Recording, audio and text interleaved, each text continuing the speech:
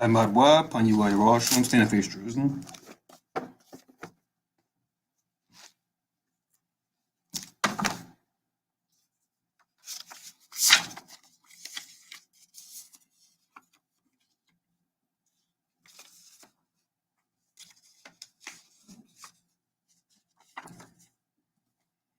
Blessing of the Sabbath.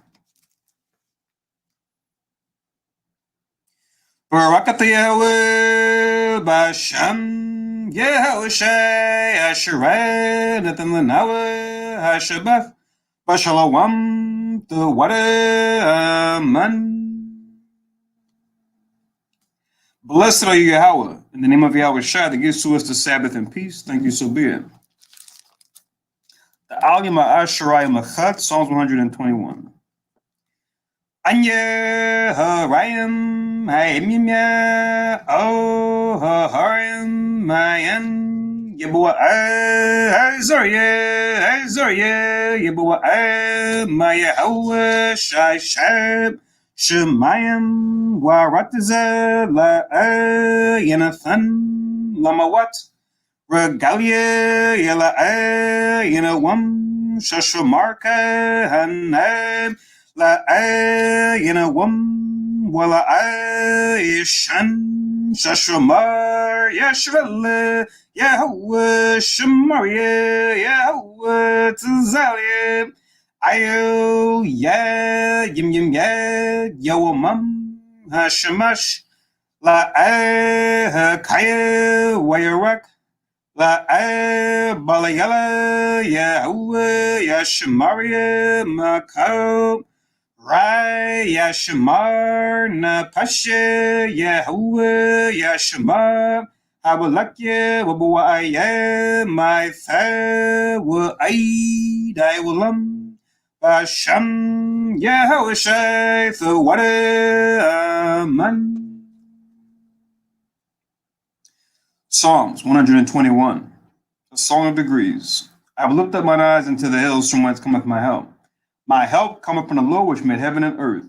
He will not suffer thy foot to be moved. He that keepeth thee will not slumber. Behold, he that keepeth Israel shall neither slumber nor sleep. The Lord is thy keeper. The Lord is thy shade upon thy right hand. The sun shall not smite thee by day, nor the moon by night. The Lord shall preserve thee from all evil. He shall preserve thy soul. The Lord shall preserve thy going out and thy coming in from this time forth, and even forevermore. Amen. Shema Yasharallah, Hero Israel. Shema Yasharallah, Yahweh, Eloheinu, Yahweh, Echad.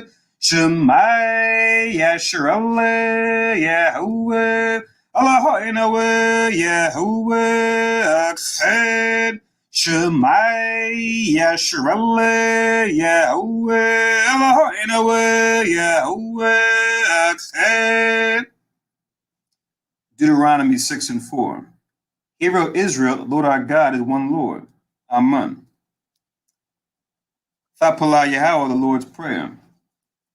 Abinawa Sheba Shemayim Kodash Aye Shamka Yahweh Malakwaf Kab Thaba Ratazawanka Haye Aisha Barataza Kabashamayim Natanlanawa Lacham Yawam Zad Wasalaklanawa Kabawak Nawa Kasalak Nawa Kabawak Yanawa Wala Abiyanawa Oh Nasayawan Abo Hawashinawa Murai Kaya Laka Amalakwak Wa ala wa saparat wa iwalam aman. Matthew 6 and 9. After this manner therefore pray ye, Our Father which art in heaven, hallowed be thy name. Thy kingdom come, thy will be done on earth as it is in heaven. Give us this day our daily bread, and forgive us our debts as we forgive our debtors. And lead us not into temptation, but deliver us from evil. For thine is the kingdom, and the power, and the glory forever. Amen. Ha'aisharamatazawav, the Ten Commandments. La'ad, Yahayim, La'kad, Alahayim, Akharim, Alapanyat, La'ad, Thaishad, La'kad, Paso, Wala'ad, Thaibadam, La'ad, Thalakwakath, Shamwa, Yahweh, Alaika, Lashua, Zakar, F, Ayawam, Hashabath, Lakodashwa, Kabad, Abiyaka, Wa Amaka, La'ad, Tharatazak, La'ad, Thana'ap, La'ad, Thaganab, La'ad, Ta'inad, Shakur, La'ad, Thachamad, Ko, Asherat, Lara'ika, Amen. Deuteronomy 5 and 7. Thou shalt have none other gods before me.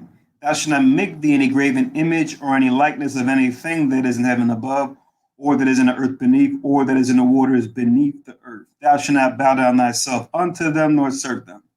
For I, the Lord thy God, am a jealous God, visiting the iniquity of the fathers upon the children unto the third and fourth generation of them that hate me, and showing mercy unto thousands of them that love me, and keep my commandments. Thou shalt not take the name of the Lord thy God in vain, for the Lord will not hold him guiltless that taketh his name in vain. Keep the Sabbath day to sanctify it, as the Lord thy God hath commanded thee. 6 days thou shalt labor and do all thy work, but the seventh day is the Sabbath of the Lord thy God. In it thou shalt not do any work, thou, nor thy son, nor thy daughter, nor thy manservant, nor thy maidservant, nor thine ox, nor thine ass, nor any of thy cattle, nor thy stranger that is within thy gates, that thy manservant and thy maidservant may rest as well as thou. And remember that thou wast a servant in the land of Egypt, and that the Lord thy God brought thee out thence through a mighty hand and by a stretched out arm. Therefore the Lord thy God commanded thee to keep the Sabbath day.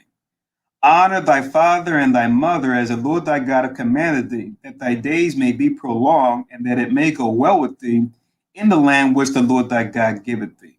Thou shalt not kill, neither shalt thou commit adultery, neither shalt thou steal, neither shalt thou bear false witness against thy neighbor, neither shalt thou desire thy neighbor's wife, neither shalt thou covet thy neighbor's house, his field, or his manservant, or his maidservant, his ox, or his ass, or anything that is thy neighbor's. Amen. Shabwa, be seated.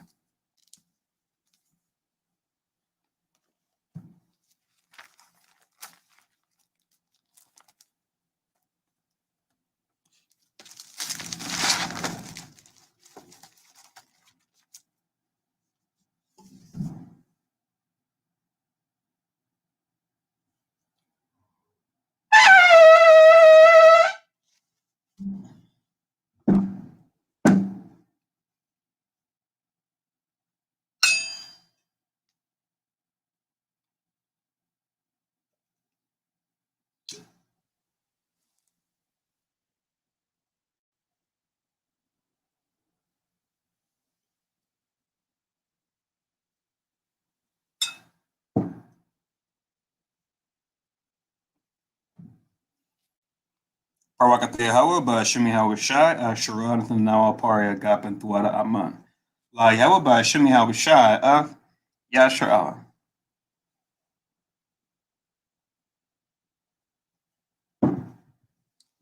English translation: Blessed are you, Yahweh, in the name of Yahweh Shai that gives to us the fruit of the vine. Thank you, so be it. To Yahweh, in the name of Yahweh Shai with Israel.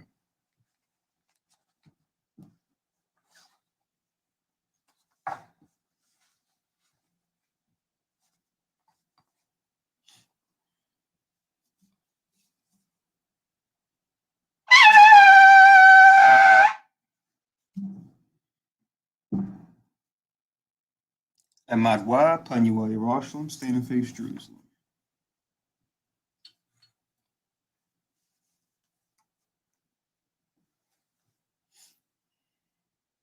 Barakatha Yahweh, Haggadah, Rakawam, Abiyah, Wanawa Eliyawan, Malak, Shal Shamayim, Warataza, Wakal, Dabarium, Kayayam, Wagam, Hamashiach, Mayahawa, Arawanawa, Hamnawa, Hapalab, Yawa Aitaza, Yahawashai, Zakarnawa, Yahawa, Bartazawan, Ainka, Yashala, Zarnawa, Bana, Wasap, Yashala, Al Nanawa, Yam Yen, Aifta, Kayawamyam, Makodam, Babakusha, Shalak, Mike Allah wa Tazwadak, Allahayam, La Maganawa, Rapharnawa, Washamar, Alnawa, by Kwar, Shalak, Haruka, Shal, Yahushai, Lanawa, Lalamanawa, Rabiam, Kakama, Sabawana, Wada Aif, Shall the Barka Bashem Yehoshai for what Yed why Aman. English translation. Blessed are you, Yahweh, the great, merciful, mighty, terrible, most high power, King of heaven and earth and all things living. And also the anointed from Yahweh, our Lord, our friend, the wonderful counselor, Yahweh Shai. Remember, Yahweh, favorably your people Israel. Help us build and gather Israel, most high, we beg you, right now, like the days of old. Please send Michael and the righteous powers to protect us, heal us, and watch over us. Mainly send the spirit of Yahweh Shai to us to teach us much wisdom, knowledge, and understanding of thy word. In the name of Yahweh Shai, thank you, always and forever, so be it. Repeat the Hebrew only. Blessed are you, Yahweh, in the name of Yahweh Shai that gives to us the law. Barakatah Yahweh, Ba'ashem Yahweh Shai, Asherat, Natan Lanawa, Hatawarat. Blessed are you, Yahweh, in the name of Yahweh Shai that gives to us light to see. Barakatah Yahweh, Ba'ashem Yahweh Shai, Asherat, Natan Lanawa, Awar, Lara Awath. Blessed are you, Yahweh, in the name of Yahweh Shai that gives to us the ram's horn to call the people. Barakatah Yahweh, Ba'ashem Yahweh Shai, Asherat, Natan Lanawa, Quran, Hayo, La Korah, Ha'aim. Blessed are you, Yahweh, in the name of Yahweh Shai that gives to us the olive oil to anoint Israel. Barakatah Yahweh, Ba'ashem Yahweh Shai, Asherat, Natan Lanawa, Hasheman, Zayef, Lamashak, Yasha'ala. Yeshabwa, be seated.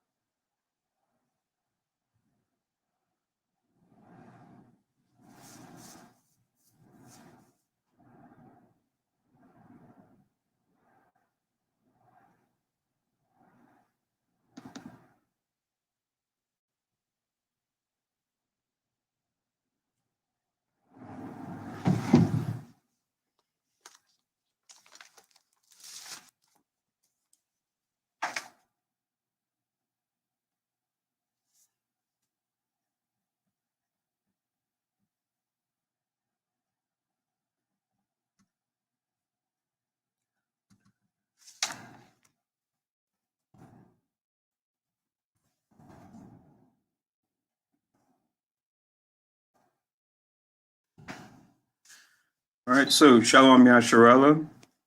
So Shalom everybody that's here in Philly. Shalom everybody that's watching us on live stream. And Shalom everyone listening in on teleconference. Welcome to Ayat Kanas, or the Congregation of Israel, where we teach that the so-called Black, Latin, Native Americans are the 12 tribes of Israel, once lost, now found. And that we as a people have fallen to a lower state politically, economically, and religiously because we broke the laws of God found in the Bible given to us by Moses. If we come out of this lower state that we've fallen to, by turning back to his commandments we broke by following Jesus Christ. One way we do that is by keeping the Sabbath holy to the best of our ability from Friday sundown to Saturday sundown every week. And as regularly scheduled, we have a Sabbath service. Today our reading is going to be Ecclesiasticus, chapters 33 and 34. Once again, Ecclesiasticus, chapters 33 and 34. will be our reading for today. My name is Nabia Zerubbabel. I'll be doing the service. And for your records, you can just write down that today is June 19th, 2021, according to the Gregorian calendar. But then according to our calendar, it would be the third month and the 10th day.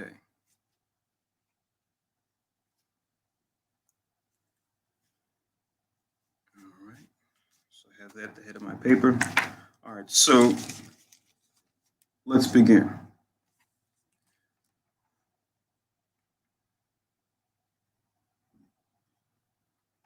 So Ecclesiasticus 33:1, which reads, "There shall no evil happen unto him that feareth the Lord, but in temptation, even again, he will deliver him." Right? So a very important verse for us to read and to understand as far as what? If you fear the Most High, when you read here and as you read in other scriptures, the Most High what? Says that if you fear him, you're going to follow his ways, keep his commandments. When you do that, you have his hedge about you. Even if the Most High will have the devil afflict you, right? Like he did to Job famously, he won't be able to destroy you, right? As far as your soul. So no matter what, the key is to always fight for the Most High, no matter how bad it gets, no matter how rough the world around you gets, or how rough things may get in your body due to affliction. As long as you stay the course, the Most High will preserve you, right? And the worse the devil comes, the better your resurrection is going to be. So it's really either a win or win some more scenario when it comes to following the Lord, as opposed to just doing something else, which your soul's already gone. But it's a crapshoot as far as whether or not you'll live a life with affliction or not. But it's going to come. As far as how much it comes is, it's kind of up in the air. But the key is to, at least if you're following the Most High and following the truth, even if you suffer now, you're going to gain in the kingdom. Whereas, you're going to be a two-time loser if you want to reject Christ now. You'll suffer now in this world, and you'll definitely get it in the kingdom to come. That's not a good thing. So to link with 33:1, Proverbs 12 and verse 21 as an example. Proverbs 12:21 as an example, which reads, "There shall no evil happen to the just, but the wicked shall be filled with mischief." So we want to be the just so that no evil will happen unto us. And evil will be turned back on those that try to do evil to us, that try to follow righteousness. So you can link that. Also in verse 1, second precept says, "But in temptation, even again, he will deliver him." So let's get this in 2 Peter also. 2 Peter chapter 2.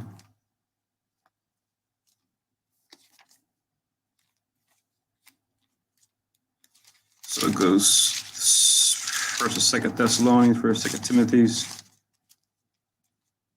Titus, Philemon, Hebrews, James, First and Second Peter. 2 Peter chapter 2 and verse 9. 2 Peter chapter 2, verse 9, it reads, "The Lord knoweth how to deliver the godly out of temptations, and to reserve the unjust unto the day of judgment to be punished." So the Most High knows how to deliver the godly out of temptation. So we're godly, right? Godliness being one of the fruits of the Spirit. That means what? We're keeping the commandments of God. We're applying the fruits of the Spirit, right? We're considering parables throughout the scripture, especially Christ's parables when it comes to our decision making, right? These are all aspects of being godly. But it says he delivers us out of temptations. Because the key thing you always want to remember is what? No matter what level you're at when it comes to your spirit, when it comes to your characteristics of Christ, your Christ character, which is defined by your fruits of the Spirit. If If you're at, say, level 3 when it comes to your faith, or level 3 when it comes to your patience, right? For example, the Most High is not going to give you a level 7 test of faith or a level 9 test of patience. He's going to give you something at your level to get you to that next level, right? Like we were just talking about not too long ago. It's like working out. If you're only doing the 30-pound dumbbells, you don't want to jump right to 70 all of a sudden, right? You want to work your way up there. Otherwise, you might hurt yourself. Much as it may not feel that way, the Most High tells us this. We have to trust that. That's why it says this. 1 Corinthians 10 and 13, and then we'll go back. 1 Corinthians 10 and 13, which reads,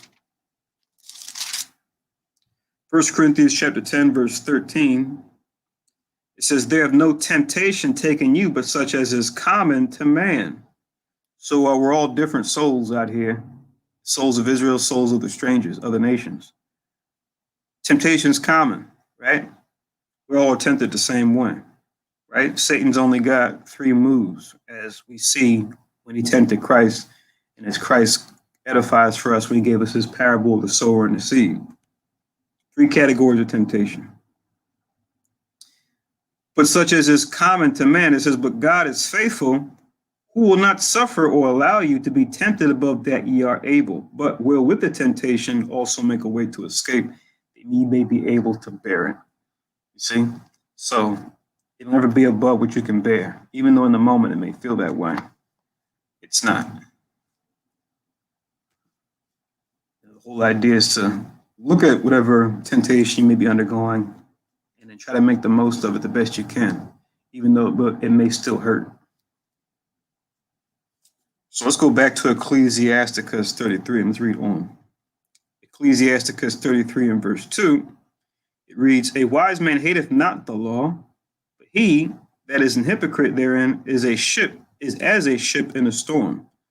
So a wise man hateth not the law, right? So you're not going to despise the law if you're wise. But if you're a foolish man, yes, you're going to despise the law.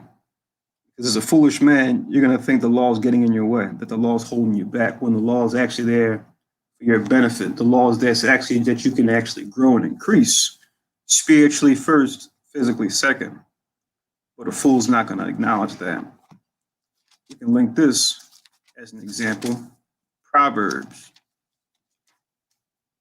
What does it say in Proverbs?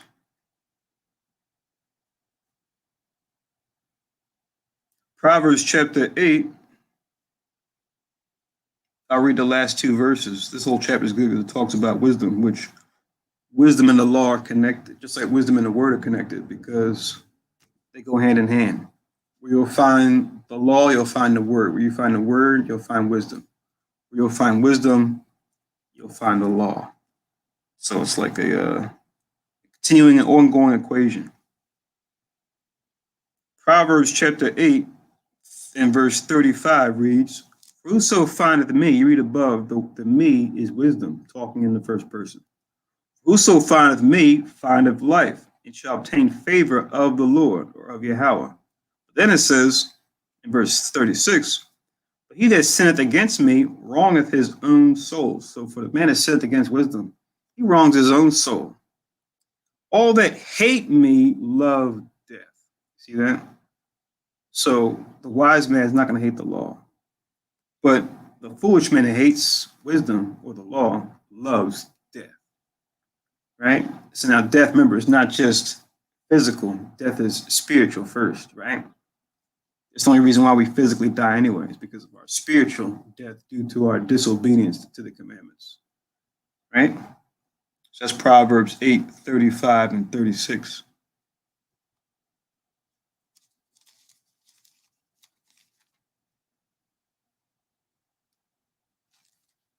So let's go back to Ecclesiasticus. Ecclesiasticus 33 and verse 3, it reads, a man of understanding trusteth in the law. Right? So that's what we want. We're going to be a man or woman of understanding. By doing that, or to do that, we have to trust in the law. It says, and the law is faithful unto him as an oracle, right?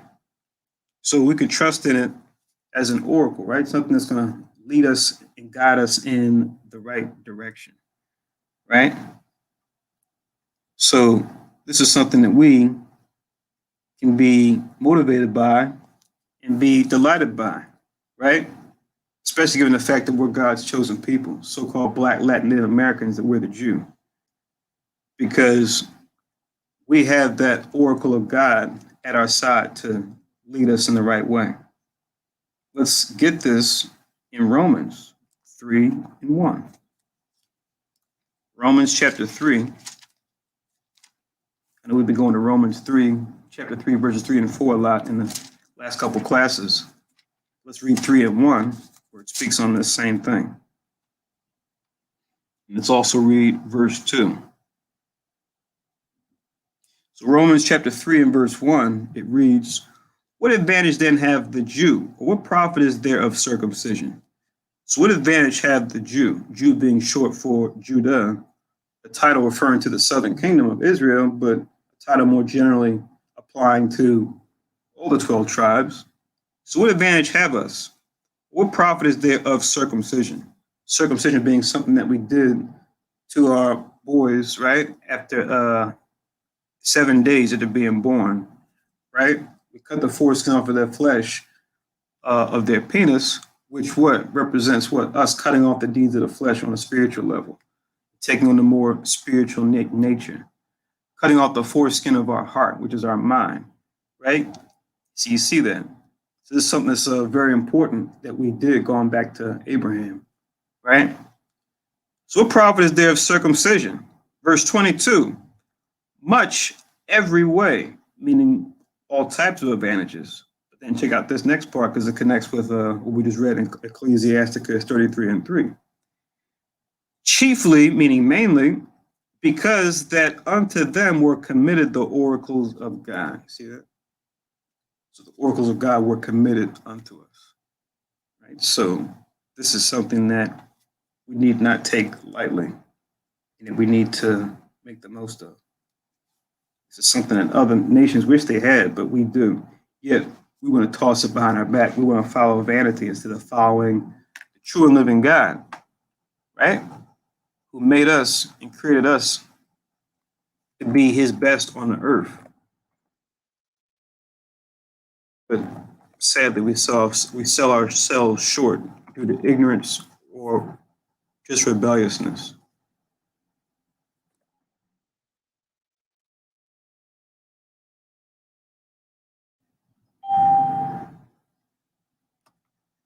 And I looked this word up. I'll just share the definition real quick so you guys can see. Usually when you see that word, you may think of it from a more carnal standpoint as far as how the heathen may use that word, right? Because it's a Greek word in origin, which, you know, many words in the scriptures are translated from the Greek. But the key is to make sure we understand the context as it pertains to righteousness. So let's see here. Let me just share it real quick so you guys can see. Screen. Let's go with this tab right here, dictionary.com. So as you can see, it says oracle noun, especially in ancient Greece, an utterance often ambiguous or obscure, given by a priest or priestess at a shrine as a response of a god to an inquiry, right? So that's what it is to the heathen. But now this comes to us in the righteous fashion as you read throughout the scriptures, the way the Most High visited our ancestors before to reveal things to them, right? Whether it be, you know, face to face like Moses, or whether it be through like a vision or a dream, like our different prophets of old. It says in number 2, the agency or medium given such responses, right? So it could be a person, or it could be like some kind of a portal or vision, right? A shrine or place at which such responses were given, right? This is going to the Greek example here, right? Their false god Apollo, who was associated with the sun, Right, that was one of the main oracles that the Grecians dealt with. Then it says a person delivers an authoritative, wise, or highly regarded or influential pronouncements. Then it says a divine communication or revelation, any person or thing serving as an agency of divine communication. Right. So when we say oracle, when we read oracle in the Bible, we're coming from a place of righteousness, divine righteous revelation from the Heavenly Father, not from some false god like Apollo. Okay, so let's get back to Ecclesiasticus. So we read Romans chapter 3, 1 and 2. So let's go back to Ecclesiasticus 33 and let's read 4. Ecclesiasticus 33 and 4, it says, prepare what to say, and so thou shalt be heard, and bind up instruction, and then make answer. Right? So a very important verse when it comes to speech, right? We actually read this not too long ago in Ecclesiasticus. Let's get another place where it talks about this and the wisdom behind considering what one's going to say before we say it. Let's go back in Ecclesiasticus 21 and 26.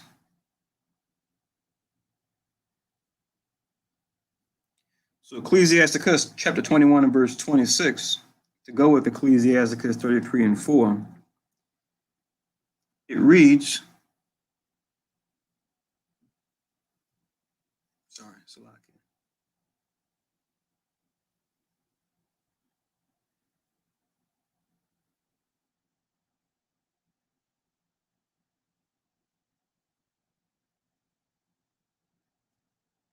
Ecclesiasticus 21 and 26, it reads, the heart of fools is in their mouth, but the mouth of the wise is in their heart.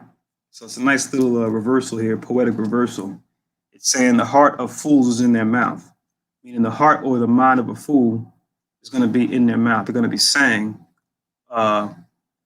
this all the time. Whatever comes to their mind is going to be coming out their mouth just like that, without them even considering it, processing it, filtering it, right, to say what's needful, right? Because sometimes it's best to keep a lid on it.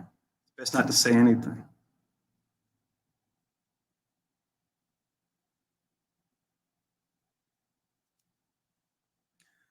Right? Also to go with Ecclesiasticus 21 and 26. We could also read this in Proverbs. Proverbs chapter 6 and verse 21. Proverbs chapter 6 and verse 21, it reads, bind them continually upon thy neck and tie them about thy neck, right? Which these things we're supposed to bind to us, like we see in Ecclesiasticus 33 in verse 4, rather, is referring to that same instruction that it's talking about. So Proverbs 6 and 21.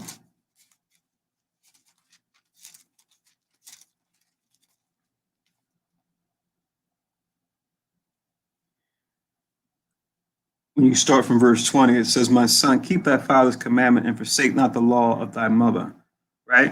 So like we read earlier in the prayers, honor thy father and thy mother. We do this in righteousness.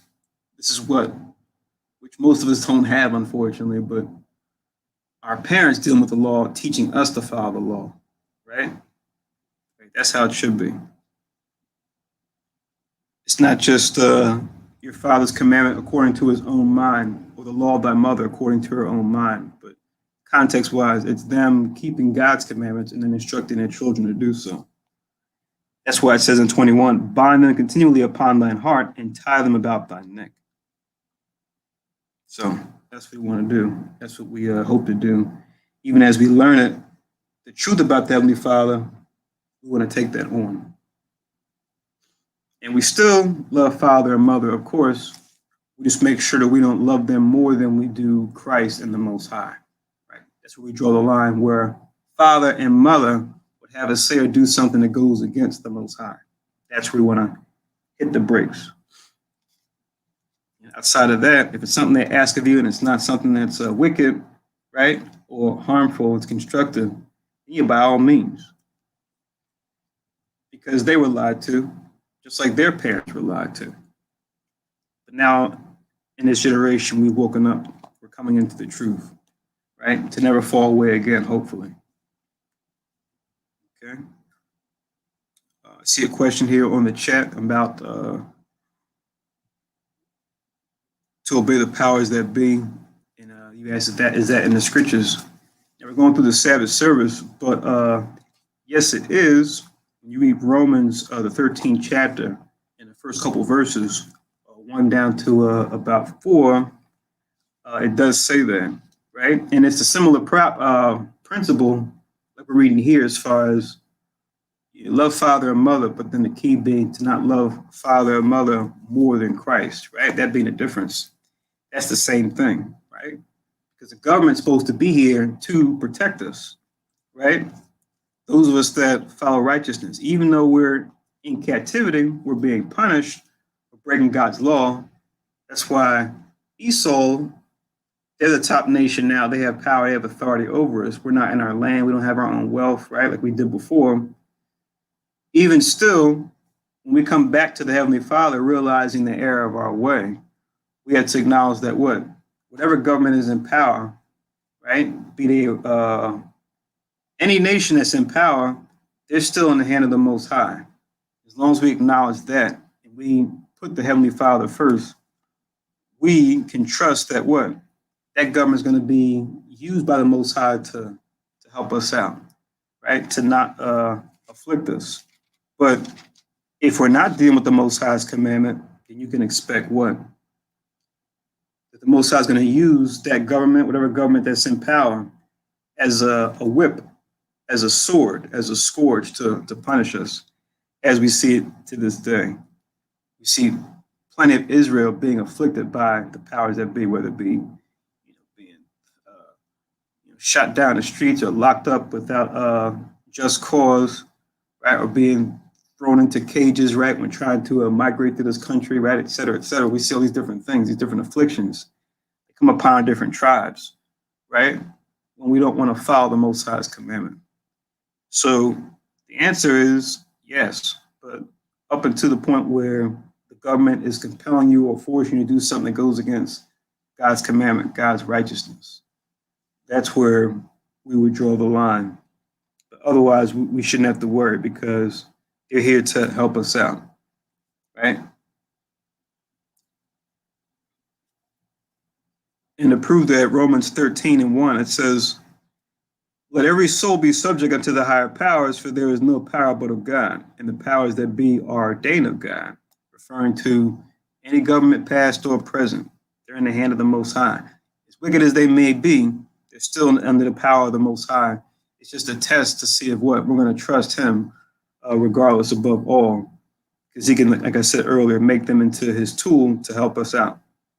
Verse 2, whosoever therefore resisteth the power, resisteth the ordinance of God, and they that resist shall receive to themselves damnation. So no mutiny on your own terms, no trying to overthrow the government, being an anarchist and all that, right? Because they're in power because the Most High allowed them to be. The Most High is going to take them down and take them out of power in due time.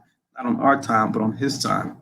So it's up to us to obey those powers that be, say when they try to force or compel us to go against the Most High's commandment, and keep teaching your people, keep building up your nation, right? Until the coming of our Lord Jesus Christ, or Yahweh Shah Mashiach.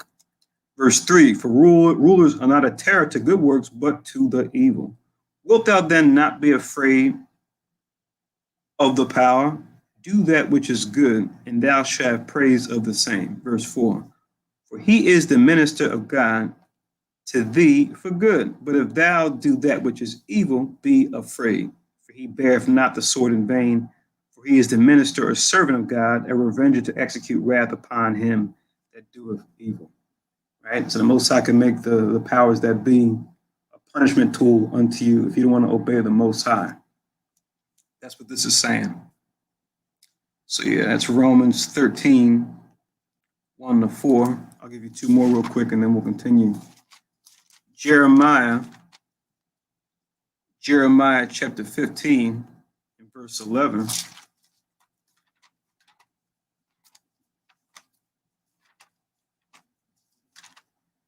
Jeremiah chapter 15 and verse 11, which reads,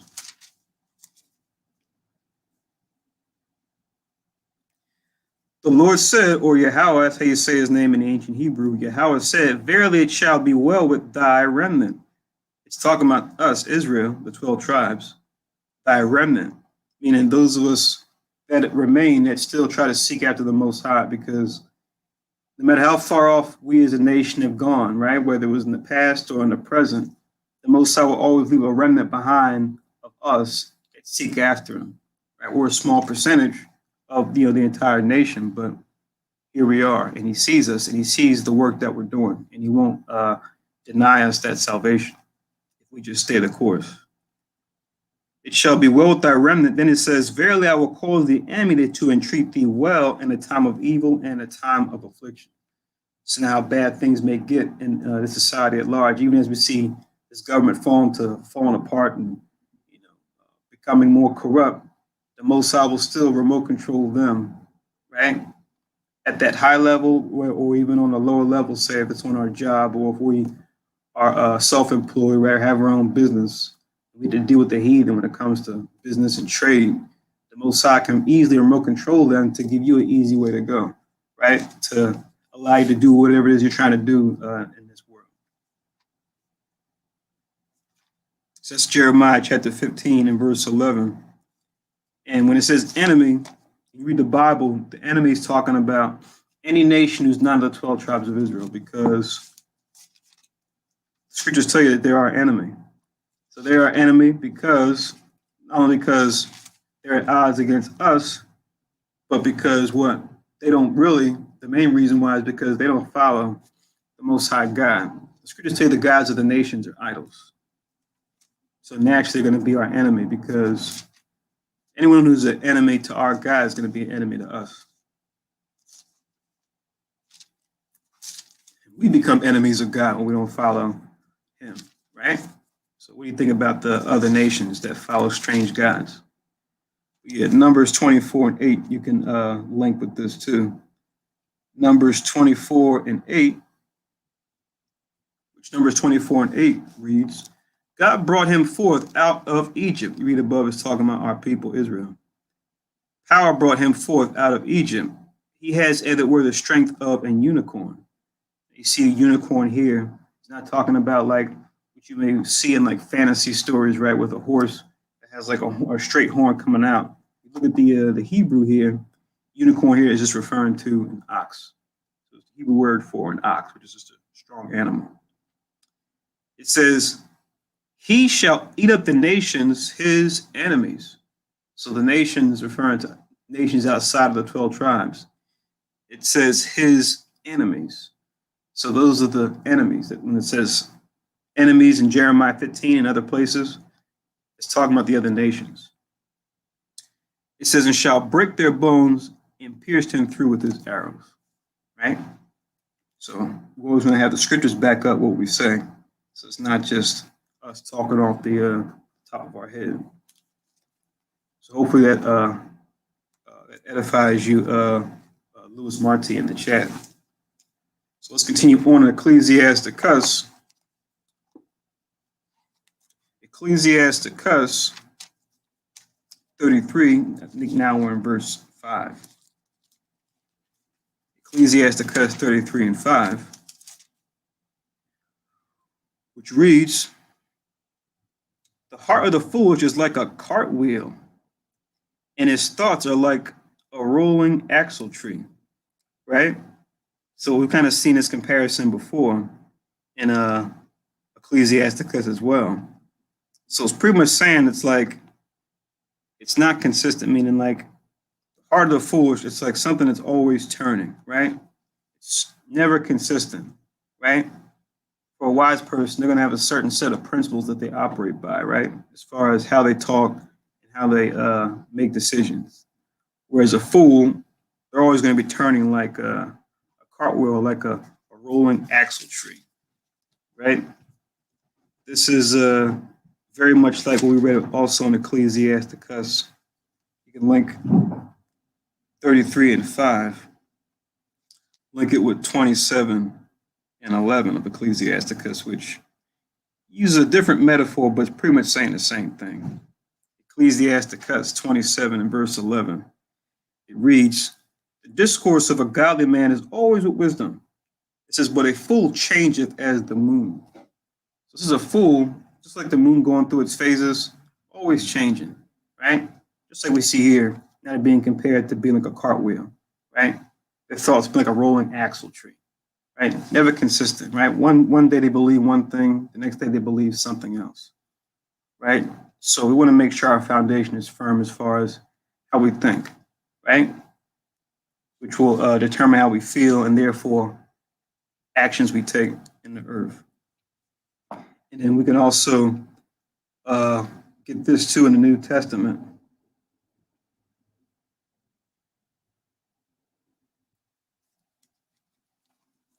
Go to Ephesians. Ephesians chapter 4.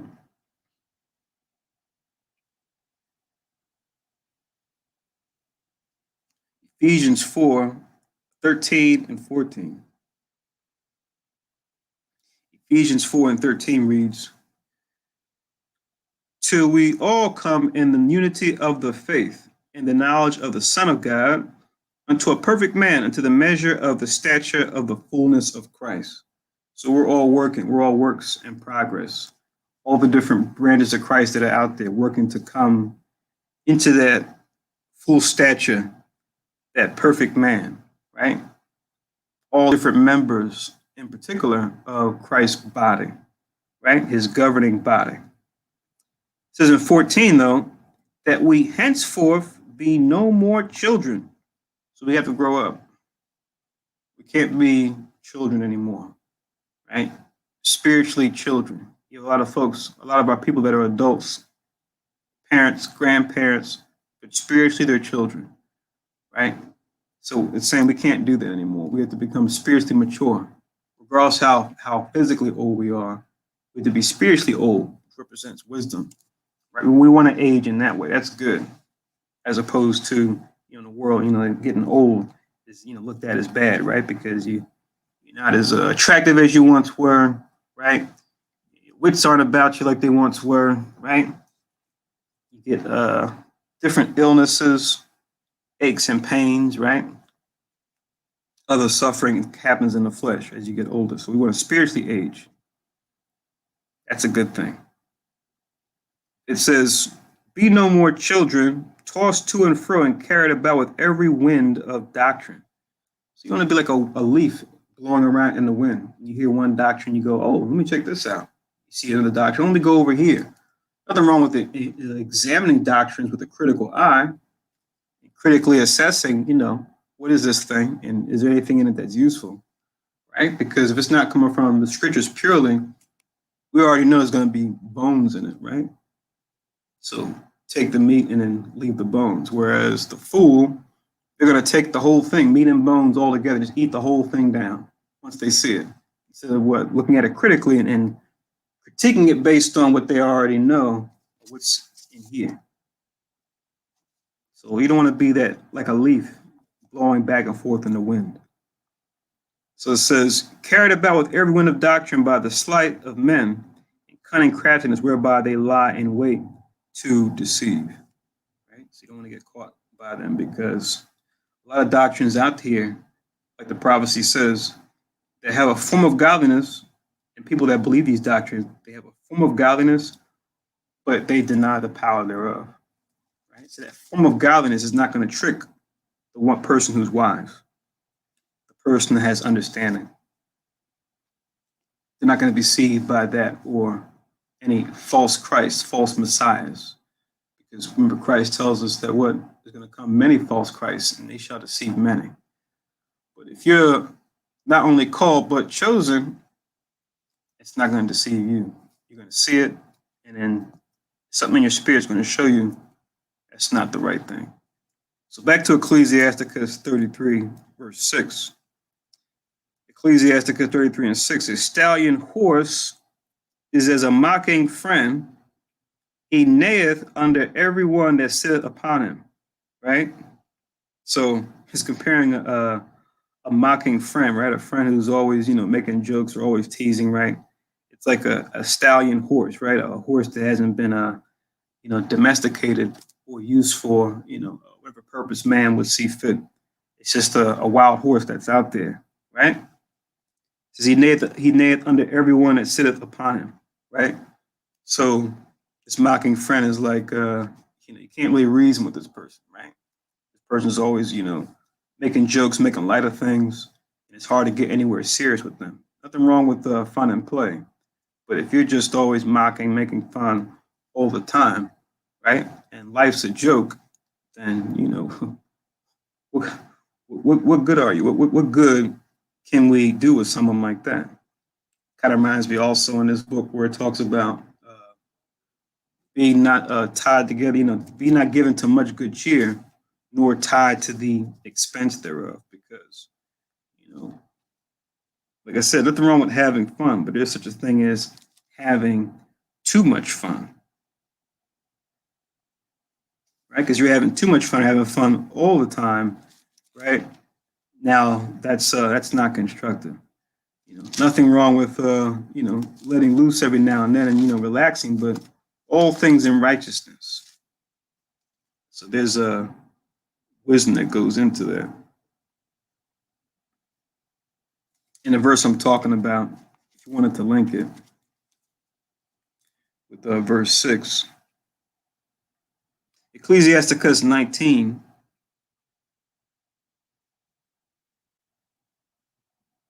and 32.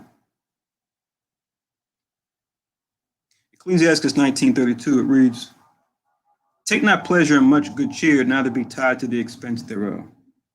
So, partying all the time, right? Like I said, nothing wrong with enjoying yourself every now and then, going out every now and then, doing, fun activities. But if it's like every other day or every weekend, you got to be spending all types of money just doing fun stuff, that can become very expensive, right? And it can cost you to where now you got bills to pay, right? Affairs to handle. You're short on change. Now you're reaching out to family and friends for help, whereas you could have easily avoided that. Time and place for all things. The time to, it's a time for mocking, but it's a time to be serious. So back to Ecclesiasticus 33:7. This part's pretty cool here, 7-9. It says, "Why doeth one day excel another, when as all the light of every day in the year is of the sun?" So it's asking the question, right? Because we may hear this as we learn the truth and as we're trying to keep these holy days, like the Sabbath day holy, like the new moon holy, like the high holy days holy, right? Trying to figure out when to keep these days based on the scriptures, right? Some are more clear than others, right? Some are based on circumstances we may not be necessarily involved in directly, so requires a bit more research, right? We could easily do it when we were in our land, growing our own crops, whereas now maybe a little difficult trying to figure out how to do it if you don't have a land, you're not growing things yourself. If you're in a city as opposed to the field. But this question will be posed, and people may look and say, "What's this new moon thing you keep talking about? What's this every Saturday? You can't do this, you can't say this. What's going on?" So why doeth one day excel another, when as all the light of every day in the year is of the sun, right? Sun comes up every day. What's the big deal, right? It's just like any other day, but there's a difference. What's that difference? Verse 8, it says, "By the knowledge of the Lord they were distinguished, and he altered season and feasts." So it says, by the knowledge. Whose knowledge? The Lord's knowledge. They were what? Distinguished. So the Most High distinguished different days, separated them. It says he altered or changed seasons and feasts. So by looking at the heavens, looking at the changing of the sun, the changing of the moon, right? As far as the sun rising and setting, as far as the moon going through its phases, we see how the Most High altered seasons and feasts. Because as the days get longer versus shorter, we go through different seasons. As the moon goes through different phases, we go through different moons, right, of the year. And namely the harvest year, as it matters for us, since we live off the land. It says in verse 9, some of them have he made high days and hallowed them. To hallow something just means to make something holy. We don't know. It says, and some of them have he made ordinary days. Right? So some days are high days to be set aside. Other days are just ordinary days. So here's a verse you can go to show why the Most High made these different days and how every day isn't the same. People might try to do that, especially the so-called Christian, when they see you keeping certain laws like the Sabbath. They'll say, well, every day is my Sabbath. You got to really put that back on those folks to say that and go, well, hold on. Every day can't be the Sabbath, because if you're keeping the Sabbath holy according to the scriptures, that means, nothing will get done. You can't do any servile work. You won't be able to, buy anything, right, at all, or sell anything. You won't be able to work a profession because it's the Sabbath. Heck, the population is going to stop because you're not supposed to be intimate with your husband or wife on the Sabbath, right? You're supposed to rest from that too.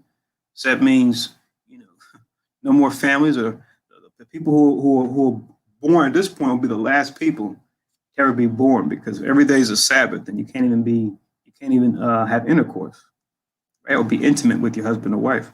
So that means people will die off. So people talking about the Sabbath being every day, or every day is my Sabbath, that's just confusion. That's them talking out of their own mind. That's not what the Most High said.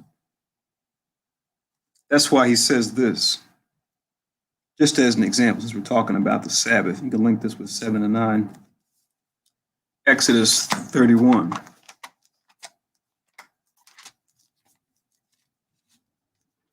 Exodus chapter 31.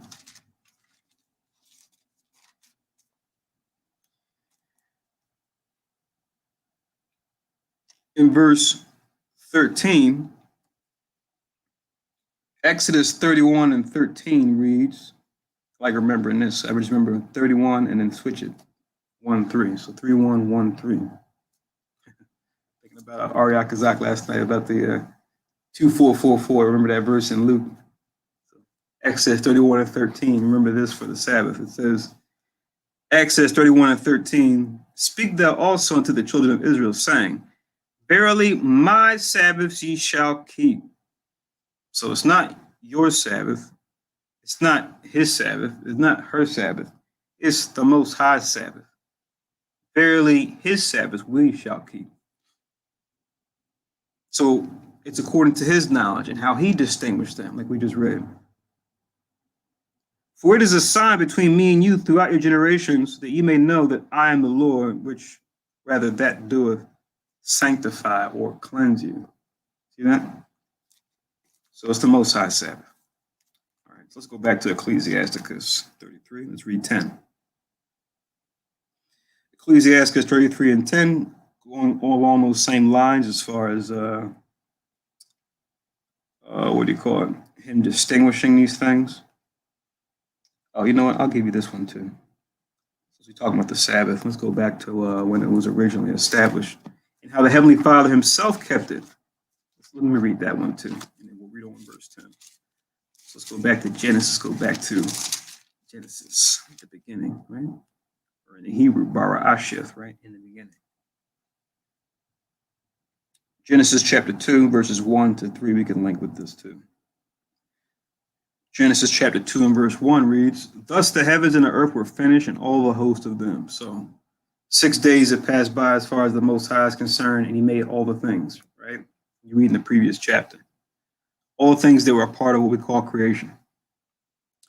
Verse 2, and on the seventh day, God ended his work which he had made, and he rested on the seventh day from all his work which he had made. Verse 3, and God blessed the seventh day and sanctified it.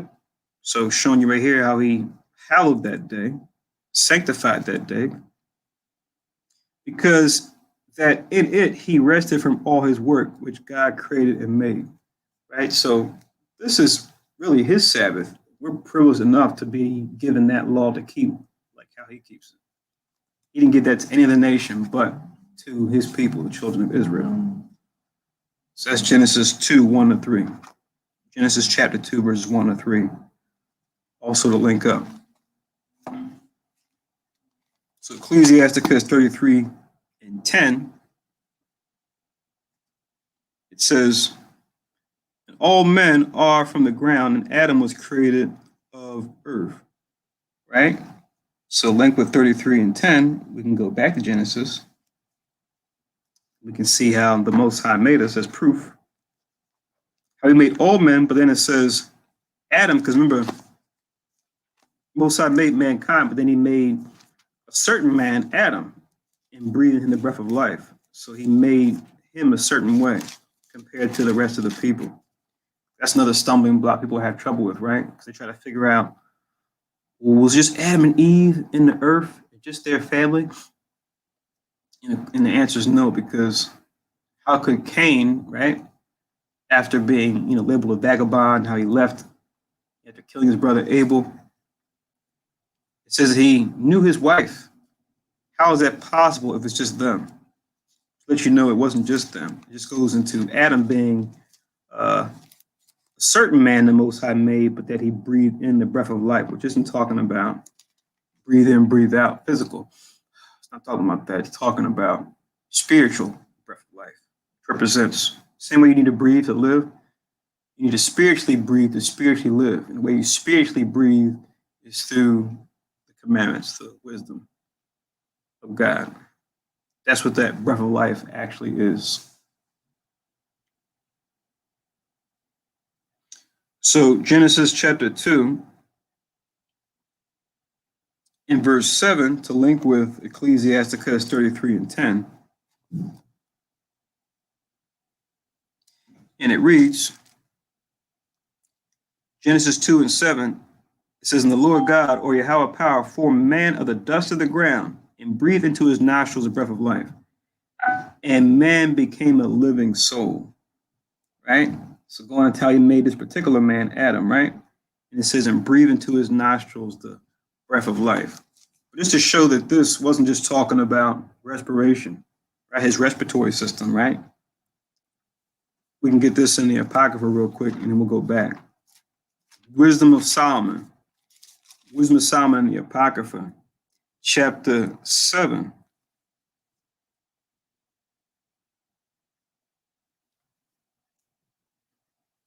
'24, I'll read down to 26. So Wisdom of Solomon, chapter 7, verse 24. It's right before Ecclesiasticus in the Apocrypha. I have a 1611 I'm reading from here, but I also have an Apocrypha as well, which if you look in the table of contents here, you'll see it comes right after Ecclesiasticus, right? Right before Ecclesiasticus, Wisdom of Solomon. I'm sure how clear that is. Authorized King James Version. Remember, you want this one. The Catholics have one too, but the English isn't so good. You want to get the King James Version Apocrypha, as it was originally part of the original translation of 1611. KJV. So Wisdom of Solomon, chapter 7, verse 24, it says, for wisdom, so the subject here is wisdom, is what? More moving than any motion. So any motion you can think of, wisdom moves more than it. So it's constantly in motion throughout all the things that are part of creation that we can see before us, and that's far out. She passeth and goeth through all things by reason of her pureness, right? This is what we were just talking about. Wisdom, she goes through all things. Then it says in 25, check this out, for she is the breath of the power of God. So that's that breath that was breathed into Adam, right? That's what it's talking about. It's not talking about, like I said, his lungs, physical lungs. It's talking about him spiritually breathing in God's wisdom. That's what set him apart. That's why he lived so long, because he was dealing with God's righteousness. The truth of the matter is, had him and Eve not sinned, they would have never died. So you talk about everlasting life. It's such a miraculous thing, but really it's the standard. It's where we started. We were never supposed to die. It's really hard for a lot of us to understand. But We're going to come to understand that again right now and even more so in the future.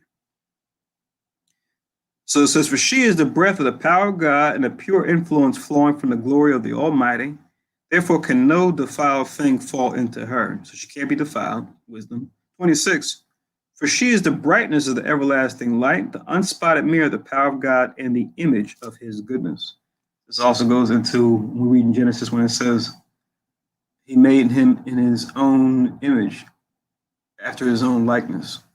Or they said, rather, let us make man in our image after our likeness, because it was Most High, Christ, and the angels. They were all there, right?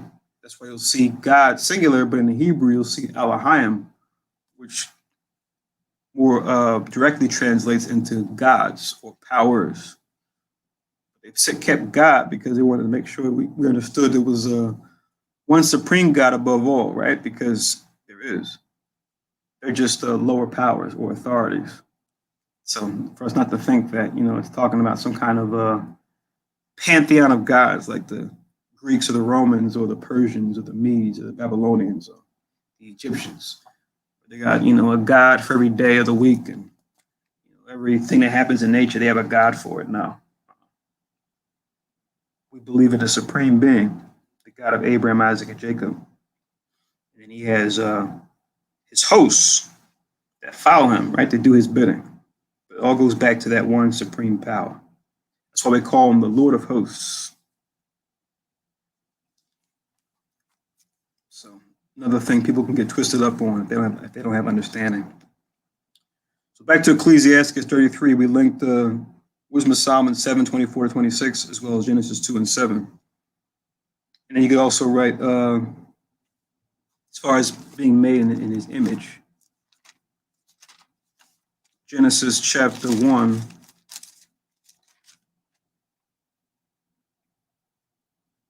and 27. As far as us being made in his image, representing God's wisdom. So Ecclesiasticus 33, in verse 11 now, it reads, in much knowledge the Lord hath divided them and made their ways diverse. So going to the Most High, made men and then divided them up and made us different. That's why it says in verse 12, some of them hath he blessed and exalted, and some of them hath he sanctified and set near himself. But some of them hath he cursed and brought low and turned out of their places. So the Most High, contrary to popular belief, right? It's not about a popularity contest. It's about the truth. He made nations different. That's just what it is. It's not up to us to agree with it or not. It's just what the Most High did. Proof of that, one of our favorites to read at camp to level set, Deuteronomy 32. Check out what the Lord says here. Deuteronomy 32.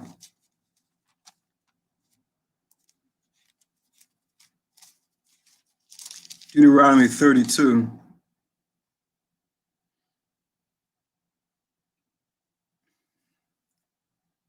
Verse 8 and 9. So Deuteronomy 32 and 8 to link with Ecclesiasticus 33, 11 and 12.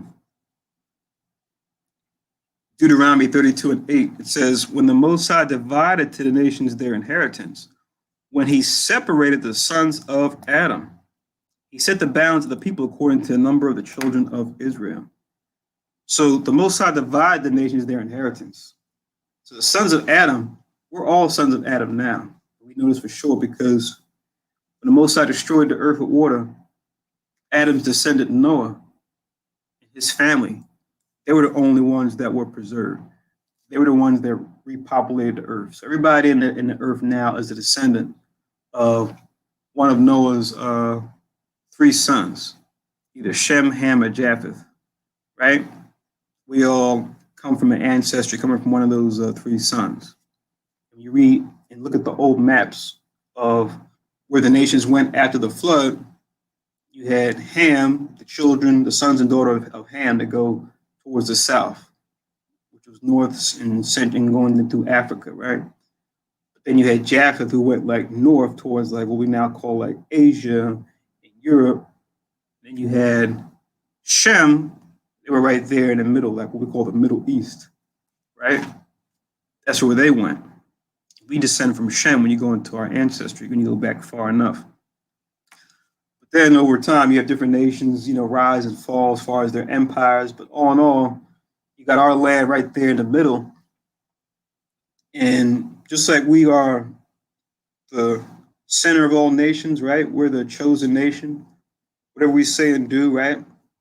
The way we do things, even from a carnal perspective, right? We see the nations look to us when it comes to, as y'all could almost say, running, singing, dancing, and playing, right? We see the influence we have throughout the earth when it comes to the arts, entertainment, right? Even science and engineering, which they won't always give credit to us, but history will boast are wonderful inventions. Even we may not be able to reap the benefits from them, but we'll still get that acknowledgement. But even beyond that, just the fact we entertain and our contributions, we're supposed to look to for counsel, for guidance, for how to run, how to govern their respective countries. They're supposed to be looking to us for these things, not just for a cheap thrill, right? So we represent much more. We're supposed to be much more in the earth than what we are right now. But because of our disobedience, that's why now we're just looked at just solely for entertainment purposes, right? And we're made a mockery of, as opposed to being praised and being considered, being sought after for counsel, for guidance. Now you see Israel, they don't want to ask us anything. It's just like, well, look at you guys. You guys are a mess. What could you guys tell us? Right? How could you guys counsel us on anything? That's the general attitude amongst the other nations, right? You're not exactly wrong about that, because we are a mess as a people. But thank the Most High that He kept the remnant together. So let's make sure we show and prove for the Most High in Christ first and foremost, right? That respect will come on the earth in due time. But right now, we got to get right before the Most High in Christ. That's our main priority. But reading on, it says in verse 9, for the Lord's portion, or Yahweh's portion, is His people. Jacob is a lot of His inheritance. So we as a people represent that inheritance of God. And that land that everyone's fighting over right now, that we see the Israelis, not the Israelites, the Israelis and Palestinians fighting over. Two nations aren't even supposed to be there, right? They're fighting over that land, but really that's supposed to be our land. So they're oppressing God's actual people here in the Americas, and they're trying to set up a false state of Israel to try to control on their own. So these are like two heavy nails in the coffin of these people that are running things right now, right? They got to pay for them.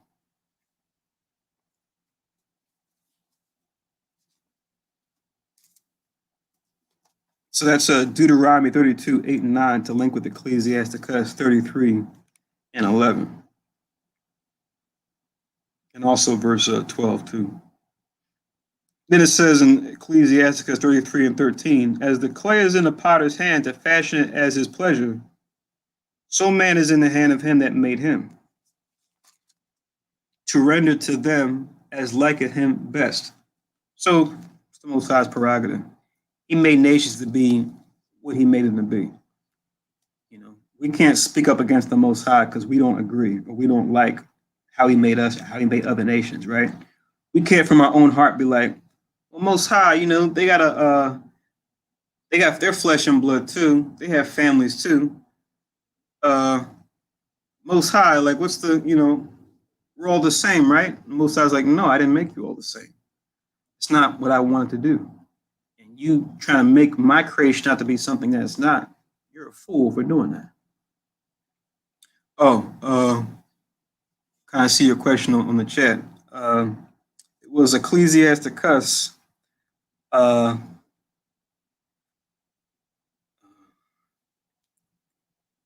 was 18 and 32 or 1932. 19 and 32. Ecclesiasticus 19 and 32. Link that with Ecclesiasticus 33 and 6. As far as ODing when it comes to fun, right? One of the natural lusts of the flesh, right? We always talk about the four natural lusts of the flesh, right? Fun, sex, food, and sleep. Those things are lawful, but they can become unlawful or could become a hindrance if you OD on those, right? Or overdose on those or do those too much. As far as fun goes, Ecclesiasticus 1932.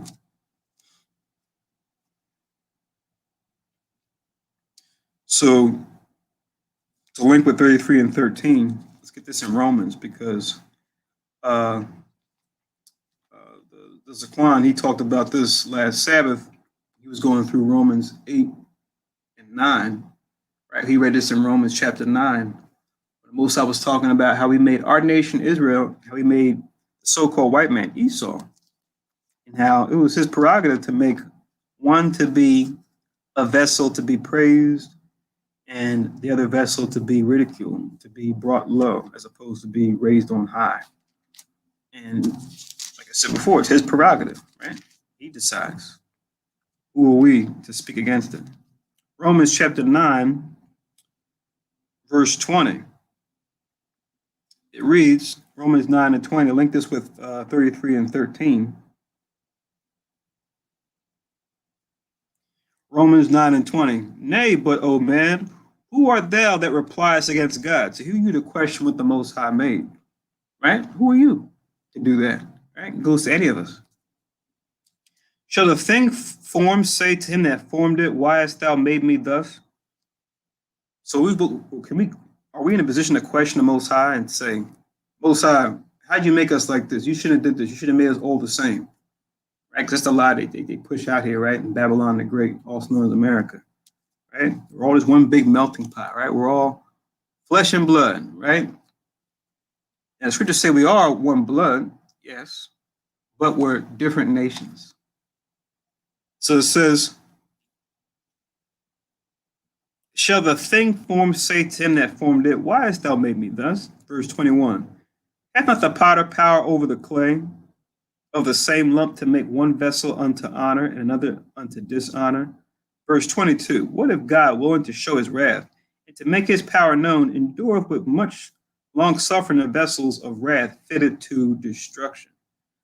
So Paul's putting that consideration out there as he writes this. He's saying, what if God wanted to show his wrath and to make his power known? He's done this before. Remember with Pharaoh. Now, Pharaoh didn't want to let us go. Remember, Pharaoh was the big bad at that time, right? Nobody would mess with Pharaoh, right? That was the top empire in the earth. Look how the Most High turned mighty Egypt into a joke. You don't think the Most High could do the same thing with mighty America today, right? So that's what he's saying here. What if he just with long suffering, he endured the vessels of wrath fitted to destruction? So he already knows their numbers up. He already knows that their day's coming at an end. Pretty much, if you got vision like how the Most High has vision, you could pretty much say they're already dead. They just don't know it yet, right? They're still struggling to hold on to this power, this so-called democracy, right? As they claim that they have, right? But that, as far as the Most High is concerned, from his vantage point, is like these guys are already finished, right? These guys are already yesterday's news. It's just I'm allowing it to transpire on my time frame, right? So that others can see that when you establish yourself as a government according to lies and deceit, that it won't stand, that it's worthless.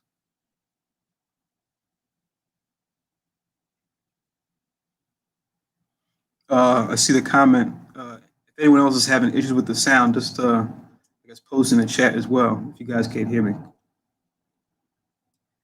So it says in verse 23 that he might make known the riches of his glory on the vessels of mercy, which he had aforetime prepared unto glory, right? Which is referring to us, his 12 tribes, right? He's taking his time to make sure he shape us and craft us the right way, right? So, like I said before, let's make sure we don't take this lightly, the fact that we're God's chosen people, right? Because the world may care less, but God cares about us. And we're here to please him, and not to please these nations around us, because they could care less. They do better by us not knowing who we are so that they can exploit us. Continue to utilize our resources and time for their gain, right? Because it's part of the curse the Most High said he will make them the head and make us the tail, right? He will cause them to come up and he will bring us down very low. That's what we're looking at now. So you link Romans 9:20-23 with Ecclesiasticus 33 and 13. Now let's read on in verse 14. I like this verse too. Ecclesiasticus 33 and 14 is one of the things that actually, was like a root for me, to root me in the truth when I first came into this knowledge. Because when I was in the world, I was always comparing and contrasting things, right? I was, my train of thought was, okay, we got science, we got religion, we got philosophy, right? I'm like, all three of these things is pretty much, they're all saying the same thing. It's just saying it from a different way, saying it in a different, coming from a different perspective. But somewhere between the three of these, there's the truth, right? I remember just having that idea, as a young person, just trying to make sense of all these different, fields of study. I'm like, there has to be some kind of unifying idea or concept that brings all this together, right?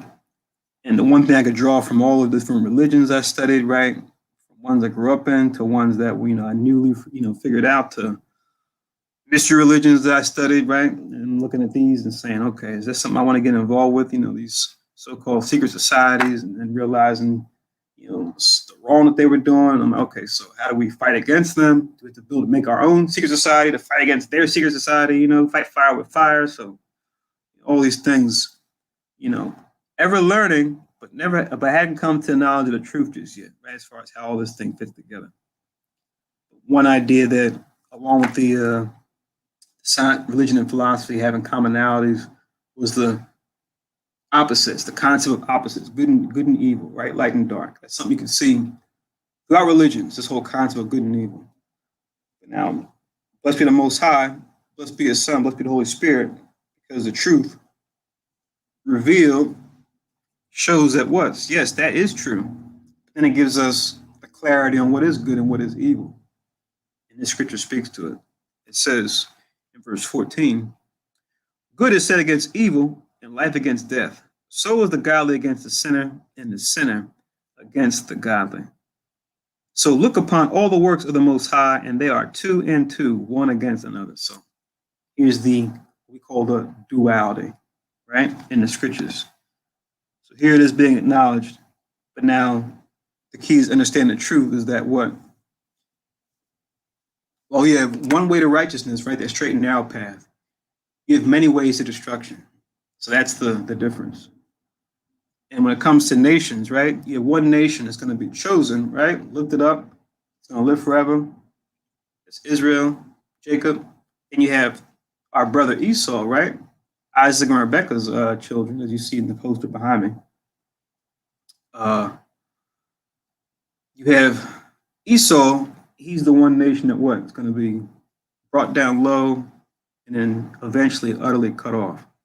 So that's balance, right? That's the Most High making one nation to live forever due to righteousness and making another nation to be destroyed due to wickedness.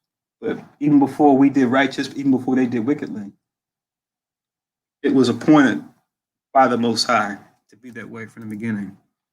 So that's where we can see opposites in creation, even when it comes down to different nations in the earth, namely Jacob and Esau, us being on opposite sides of the fence.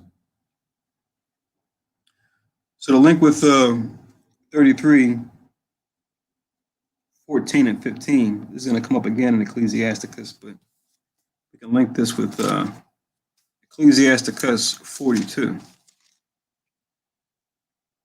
Ecclesiasticus 42.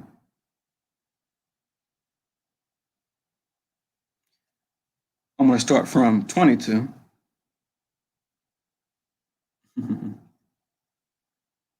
This is I'm not sure, Arya Kazak, if you're watching or listening. You said Luke 2:444. Now we got 4:2:2:2. Ecclesiasticus 42 and 22. It says, how desirable are all his works? The works are referring to the Most High's works. And that a man may see even to a spark, all the way down to the small spark, right? 23, all these things live and remain forever, for for all uses, and they are all obedient, referring to the Most High's creation. Right? Then it says, as we read in the 33 and 14 and 15, all things are double one against another. He had made nothing imperfect. Then it says in 25, one thing establisheth the good of another, who shall be filled with beholding his glory. Right? So all things are good according to its purpose. Right? So we have good and evil, but even evil is good, but according to its purpose to be a counterbalance to evil. So yeah, we can go, like I said, I only mentioned just good and evil, and I mentioned Jacob and Esau, but it keeps going. You have all types of opposites, right? You've got light and dark, right? Like you see during the days of creation. You've got order, so you have chaos. You go through the fruits of the spirit, they had their opposites, right? You have faith, you have doubt. You have patience, you have frustration. You have experience or knowledge, you have ignorance. You have kindness or brotherly kindness, you have cruelty. You have meekness, you have pride, etc., etc. So, all the fruits of the spirit, you can see there's the opposite, right? The opposite characteristic that we don't want to exhibit.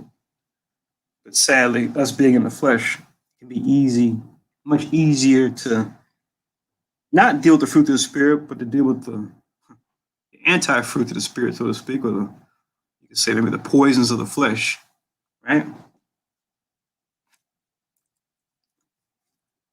So yeah, all things are in opposite. Even going back to the beginning, right? The tree of the knowledge of good and evil and the tree of life, right? Most I said, don't worry about the tree of knowledge of good and evil. Let's deal with the tree of life. And you'll enjoy life, enjoy it abundantly, right? But we partook of the tree of knowledge of good and evil. So now we're dealing with this whole dynamic of, good versus evil, light against dark, life against death. Right? So that's what we're fighting with now. But it's all just been one big grand lesson over many millennia for us to realize we really had nothing better to do but to serve the Lord, right? We were better off in the beginning just serving the Lord and following life everlasting, right? It gives us all the things that we desire as opposed to this tree of knowledge of good and evil, which is the cause of millennia, plural, of suffering that we've gone through. God's people and the other nations. But the Most High wants us to be the example, to get it right first, so we can show others how to get it right. Yes, indeed. So Ecclesiasticus 42, 22 to 25, to link with Ecclesiasticus 33, 14 and 15.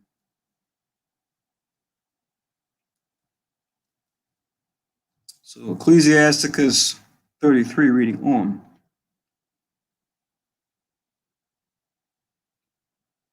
In verse 16, it reads, I awaked up last of all, as one that gathereth after the grape gatherers, by the blessing of the Lord I profited, and filled my winepress like a gatherer of grapes. Right? So he's saying how, more or less, that he was a late bloomer, right? The author of this.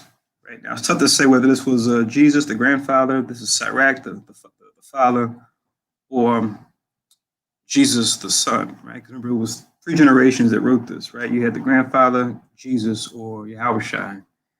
And then he started to write it, and then his son, Sirach, picked it up, added to it, and then Sirach had a son who he named Jesus as well, or Yahushua. And then he's going to put the finishing touches on it and abridged it and brought it all together into the book we now know as Ecclesiasticus, or the wisdom of Jesus. So all in all, we can relate to this as far as whenever we came into the truth, and we can reflect on when we didn't know. We can, connect with what is being said here. This is also very similar to Paul's sentiment as well, because Paul, in all his greatness, right, is one of the top apostles, right? And as far as his labors, the work that he put in for Christ, he was a late bloomer as well, right? He may have grew up knowing he was a Pharisee and knowing the law and stuff, but as far as knowing about Christ, he came into the game much later, right? He was even persecuting Christians, right, before Christ visited him on that famous story on the road to Damascus that we read about in Acts. See, it's very similar to what Paul wrote. You can just link this 16, link it with 1 Corinthians chapter 15, just so you can see what we're talking about here. 1 Corinthians chapter 15. 1 Corinthians 15.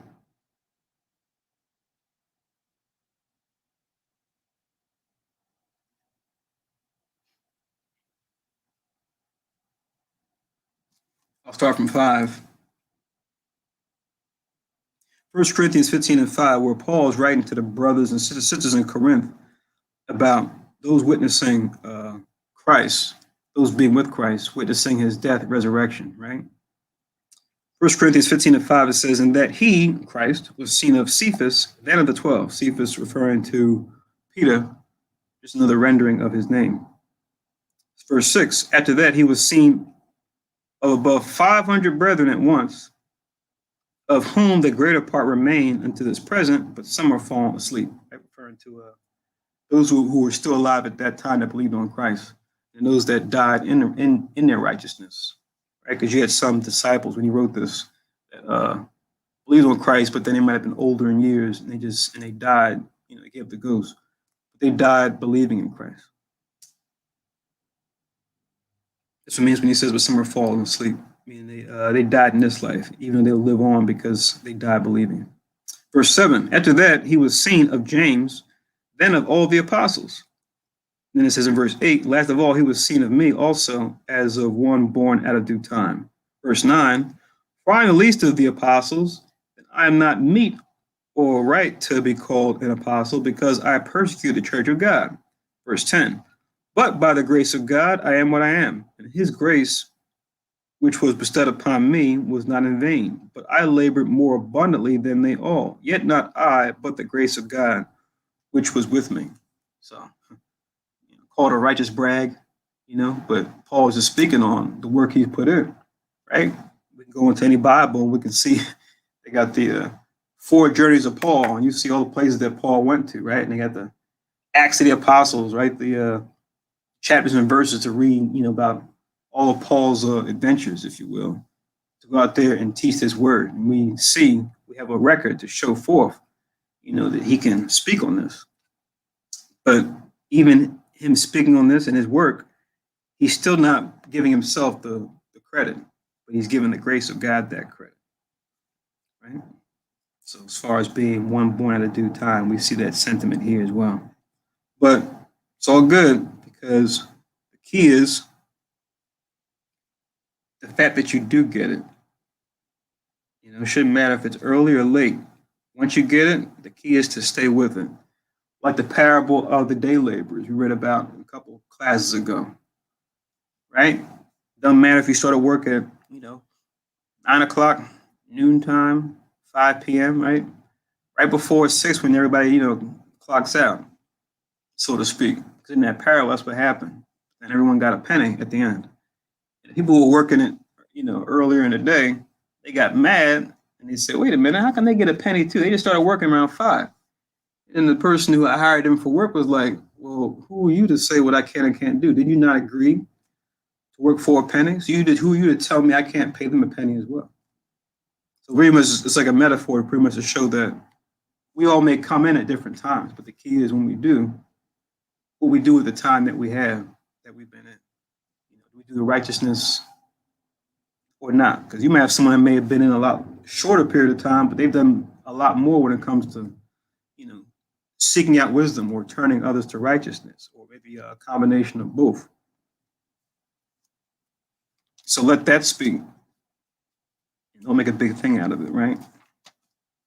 Let's go back to Ecclesiasticus 33. I'll read 16 again.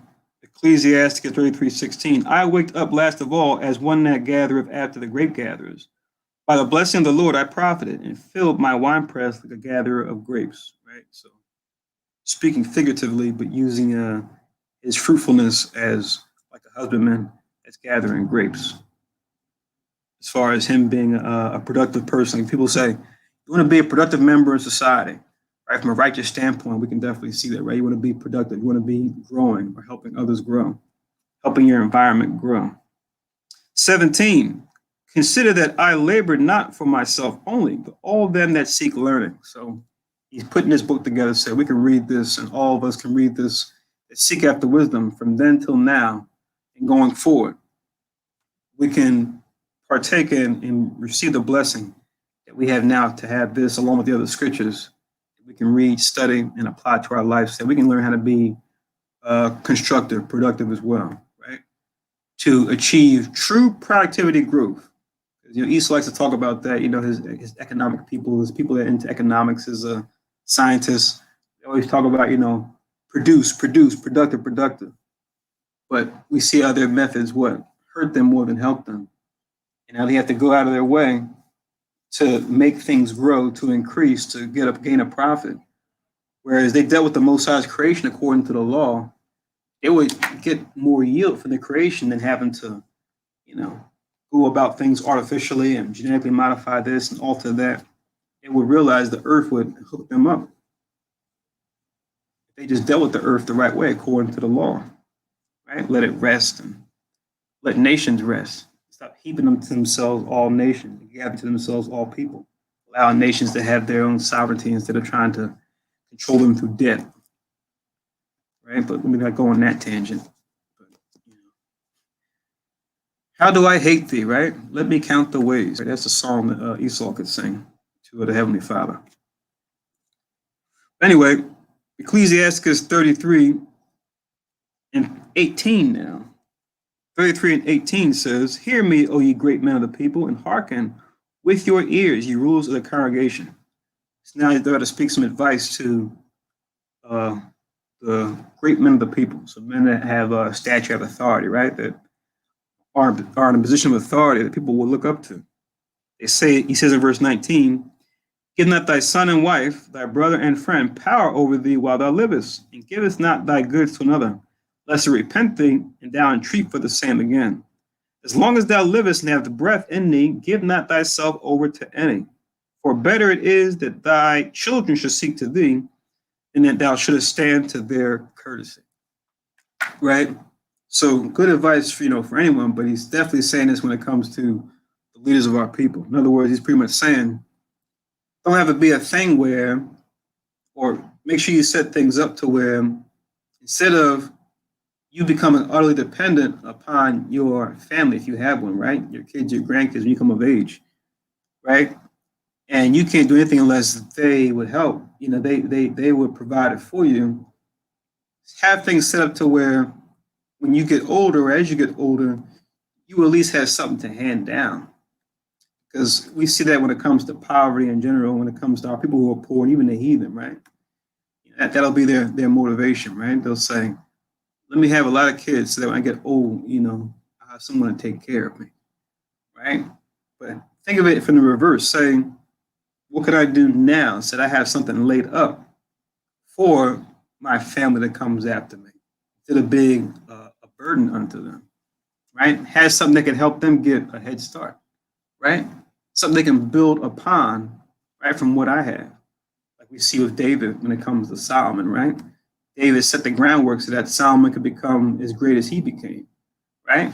Like adding together all the resources to provide, to have in hand to Solomon.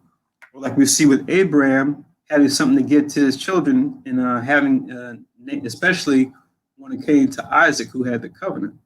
But he had an inheritance to give even to his other children too, like Ishmael and his children he had with Keturah, right?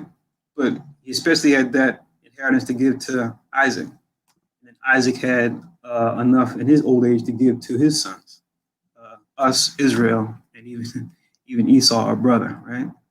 So he had an inheritance for everybody to inherit. So we want to think on those same lines, right? Don't just think of it as, oh, I'll get old, I'll have, kids, grandkids, and then hopefully they'll take care of me. Think of how you can take care of them, right? Because it's only natural, right? You're going to need help as you get older, right? From, family that's younger, right? That's more able-bodied, able-minded, right? But at least has something to hand down to them. But that becomes difficult, and sometimes it becomes, non-existent. The more we're in rebellion against God, the more we're entrenched in the curse due to our rebellion against God. Right? That's what it'll be. It'll be children and grandchildren that resent you because all you are is just you're just a eater. You know, you're consuming them, their time, their effort, their resources, and they're trying their best to live their own lives under the curse. And they have to provide for you too. And you know, it's just like has something to hand to them. That's pretty much what I'm saying. But there's a proverb that speaks to this. You can link with 33.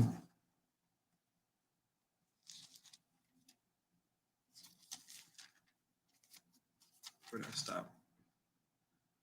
19 to 21.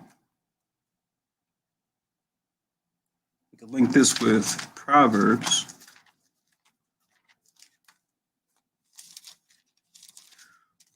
Proverbs chapter 13 and verse 22. Proverbs 13 and 22. Which Proverbs 13:22, it says, a good man leaveth an inheritance to his children's children, and the wealth of the sinner is laid up for the just. Right? This is a good man leave an inheritance to his children's children. Right? So let's try to be good men and good women, spiritually first, but then physically second too, because you know, nothing wrong with being spiritual, maybe having a time where you abstain from things, right? You know, to draw more close to the more spiritual riches. Nothing wrong with that.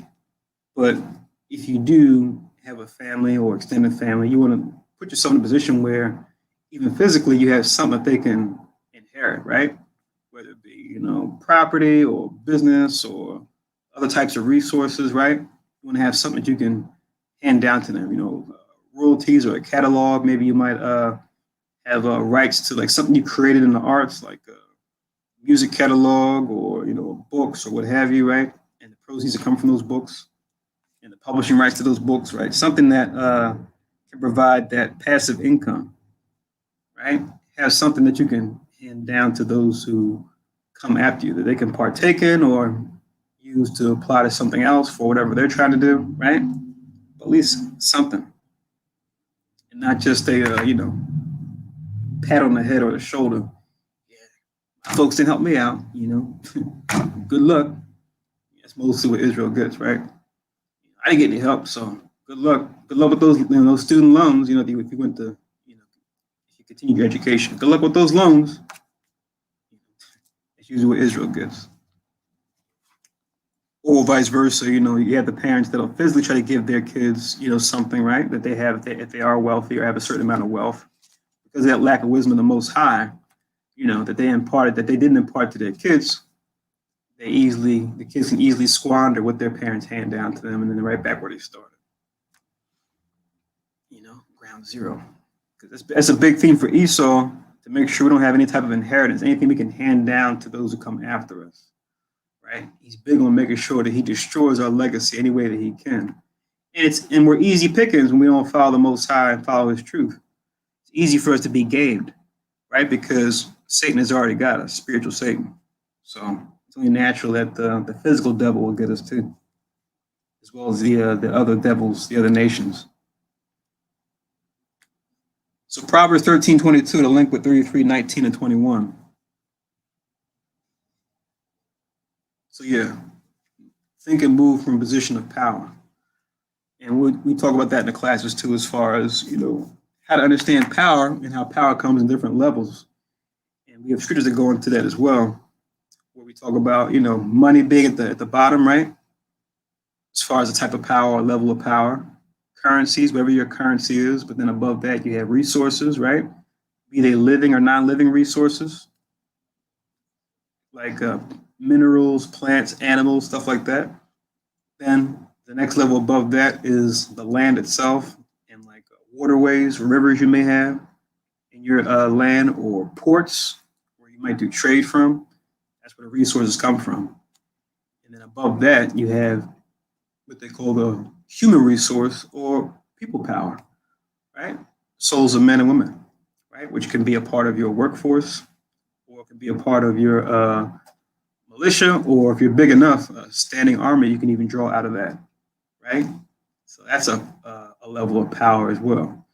So these things that nations have, right, at different levels, these are things that Israel we can't really boast about, right? If we want to be honest, and then we have to really consider our past and go, wow, we really have fallen, right? Because we can't really say we have any of those things, right? So this is the power that we have to take back. But before we can take that back, we have to take back over the power that matters most, which is the power over our own soul. Because even the heathen, all their power, the heathen, yeah, they have control over money, resources, land, people, right, through their propaganda, right? Be it entertainment or news media, etc. But they don't even have their soul. So the Most High is making sure, as we're going to be getting called back into this truth, right, that we at least have our soul first and foremost. And then from there, we can get everything else. So that's why, we're compelled to what? Keep ourselves first and foremost, because even the heathen, all their might, Esau and all his might, doesn't have that which matters most, which is his soul. Because he's out there in the world doing all types of wickedness. So he's still Satan's property. And our key is to not be Satan's property from now until Christ comes back, to where we can achieve that victory. Show others how to do the same.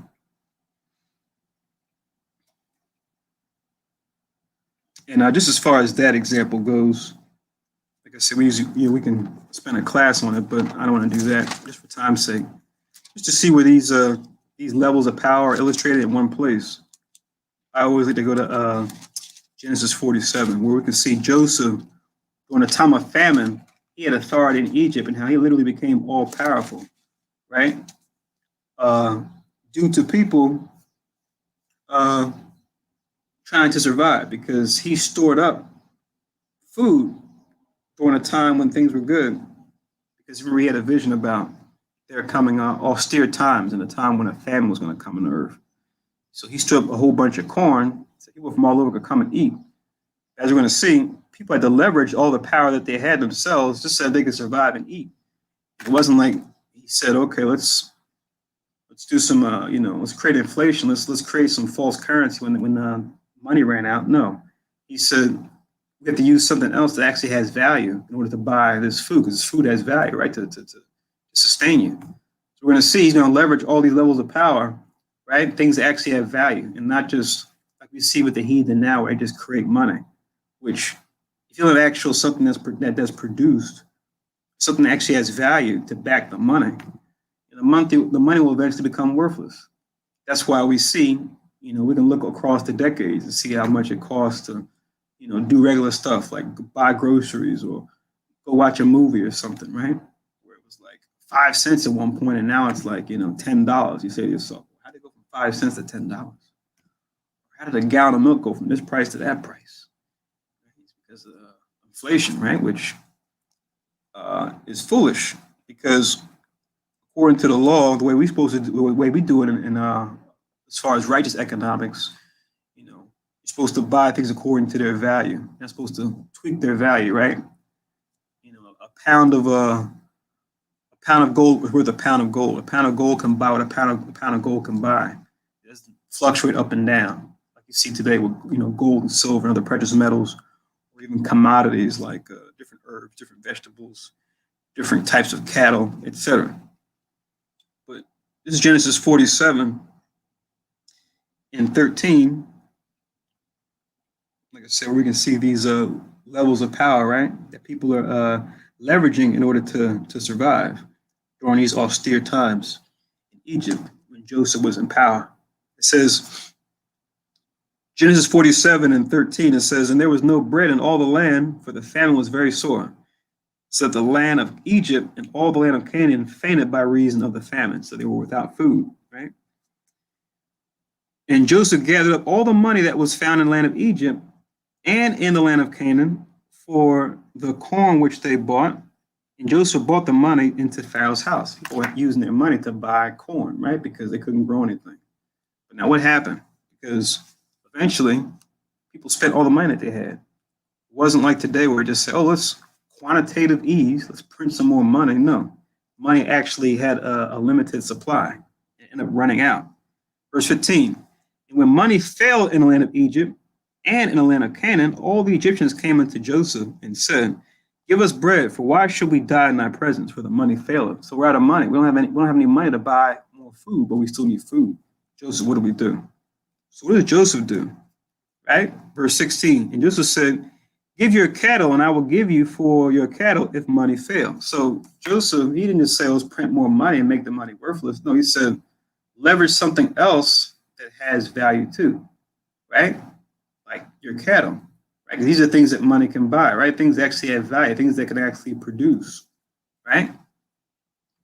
So give your cattle for food if the money failed. Then it says in verse 17, and they brought their cattle unto Joseph, and Joseph gave them bread in exchange for horses and for the flocks and for the cattle, the herds, and for the asses, and he fed them with bread for all their cattle for that year.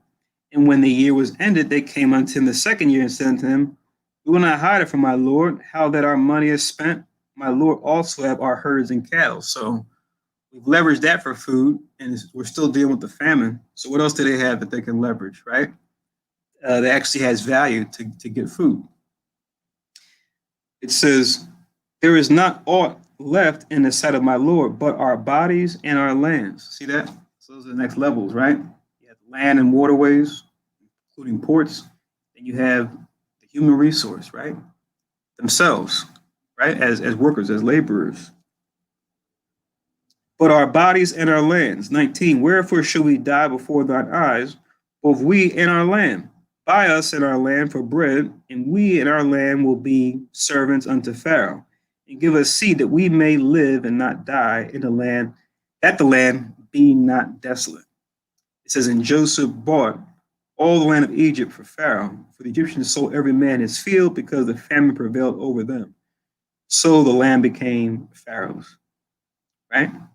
So just showing how if you're going to do any type of leverage, it has to be something of value, right? And you have to gain what the value of that thing is, right? Not just, we'll just print more money and that'll solve our problem, because clearly that's not the way to go. And we're going to see that in the future here in America, because you even hear their own scholars talking about this, their own economic experts talking about, the impending crash that's coming. And, what to invest in outside of the U.S. dollar, because it's only a matter of time before the dream ends, right? And the faith people have in the U.S. dollar is going to dwindle. People are already talking about, and had been talking about, what else to put their money into, whatever they have a value into, that's going to increase value, right? So yeah.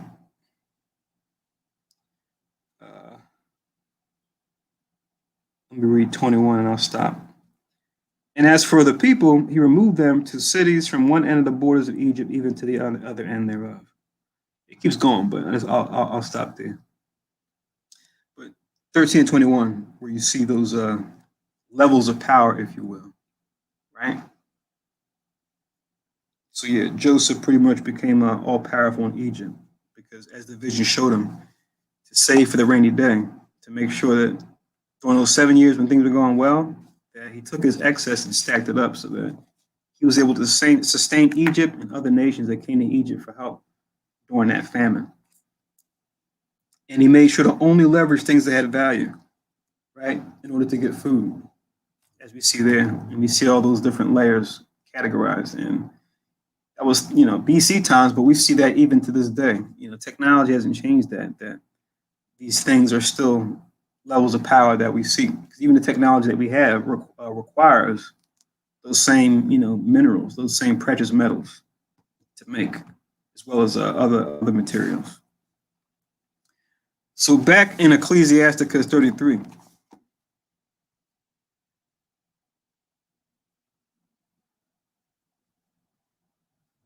Ecclesiasticus 33. Verse 22.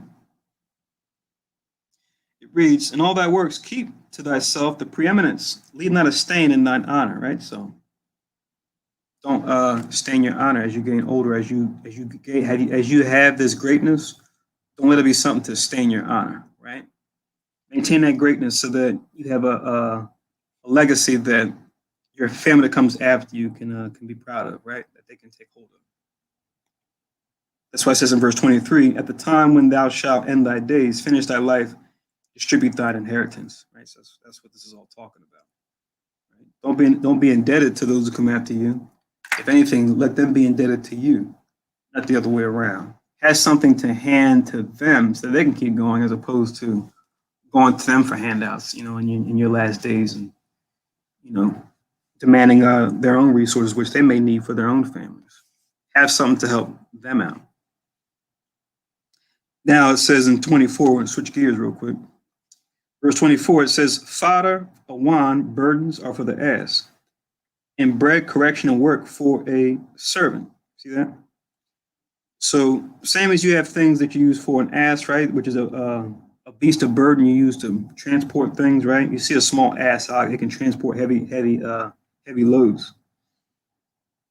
So it says the things you use for them, which is like fire, which is food, a wine, which you use to keep them in a certain direction, right? It says, and burdens, things you put on them, are for an ass. But then it says bread, correction, and work for a servant. So if you have a servant, you want to make sure you provide them with bread, correction, and work. So you want to make sure that they are doing what they're supposed to do. And then you want to make sure they're not just out there bored, twiddling their thumbs like, what do I do next? Right? If you have somebody that you hired to work for you. You see servant here, but it may change the names now. You got euphemisms now, oh, it's an employee, or, this is my subordinate, my direct report, this is that and the third, but you still have that same relationship as far as a master, someone who's in charge, and a servant, right? Someone that works for the master. You still have that dynamic, even if you may change the terminology or change the somewhat of the economic rules. You're always going to have those that have power and those that don't have power. They have to leverage what little power they have to demonstrate certain skills, talents, so that they can gain power themselves, to provide for themselves. 25, if thou set thy servant to labor, thou shalt find rest. But if thou let him go idle, he shall seek liberty. Right? So you want to have tasks that you provide for your servant. Right? So otherwise they'll say, well, there's nothing to do here. Let me go somewhere else. It's funny because you see this parallel with scriptures talking about how you rear children, right? You want to rear your children, your sons and daughters, the same way, where you put them to work. You give them tasks, chores, right? To teach them responsibilities. So when they come of age, they can be productive themselves and they can support themselves, right? In their respective households they may be a part of when they get older, right? And find certain types of work or get married or what have you. They can do the same. So you want to hold them to that as well. To link with 33 and 25, we see this in Ecclesiasticus chapter 30 in verse 13, which is the same thing before a son. Ecclesiasticus chapter 30 and verse 13, it says, chastise thy son and hold him to labor, lest his lewd behavior be an offense unto thee. Right? So you want to definitely put your son to work, right? Give him something to do, something that's going to occupy his time, something that's going to engage him, something that's going to train him, right? So that he'll be productive and efficient when he gets older. He won't just be going from house to house with his hands out. He actually will bring some value to the table as far as what he can produce or create. Right? That's what we want. So yeah, 30 and 13, I'll link with 33 and 25.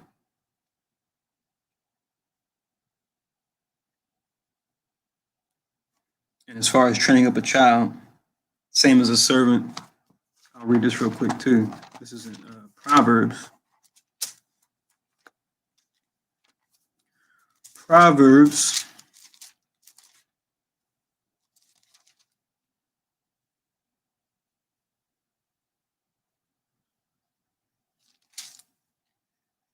22 and verse 6. Proverbs chapter 22 and verse 6. where it reads, train up a child in the way he should go, and when he is old, he will not depart from it. Right? So it starts with children, right? Because that child, they may become a landowner, right, or manage over, have provision over land, or they may be a servant before they become a landowner, right? As far as how hard or how far or how they want to leverage their work going forward, right? They may want to save a portion of the money they make for their craft to buy some land to be a landowner themselves, right? To increase their lot. But all in that, they're going to have that ability to do that much easier if they're taught the commandments from a young age. They're trained in the commandments. They're trained in the fruit of the Spirit, right? The characteristics of the fruit of the Spirit, which teaches them things that they're going to need for their work and for business, and if they want to increase their wealth. Don't take the commandments and the fruit of the Spirit lightly, because these things are going to benefit you in anything you want to do in this life, right? They're going to make your life easier if you have those characteristics, right? From your faith to your patience to your kindness, right? So that you have repeat customers, to your diligence, so that people know they can expect you to always be there, always be producing, always making. Your charity, because then the people will say, oh wow, so and so is so giving with his time, right? He's so giving with his time to help build up, to train, right? So be more willing to help you out when you might be in a tough spot.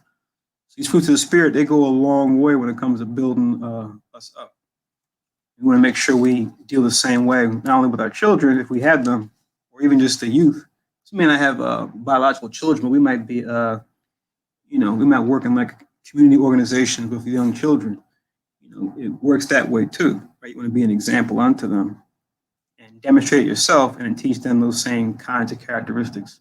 You just want to do that for people that you might have work for you. If you're a hiring manager, or if you have a business where you're creating jobs, you want to demonstrate those same principles as well, right? Because nobody wants to work for a tyrant, right?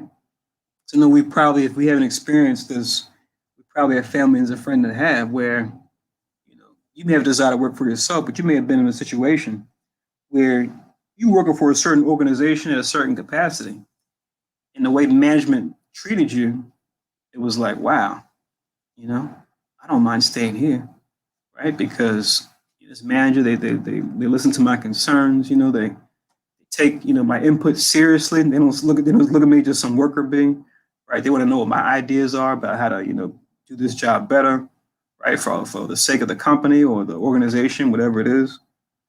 They reward us for jobs well done. They might have a little party or something, or they'll celebrate you, or they give you like a little plaque or something, right? If you go above and beyond the call of duty, they acknowledge you for your work that you put in. To where if those managers or that manager leaves, you got so many employees or people that work for them as servants that are under that manager that are like, where are you going? What company are you going to? Can I come with you, right? Because whoever's next in line may not have those same characteristics, right, to be the new manager. You got the servants or employees that are like, I want to go wherever you're going, right? Because I love working for you. And people think that's so weird. People now are kind of, because of all types of corruption, people are so always compelled to say, I don't want to work for anybody. I want to be my own boss. But while that's good, that's well and good, that may necessarily been your initial desire. It might have been, you might just be, or might just want to do whatever your craft is. You may not want to be a manager of your particular field. You may just want to do your field and become like a principal in that particular field. But because of being rubbed the wrong way, or because of being screwed over, because your talents aren't, you're not really being given what your work is worth, and you've been deceived.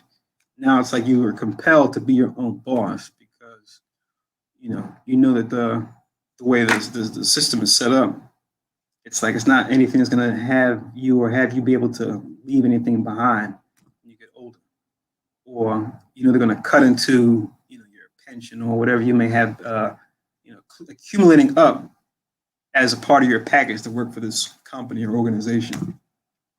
So oftentimes that'll be the motivation as far as why people will say, I want to be my own boss, because doing what they love to do and being, handsomely paid for what they do well, they've been screwed over in that regard. So now they have to go in this direction. So, like I said, the righteousness goes a long way, not just for the person who's working as a servant, but the person who's hiring servants or hiring employees. Their righteousness is going to be that much greater, because you'll have things set up to where, yeah, they'll have a incentive to want to do more, and that they'll actually have something they can, accumulate to have it call their own after, working for them for a certain period of time. To where you read in the law, it talks about, scenarios where you have your brother or sister working for you, and it says 7 years, let them go free. But that talks about a scenario where it says, I love my master. I don't want to leave my master. What to do in that case? You read that in the law, you probably say to yourself, growing up here in a place like America, you read that law and you go, why would a servant say they love their master and wants to work for him the rest of their life? Because we haven't seen anything like that. We haven't had a manager or a boss like that, where it's like, oh man, I want to work here the rest of my life because it's how this boss treats me, how this manager treats me. We haven't seen that, so it seems kind of strange to read that in the law. But maybe we'll touch on that as we finish this up. The law I'm talking about. But let me go back real quick. Yeah, it was Proverbs 22:6. Let me read on. It says 33 and 26. It says, a yoke and a collar do bow the neck. So are tortures and torments for an evil servant, right? This is what we read about in the law, where it talks about he that spareth the rod, right?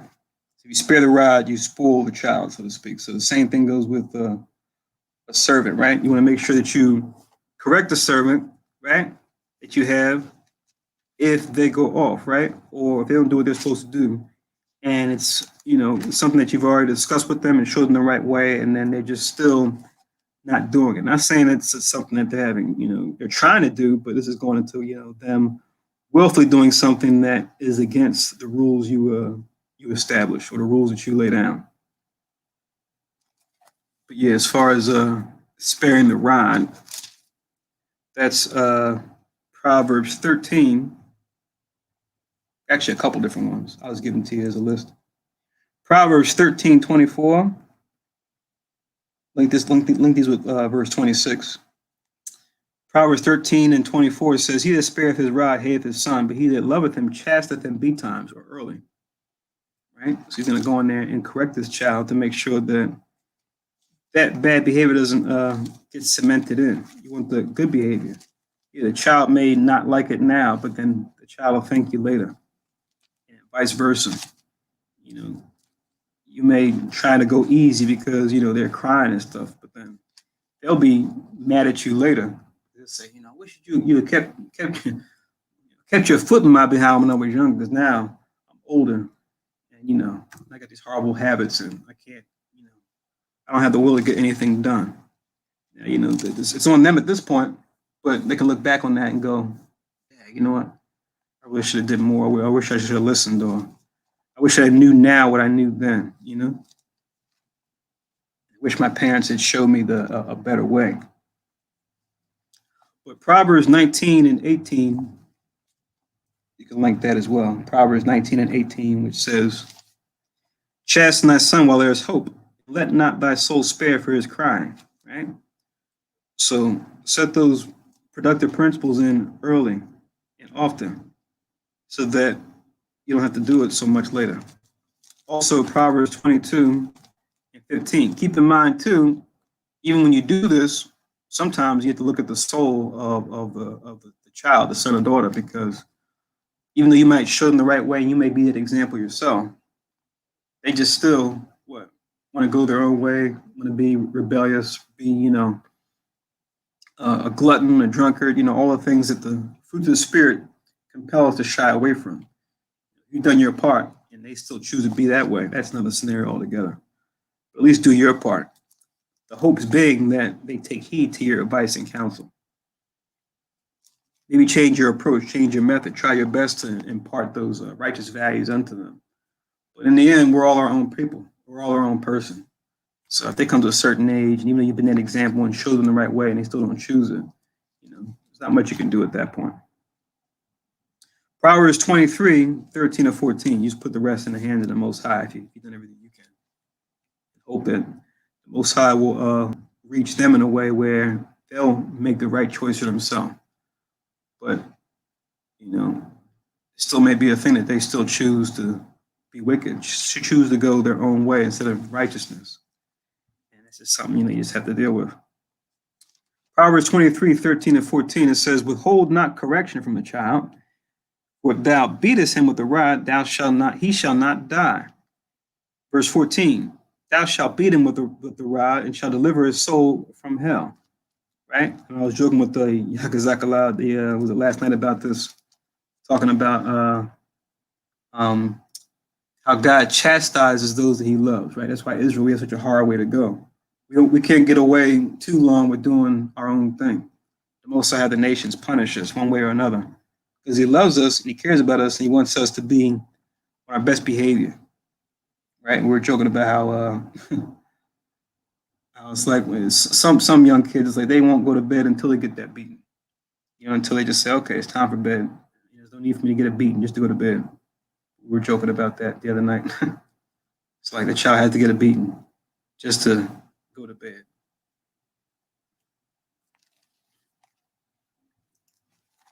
It's like, how about just listen when I tell you? Because you're gonna have to get up in the morning. You're gonna feel like crap if you're up all night. Sometimes you got to teach a lesson that way, right? You say, oh, you want to stay up all night? Okay. You still got to get up for school, get up to do whatever chores. The kid who was up all night with the video game or whatever what the child was doing, you wake them up bright and early, and they're like dragging their feet, and their eyes are like half closed. And like, oh, they learn that way. Go, oh man, I feel like crap, and now I got to do these chores. So let me at least get a full night's sleep the night before, or let me get this work done, and then I'll have my fun later, like they said. Handle your business. Once your business is handled, if you get done early, right? The things you need to do, then you can have fun. And they can take that into their adulthood. So Proverbs 23:13 and 14. Also, we can link 29, Proverbs 29 and 15.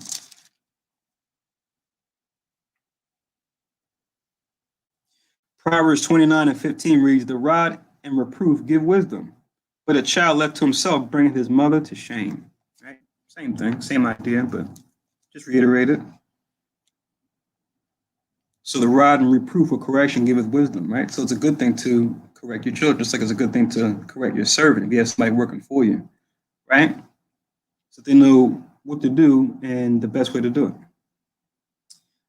For a child left to himself bringeth his mother to shame, because the child left to himself doesn't get the proper discipline. They get the way to talk and the way to make decisions. They get it somewhere else.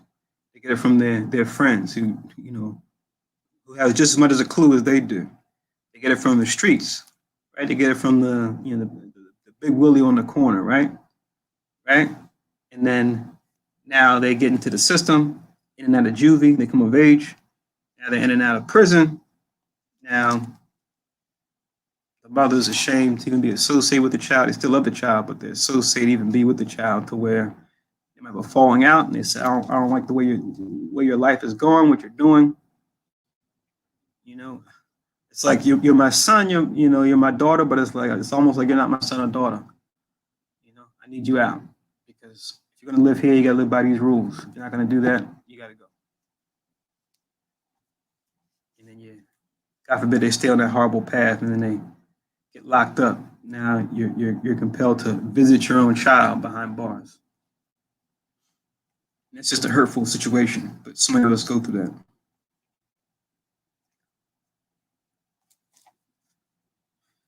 So Proverbs 29:15, also read verse 17. Proverbs 29 and verse 17 says, correct thy son, and he shall give thee rest. Yeah, he shall give delight unto thy soul. Right? So you'll be at ease because you'll know, okay, I corrected him, he learned his lesson, and I see he's talking different, walking different, right? Now I can trust them with more things. Now I don't have to micromanage my own children. I can give them certain things to do. I can allow them to have fun, enjoy time with their friends because I raised them right, gave them the proper principles, proper tools to make proper decisions, right? To not just act on impulse. I can trust them with certain things. You know, I have to go into their business because I know they're going to do right with the choices I've allowed them to have because I've given them those tools to critically think, you know, their way out of situations, to be a better friend to their friends, right? To not fall into peer pressure, to be not overcome with evil, but to overcome evil with good, right? To be the one that their friends actually listen to, take heed to, you know, rally around, right? Because, you know, that can go both ways, right? You know, you can follow the crowd, have the crowd follow you, or have a, you know, you may not be the most popular, but your core group of friends are, as they would say, real ones, right? That you know, got your back, and vice versa. Because even at a young age, you know, kids know, you know, who's who, right? And who's you know, got their what do you call it? Got their screws in as far as the you know the way of thinking. So yeah, be that kid. Be the one that others look to, as opposed to the one that's trying to fit in. So back to Ecclesiasticus 33. I know we're talking about children, but we're reading about servants. But you'll see the scriptures kind of go hand in hand as far as the way that they talk about it. Verse 27, send him to labor that he be not idle, for idleness teacheth much evil, right? We can't number how many times, you know, kids and just people in general get in trouble out of boredom. You know, oh my God, I'm so bored. I have nothing to do, right? And God forbid you got a friend or two or three. Between the three, you guys come up with the dumbest ideas and get yourself into trouble because you're bored. Right? You got nothing to do. You know, we got to watch out for this right now as we're getting end of the spring, going into the summertime next week or so. As you know, weather's letting up, and you know the certain states are pulling back on the the COVID, the quarantine restrictions, right? You're gonna see a lot of foolishness go down, right? With not just the kids, but adults too. Most adults in America, sadly, are just adult children, and due to their idleness, them having the quarantine in place, and they might be living on someone else's bill. They're gonna get into all types of trouble instead of actually doing something that's productive. There's nothing wrong with enjoying yourself, but what are you doing that's actually productive? Take that energy and actually create something, right? Something, could be, something that's artistic, whether it be, write something or paint something or design something or compose something, right? Take that energy and do something creative with it, something that's useful. 28, set him to work as it is fit for him. If he be not obedient, put on more heavy fetters, right? So give them more tasks to do, right? So that they don't seek liberty. And, not just tasks for task's sake, but actually something that actually needs to be done, because otherwise it's just, that's not helping you out. It's not helping your organization, your enterprise, your business out, right? So if you have employees in this regard, give them something that's actually that needs to be done, and something that's going to help them and teach them too, as well as better whatever your vision is for your organization, what you guys are trying to achieve. 29, but be not excessive toward any, and without discretion do nothing, right? So balance, right? Don't overdo it, right? Don't get it to a point where, you're overtaxing your employees now because, while you put them to work at the same time, you don't want to overwork them as well, right? Because you'll see that, especially in the world, you'll see the overworked employees being overworked sometimes, right? And their, accomplishments not being recognized. It's like the bigger the company, the more it happens, right? If you see, I don't have to name those companies, you guys know that the major companies are doing the most hiring, right?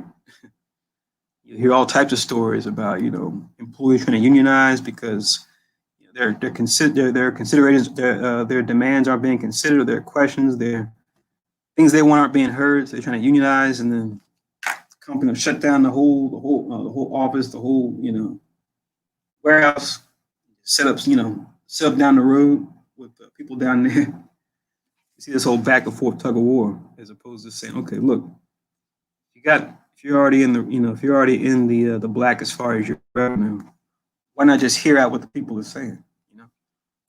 Why not just not say just totally cave into what your servants or what your employees want, but let's hear out their demands, and from a wise position say, okay, well, I might not be giving them all this, but I will give them this, right? Because those same folks are going to be more than willing to work for you. They're not going to try to quit or speak bad about you or blow a whistle on you, right? They'll be more than willing to come back. Heck, they'll even encourage family and friends, right, to come work for your company as well, right? And, you always want that, right? You always want to hire for new positions as you try to expand your enterprise. And how much better than people that are already working for you, already can vouch for you. They can bring in family and friends who have the skills that you're looking for in other areas of your enterprise. But you can't get that if you're oppressing your own people, not even hearing out their grievances. 28, I read that. 30. If thou have a servant, let him be unto thee as thyself, because thou hast bought him with a price. Right? So what we were just talking about. Right? While you put them to work, at the same time, don't overwork them. Consider yourself. How would you want to be treated in a work environment if you were the employee as opposed to the boss? Right? It says in 31, if thou have a servant, entreat him as a brother, for thou hast need of him, as of thine own soul. Same idea. Treat him like you would treat yourself. And thou entreat him evil, he will run from thee. Which way wilt thou go to seek him? Right? Because even if you find them, they're a lost cause. Because it's just like you OD. Same thing with children, as we were making a parallel earlier with children. Same thing with kids, because it's like, when you discipline your kids, you don't want to become outright abusive, right? They're not learning something you're trying to instill in them. Maybe the idea, maybe the thought should be to change your method on how to instill a certain idea or a certain fruit of the spirit or a certain behavior that you know is going to help them out, and they're resisting. Maybe try a different approach. Same thing with servants or employees that we might say today. You might want to try a different approach if you're demanding a certain performance, you're just not getting it. Right? Maybe you need to change the way you do things, change your approach. Still have the same principles, but change your method, your methodology, right? That's what's key, right? Keep your principles. That's what makes your organization, your enterprise, your company, your whatever. That's what makes it what it is. But let your methods let your methods vary, right? Because you're learning too. If you have people that work under you, other methods may work better for them. And if you get the outcome you desire, then why not consider alternate methods besides the ones that you may have started out with? As long as they don't violate the principles of your organization, try some things out. Be willing to experiment within reason, obviously. Be willing to try out some new things. You don't want this to happen.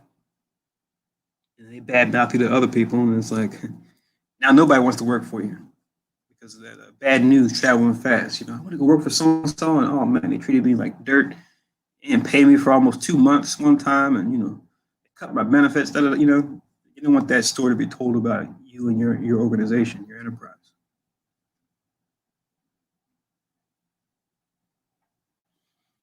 Once again, consider yourself.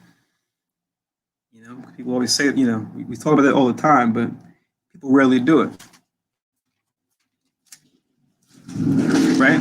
It's just, I'm going to do unto you as I can do unto you because I can, because I have the power to do so. Not ever considering like this could happen to me. Or you may have come from that same position and you get amnesia that quick. And you're coming hardcore at this person who's in the position you used to be in. And now you now have become the tyrant of a boss that you despised when you were in that employee position. You become that same person. You see that happen all the time in the world, especially here in the U.S. Right? It's just like, how could you do that? How come you're not being considerate? You wanted people to be considerate of you when you were the employee. Now that you've risen up, you become the boss. Now you become the same jerk, right? Anyway, Ecclesiasticus 34. Actually, before we go there, let me just get this link real quick. The link with these last couple verses in Ecclesiasticus 33.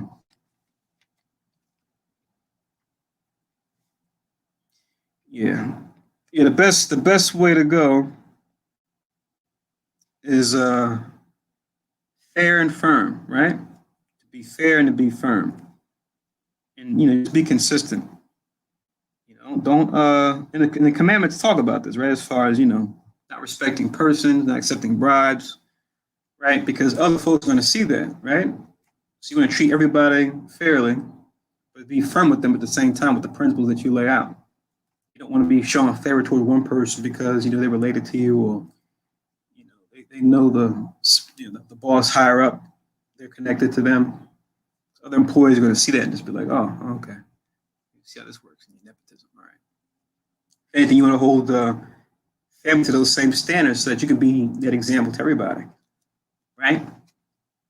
Because we're here to get a job done, even if we are blood related, we're here to get a job done. And the same rewards I would extend to you for a job well done, I'm going to extend it to the person who's not related to me. But does this happen? Should it happen? Yes. But if you actually demonstrate that, you're going to have a lot more people take note of it. And a good name will spread as opposed to a bad name as far as you're concerned. Ecclesiasticus 7:20. It says, Ecclesiasticus chapter 7, verse 20, whereas thy servant worketh truly, and treat him not evil, nor the hireling that bestoweth himself wholly for thee. Right? So same idea. You see a servant versus a hireling. So a servant is like what we call an employee. A hireling is like what they call a contractor. Right? The employee usually has a little more, more benefits in place, right? Whereas a contractor may just be doing temporary work for a time, right? Like a temp agency, right? But it says even treat them right too, because you see oftentimes there's difference too when it comes to employee versus contractors. Contractors get the shaft as opposed to employee just because they have less benefits, but it doesn't mean you disrespect them. You still want to treat them with the same respect as you would your employee. But that doesn't always happen either. Then verse 21 says, let thy soul love a good servant and defraud him not of liberty. Right? So for a job well done, grant him or her that liberty, right? Once they complete it. Or that reward, right? That they will get that bonus if they, achieve whatever was you already set up to be that bonus for a certain level of performance or a certain goal you guys are trying to achieve on the job. So you can link that with 30 and 31 of Ecclesiasticus 33, Ecclesiasticus 7, verses 20 and 21 you can link. So now Ecclesiasticus 34, I'm going to switch gears for a sec. This little section here is pretty cool. This goes along with dealing with dreams, how to recognize or how to acknowledge dreams. It says in 34, the whole section pretty much is 1 to 7. I'm gonna read through it and I'm gonna get some links to deal with 1 through 7 because it's like the whole section is pretty much to be read together. So Ecclesiasticus 34:1, it reads, the hopes of a man void of understanding are vain and false, and dreams lift up fools. Right? So the hopes of a man void of understanding are vain and false, meaning you don't have understanding of the Most High and the Most High's will on the earth, what he's got going on, what his program is. Your hopes and dreams, right, are just going to be what? False and vain, meaning unprofitable or worthless. Because you're not considering, the trends in the future, where things are going. You just say, well, I want this because I want this, as opposed to what's the Most High got going on? What are these nations that are in power as far as these governments, these companies, what are they doing? How's it going to affect my life? That's what the wise person is going to consider, as opposed to a person void of understanding. They just to have hopes, just happy-go-lucky, not considering the the reality of the environment that they're in. That's why it says dreams lift up fools, because as we're going to read, we're going to find out exactly when to take a dream seriously and when not to. Verse 2, whoso regardeth dreams is like him that catcheth at a shadow and followeth after the wind. So it's compared to being someone who like tries to grab at a shadow, right? Or you might try to chase your shadow, say at nighttime with a street light, or daytime as you stand a certain way and your shadow changes direction, right? Based on, where you're at in position to the sun. So trying to chase your shadow, you can never grab it, right? It's not tangible. It's not something you can really put a finger on. Same thing with dreams. Same thing following after the wind, because you see what the wind blows, but once it starts blowing stuff, it's like, where'd it go? Oh, it's over here, blowing some leaves. So it's like trying to grab something that you can't grab. It says in verse 3, the vision of dreams is the resemblance of one thing to another, even as the likeness of a face to a face. So it's like something you're familiar with, something you've seen before, right? Something you've encountered before.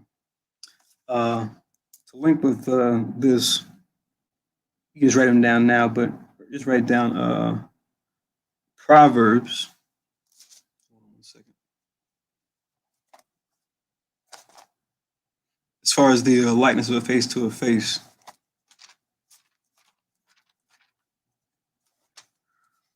Job, Psalms, Proverbs.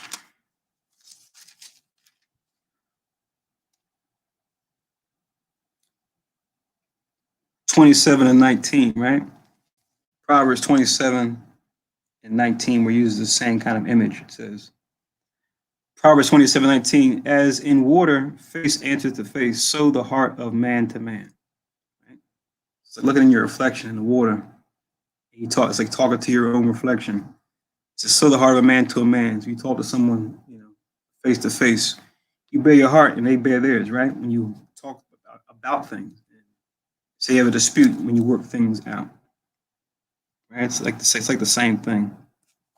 Also, Ecclesiastes talks about dreams as well. Ecclesiastes chapter 5 in particular. So Ecclesiastes is right after Psalms. It's after Psalms, but it's right after Proverbs exactly. Ecclesiastes also chapter 5.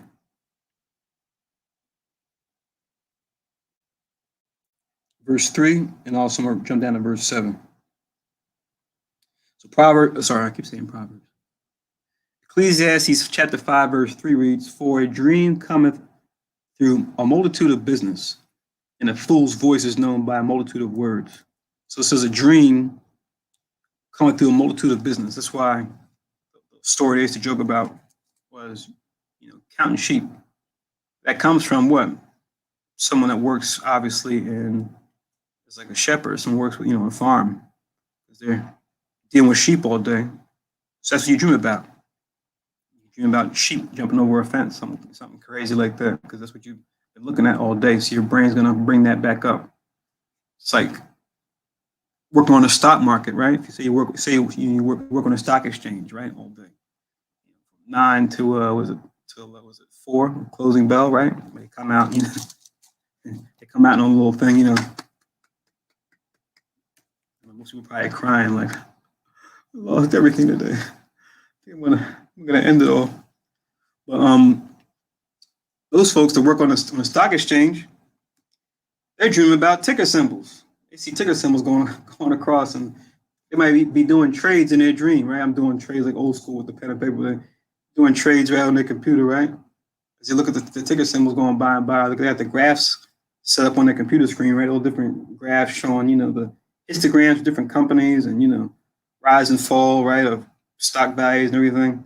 So they're dreaming about that same thing. And they wake up, oh, it's just a dream. I thought I was at work. That's what it means when it says the dream cometh through a multitude of business. So whatever your business is, you're going to be thinking about that. Your mind's going to be on that, even when you rest.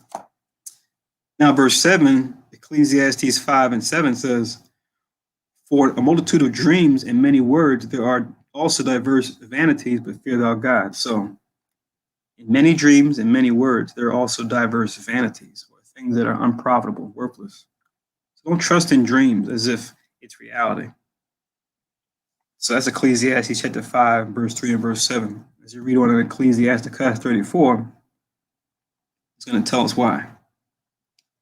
But it says, once again, the vision of dreams is the resemblance of one thing to another, even as the likeness of a face to a face. Then it says in verse 4, of an unclean thing, what can be cleansed, and from what thing, and from that thing which is false, what truth can come? So link this with 34 and 4. This is we like to pull this verse at camp, especially when it's around the time of a so-called holiday, like of the world, whether it be like July 4th or Thanksgiving or Christmas or Easter. We like to pull verses like this.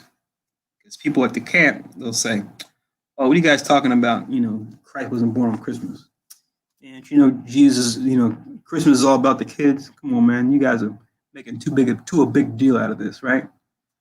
Okay, you say it was dealing with worshiping idols and trees, and okay, yeah, it was about that before, but look at what we got now, right? It's not about that, anymore. So why cut down a tree if it's not about that anymore, right? You push back on them. Look, brother, this is about the kids, okay? It's about putting smiles on their face. You can buy gifts for a child anytime. How about this? Why don't you buy gifts for your kids during a righteous time, during Purim? We can remember when the Most High delivered us and we gave gifts to each other. Why not do it around that time? Huh? So, they'll have excuses. But they'll try to say, oh, well, okay, it may have come from this, but now it's, it's about Santa Claus, about, making everybody happy. It's about eggnog. It's about, music on the radio, listen to, little Christmas music.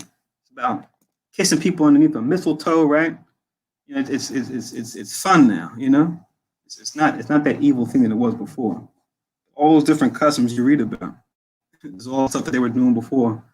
The Romans, the Greeks before them, and the Hamites that they took these customs from. And then just put a new face on it as far as worshiping the sun, moon, and stars and things that are in nature, which the scriptures make it very clear. Don't worship the creature more than the creator. Don't do it. That's foolish. So yeah, Job 14 and 4 to link with Ecclesiasticus 34 and 4, which reads, who can bring a clean thing out of an unclean? Not one. So that's the verse you want to always come from when you're showing them, look, you can't just make Christmas for the kids. When you go into the origin of the celebration, this is dealing with idolatry. It's dealing with, all types of wicked customs that dealt with wickedness, dealt with Satan. You're supposed to do that. Dealt with, worshiping a man as opposed to worshiping the Heavenly Father, right? And then, you go into the history behind those customs and the vain things they did around those customs. And, that it's got no place when it comes to righteousness. So that's why we check the origins of things, right? From Thanksgiving, Christmas, Easter, July 4th, so-called Independence Day, but independent from what, really?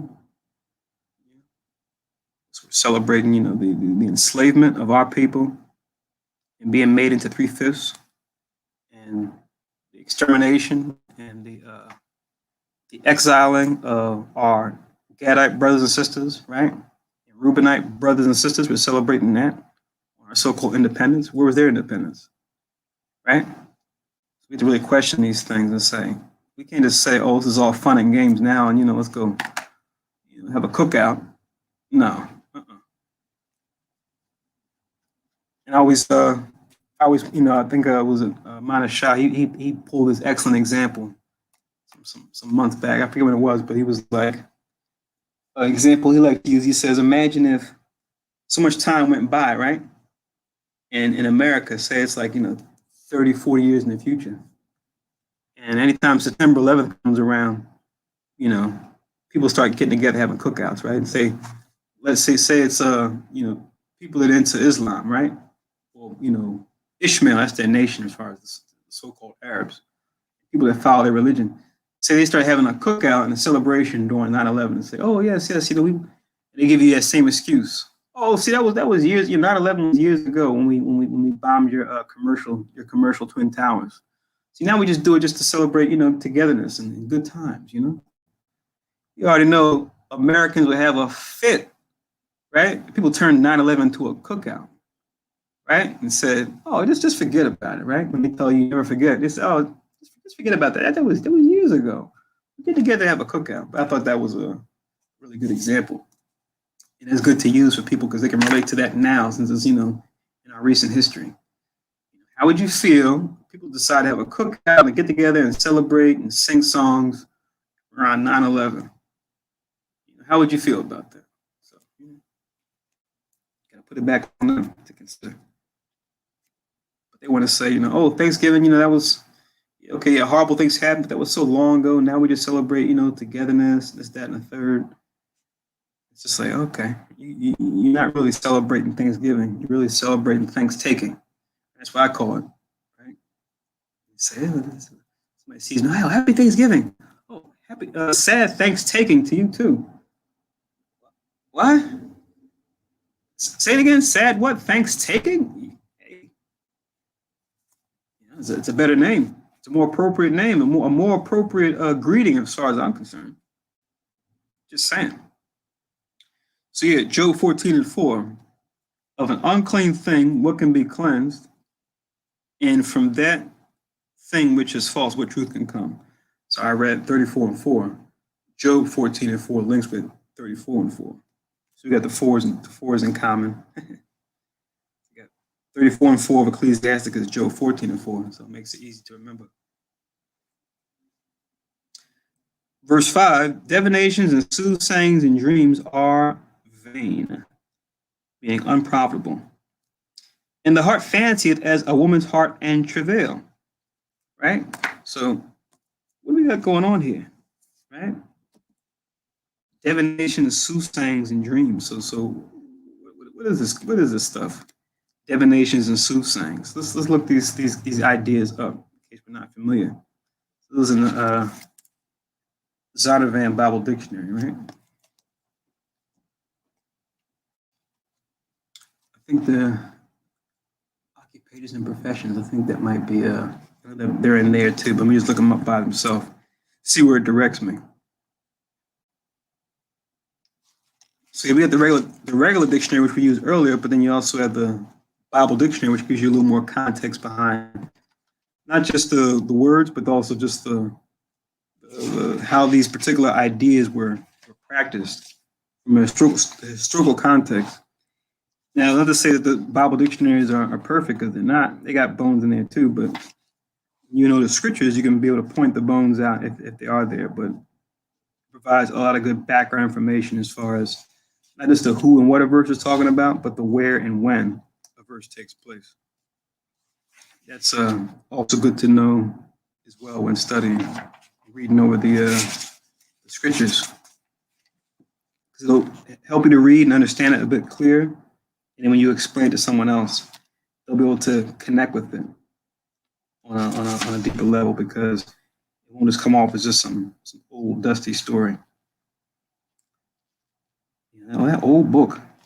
So it says here, divination. This is on page 134 in the Zondervan. So let me link this with 34 and 5. Zondervan, page 134 for divination. Divination, it says, the practice of foreseeing or foretelling future events or discovering hidden knowledge. And it says, forbidden to Jews. And it cites some scriptures where we can't do it, like in Leviticus 19, Deuteronomy 18, Isaiah 19, etc., etc. Then it says, various means were used: reading omens, dreams, the use of a lot being like a chance, like casting lots, like a die. A die, you could say, is an example of a lot, more modern version. They had them back then too, but cast a die to see what number it lands on. They use other things too, like they might use old bones and see how they land. Astrology, right? Necromancy, and others. So these are all things that were used to get divinate or to divine, as opposed to the righteous way, which is just what us going to the Most High in Christ through our obedience, our prayer, and our fasting. That's how we do it in righteousness in its pure form, as opposed to the other nations. and their customs. So yeah, and the verses that it links, one is Leviticus 19 and 26, and then looks like Deuteronomy 18 and 10. We'll probably touch on those just briefly, so we're familiar. Then it refers to Isaiah 19 and 3. And finally, in the New Testament, in the Acts of the Apostles, Acts 16 and 16, which, if I'm not mistaken, I think that's going into the time when the apostles they had some run-in with with Ephesus, with Diana of the Ephesians, that idol, and how popular that idol was in that city of Ephesus, because it was a moneymaker for certain people, like that guy Alexander, I think. No, Demetrius, I think his name was Demetrius. He was one who made idols of Diana. So Paul and everybody going there teaching that Diana's an idol. Obviously, he didn't like that, because it's like, yo, man, you're cutting into my money. I make money by making these idols for people. It's like, what are you worshiping? What you're doing is vanity still. So let's see. So let's see soothsayings. See what soothsaying says. Say it 3 times, say it 5 times fast, right? Soothsaying says. So see S, SH, SI, close, SO, Solomon, Snow. One more. Solomon's pools, okay. Sons of prophets, Sosthenes. Okay, here we go, finally. So page 563. So Zondervan, page 563, where it says soothsaying.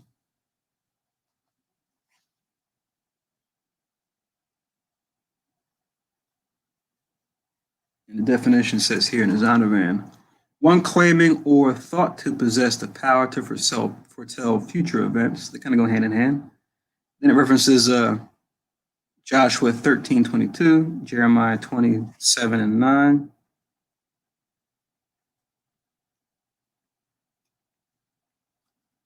Interpret dreams, Daniel 4 and 7, and reveal dreams, Daniel 2 and 27.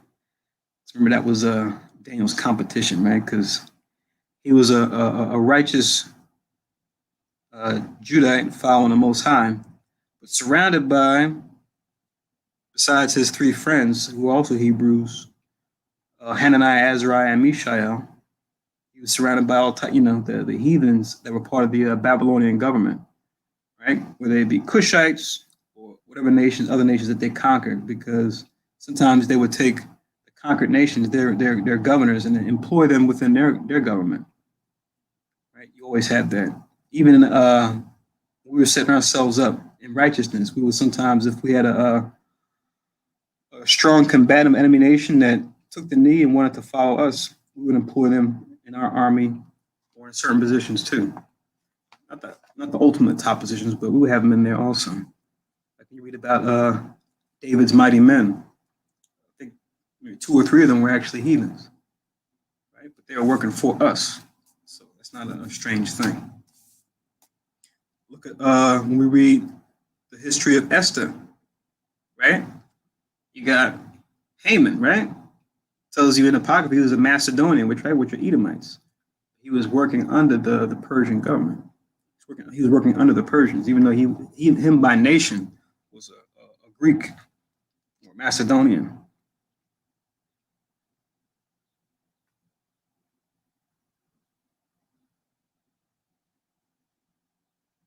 Yeah, so that's a soothsaying. So one's on 563, the other one's on 134. Let me just go through these quickly to see if the scholars measure up. Let's see how they measure up when it comes to these links, because sometimes when they pull verses, you just want to look at them real quick to make sure that they're the appropriate link, because sometimes they'll get certain things wrong. And some of the more obvious things they get wrong, where it's just like, I can look it up in the Hebrew and see that's not what that means. That's not what that word means. So always just be circumspect. But as far as the archaeological stuff they talk about to back things up, that can be useful. Leviticus 19 and 26, it reads, "Ye shall not eat anything with the blood, neither shall ye use enchantment nor observe times." So it's dealing with divination, right? Enchantments or observing times. So it's like trying to predict future events through looking at current events and looking at the heavens, trying to make sense of things, right? But through that spirit, as opposed to trying to prophesy through righteousness.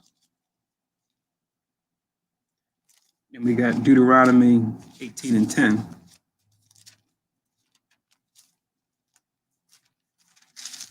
Which reads, "Thou shalt not be found among, there shall not be found among you anyone that maketh his son or his daughter to pass through the fire." It's dealing with child sacrifice, namely through, you read another in Leviticus, this idol called Molech, which back then was a bull. Sometimes it was a bull with like a furnace in his stomach, or it was a bull with his hands out, and it was like a fire pit above underneath his hands. And you will put the child either in the thing's stomach or in his hands. It's crazy, but apparently that got them results. They got results by offering their own children. They got their quote unquote blessing by sacrificing. Yikes. But it says, "That maketh his son or his daughter to pass through the fire, or that use a divination, or an observer of times," right? Same thing. It says, "or an enchanter or a witch." So we talked about earlier, good being set against evil. That's more confusion that we get because a lot of the books, movies, and music that we see growing up, it talks about when it comes to witchcraft, you have good witches, you have bad witches, right? You have witches that want to do good, you have witches that want to do bad, whereas the scriptures say they're all considered left hand, they're all considered wicked, right?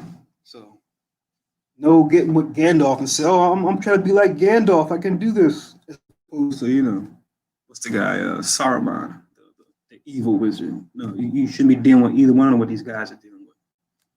Or my man from the Sword in the Stone cartoon. I remember growing up watching that Sword in the Stone cartoon. We had the Merlin versus, was it Madame Mim, right? And they kept going back and forth, turning to different animals, right? Fighting each other. You say, "Oh yeah, see Merlin, he's the good one. Madam Mim, she's the bad one." No, both of them are wicked as hell. You shouldn't be messing with any of that. Miracles, not magic, right? We deal with miracles. What else we got here? Isaiah 19 and 3.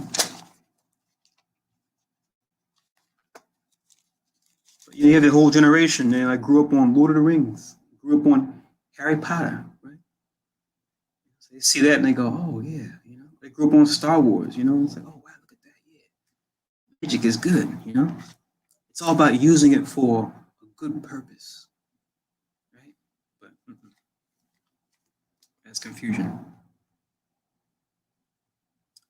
Isaiah 19 and 3, it says, "And the spirit of Egypt shall fail in the midst thereof, and I will destroy the counsel thereof, and they shall seek to the idols and to the charmers and to them that have familiar spirits and to the wizards," right? Because that's their strength, right? We read that even in the history when we go through Exodus. We see that was what they trusted in. And the Hamites to this day still trusted in this stuff. Not just the Hamites back then. We go to Egypt now, it's mostly Ishmael there. But they got their own version of idolatry, right? Through Islam. And then even on a deeper level through Sufism, which is like their mystical sect, right? That's supposed to be older than Islam. That deals with same kind of stuff, left-handed stuff like familiar spirits, wizards, and all that kind of stuff. Familiar spirits, those are like when you see in these shows where You got the person who's a witch or a wizard, and they got like an animal that follows them around and like talks to them. Or it's like an owl on their shoulder, or like a cat or something like that. That's supposed to be a familiar spirit. Right? It's supposed to be when you see it, it just looks like, oh, okay, they just got a pet. And this thing is like talking to them, help them out with their spells and stuff. So that's what they call familiar spirits. So you see that in these TV shows and these books, you know what you're looking at. And know that that thing is just it's no good. All right, let's get the one in Acts 16 and 16. Let's see what that's saying, and then we'll press on. So Acts chapter 16 and 16, it says,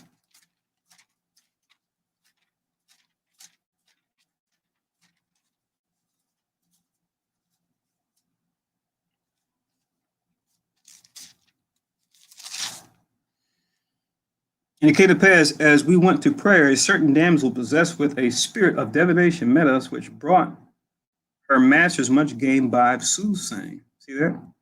So she had a spirit of divination, and she said she brought her masters much gain by soothsaying. So people will partake in this because the prophet, remember the temptations, right? Doctrines, afflictions, lusts.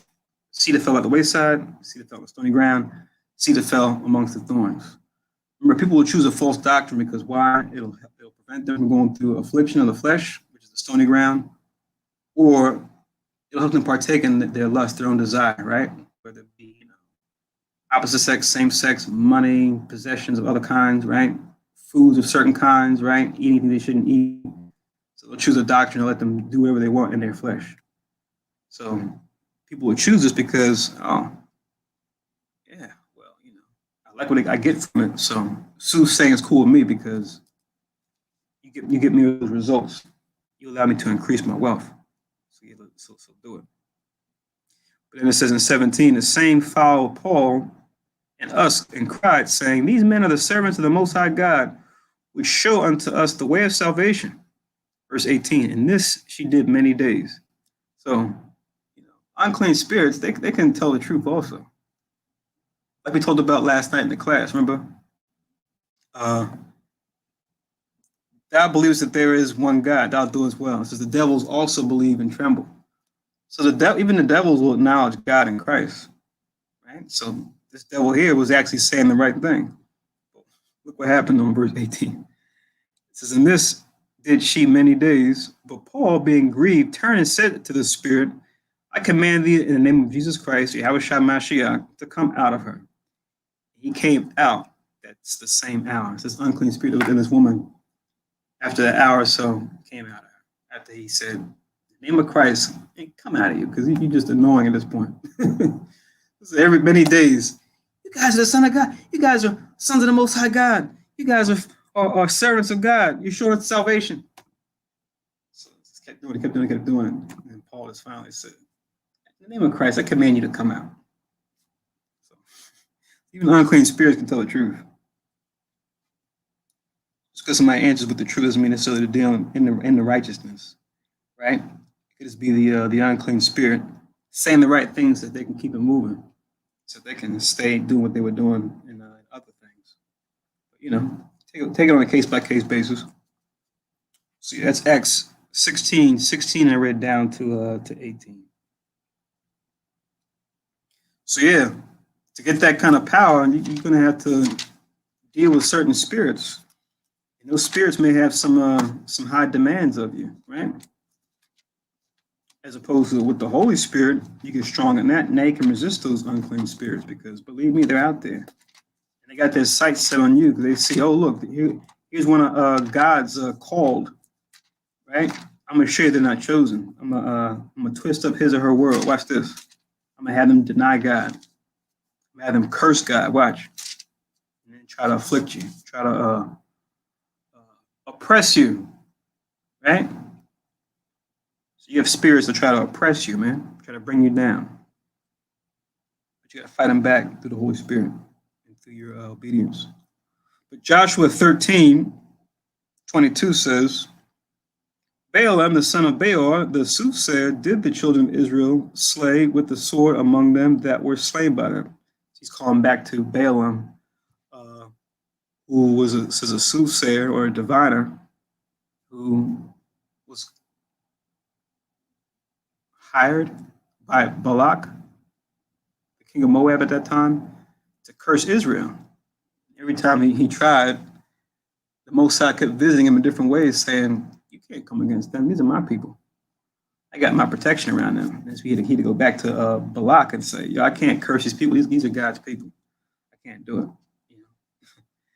The authority the authority that they deal with is on a higher level than the authority I have with these unclean spirits. I can't do it. So Jeremiah 27. So it's like hierarchies, right? Like a metaphor I always like to use when it comes to the spirits on the right hand and the left hand of God. It's like in the movies where you see crime scene, police show up on the crime scene, right? They're trying to figure things out. And then let it be like a federal crime or something. And then once they figure out what's going on, detectives and the police, it sees a federal crime, then you got the FBI will show up, right? And then you get the cops, what are detectives? "Oh, what are you guys doing here? Get off that. You're stepping on evidence. Like we already laid the groundwork here. What are you doing?" They flip their little FBI badge. They're like, "Thanks, but your work was very well appreciated, but now we're here, right? Now you got to go because this is a federal crime scene. We have jurisdiction." So they work for the same government, but they just have different authorities. Right? The FBI has a higher authority than your local law enforcement, whether it be city or state, city law enforcement, municipal law enforcement, or like a state police, whatever. FBI has a higher authority than them. So they work for that same hierarchy, they just have more authority. So you have that amongst the spirits on the right and left hand, right? And when it comes to Christ, every time Christ comes on the scene, they all shut down because they're all under Christ anyway. And in Christ, he's only under the Most High. So he's second in command. So you have hierarchies in the third heaven, you have hierarchies on this first heaven, on this government. Right? So Jeremiah 27:9. Jeremiah 27:9 reads, "Therefore hearken not ye to your prophets, nor to your diviners, nor to your dreamers, nor to your enchanters, nor to your sorcerers, which speak unto you, saying, Ye shall not serve the king of Babylon." So don't trust them saying that, you're going to be saved. That King of Babylon is not coming for you. That was something Jeremiah was trying to warn the kings of Judah after Josiah, because his sons that came after him, these guys were off.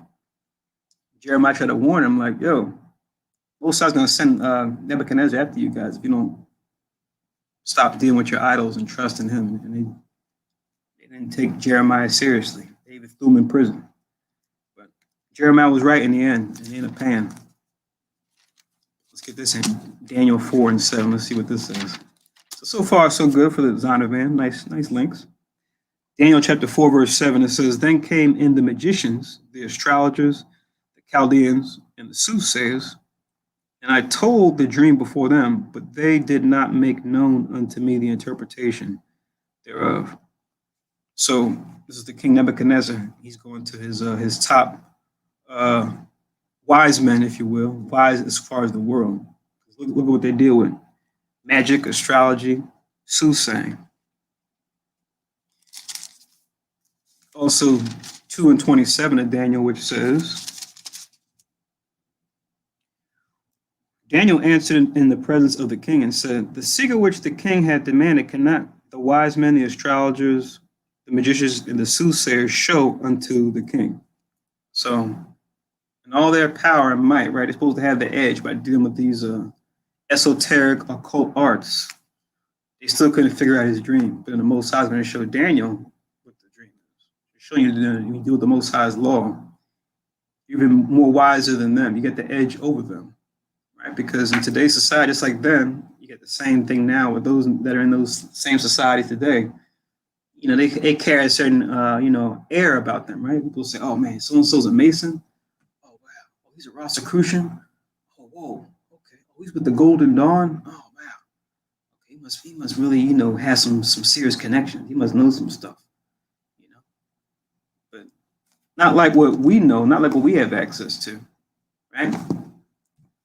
We're a part of a much rare brotherhood slash sisterhood. It's even rarer and more exclusive than their so-called secret society, right? So let's go back to Ecclesiasticus. That was fun. Ecclesiasticus 34, I'll read 5 again. It says, divinations and soothsayings and dreams are vain, and the heart fancieth as a woman's heart in travail, right? It's like a woman that's distressed. It says that's the same way a heart is or a mind is when it's focused on dreams, right? And making dreams and these divinations and soothsayings as if they are something to trust in. That's why it says in verse 6, if they be not sent from the Most High in thy visitation, set not thy heart upon them. Why? For dreams that deceive many, and they have failed that put their trust in them. See that? So that's the deciding factor, what verse 6 tells us. If they be not sent from the Most High in thy visitation, don't set your heart upon them. And some may have a question, and I just have a simple response to that question. Well, how do you know it's sent from the Most High? The answer is simple. If you had a question about whether or not it came from the Most High, then it didn't come from the Most High. Right? It's just something that happened. You may remember it, but if you had a question about it, then don't even worry about it. But when the Most High is showing you something that you need to really act on, you'll know. There won't be any confusion. You'll know that it came from him. It wasn't just, you just thinking about something or having a vision or a dream or something about something you saw earlier that day or something you saw on the job or whatever else it was. So if you're not sure, then pretty sure it's just something of your own mind. I wouldn't. Don't spend that much time focused on it. Consider it, but then don't dwell on it. Because when the Most High comes to show you something, you'll know it's him.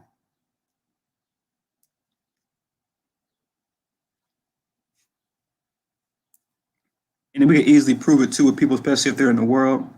They'll say, "Yeah, I have visions and signs." It's like, okay, you may have that gift. What are those visions and signs showing you? You start talking about stuff that goes against the Most High's will, or telling them to do stuff that's wicked, and you just go, "Oh, okay." So you having visions and stuff, but it's coming from an unclean spirit. Just based on what you're telling us about the vision and dream, what you saw and what you were told to do, we can tell you for sure it's unclean spirit. It's not like what we read here. As far as with the prophets and prophetesses when they were shown things, right? That's not what you're dealing with. Let me get one more thing before we read on. Deuteronomy chapter 13, just to hit the nail on the head as far as this whole thing about dreams. Had to know the difference, because you might have family, you might have friends, associates that have certain dreams and visions, right? And you might have premonitions sometimes, right? You might have somebody in your family that they always have a dream about somebody before they either get ill or before they might be hospitalized or even pass away. They might have a dream about them, right? There's no taking away from that. But as far as what the Most High is directly doing as far as prophecy, you'll know when it's the Most High.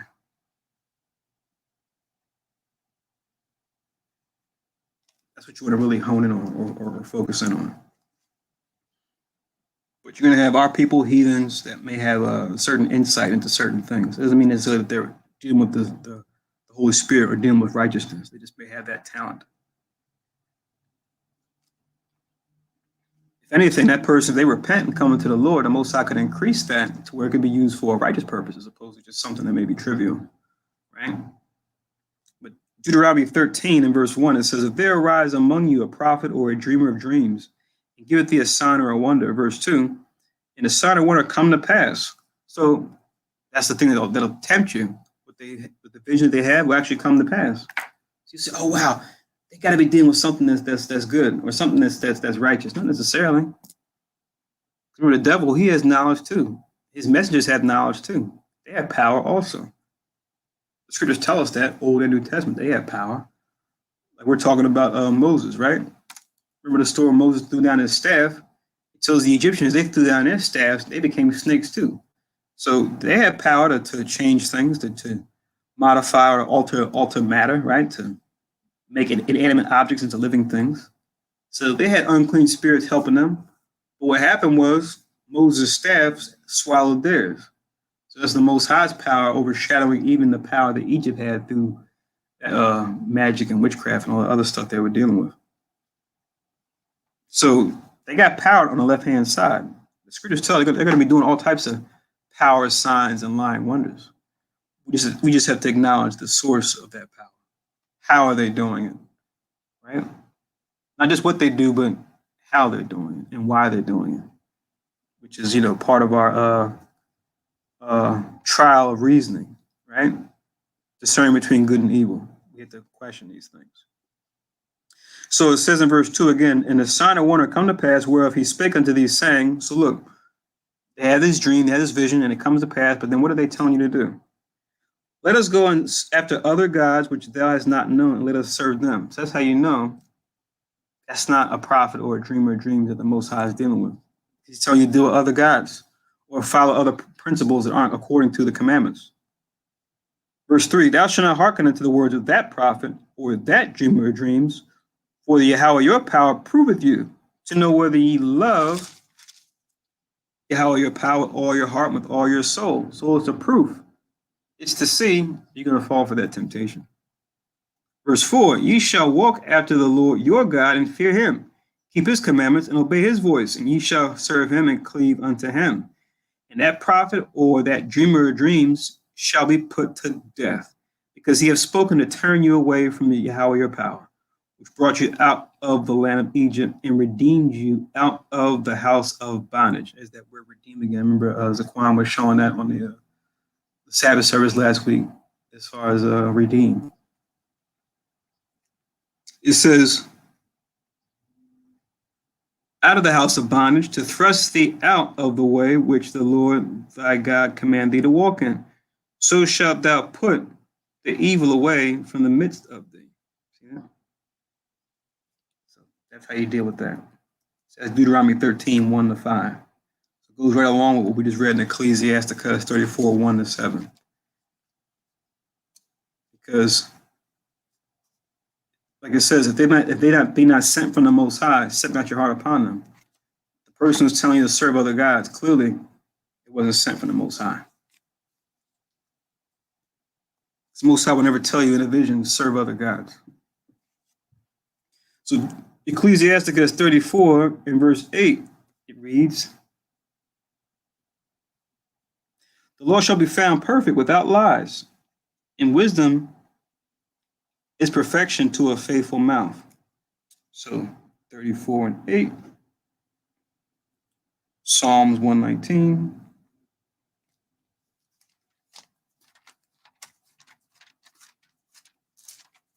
We read this not too long ago as well. Psalms 119 and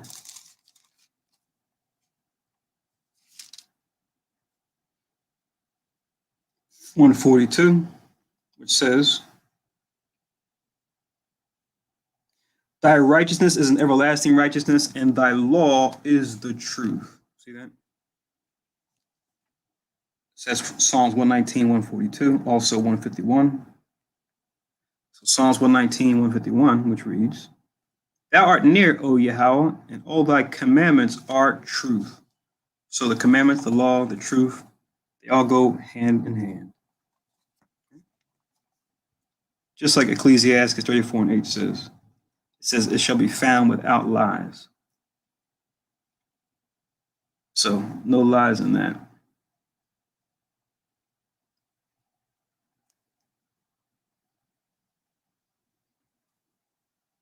And then also, we get this in Psalms as well, just to show how it's perfect. Go to Psalms 19. We're in 119, now we're going to Psalms 19. So that 19 and 119, remember those, right? Connect those. So Psalms 119, Psalms 19 and verse 7, where it says, Psalms 19 and 7, the law of the Lord is perfect. So there's that perfection again. Converting the soul, the testimony of Yahweh is sure, making wise the simple. Psalm 19:7 about the law being perfect.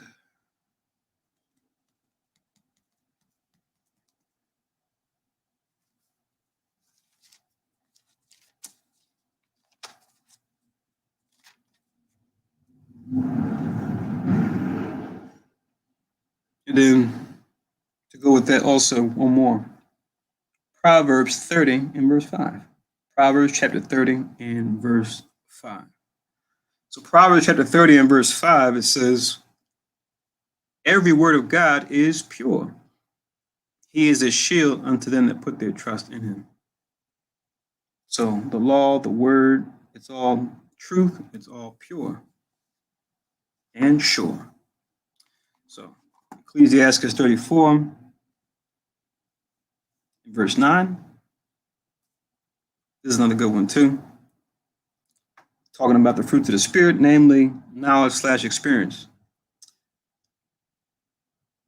It says, Ecclesiasticus 34 and 9, it says, a man that have traveled knoweth many things, and he that have much experience will declare wisdom. Verse 10, he that hath no experience knoweth little, but he that have traveled is full of prudence or understanding. Then it says in verse 11, when I traveled, I saw many things, and I understand more than I can express. Verse 12, I was oftentimes in danger of death, yet I was delivered because of these things. So, because of these principles he was dealing with, even in his travels, when he was found in danger, the Most High preserved him, right? Also, very sentiment is very similar to what Paul expressed, right? As far as his journeys, as he went about to teach the righteousness of Christ, right? But as far as the importance of experience, to link with 9 through 12 of Ecclesiasticus 34, let's go to Romans real quick.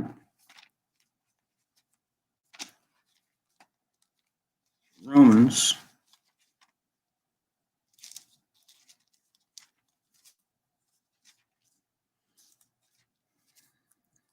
chapter 5.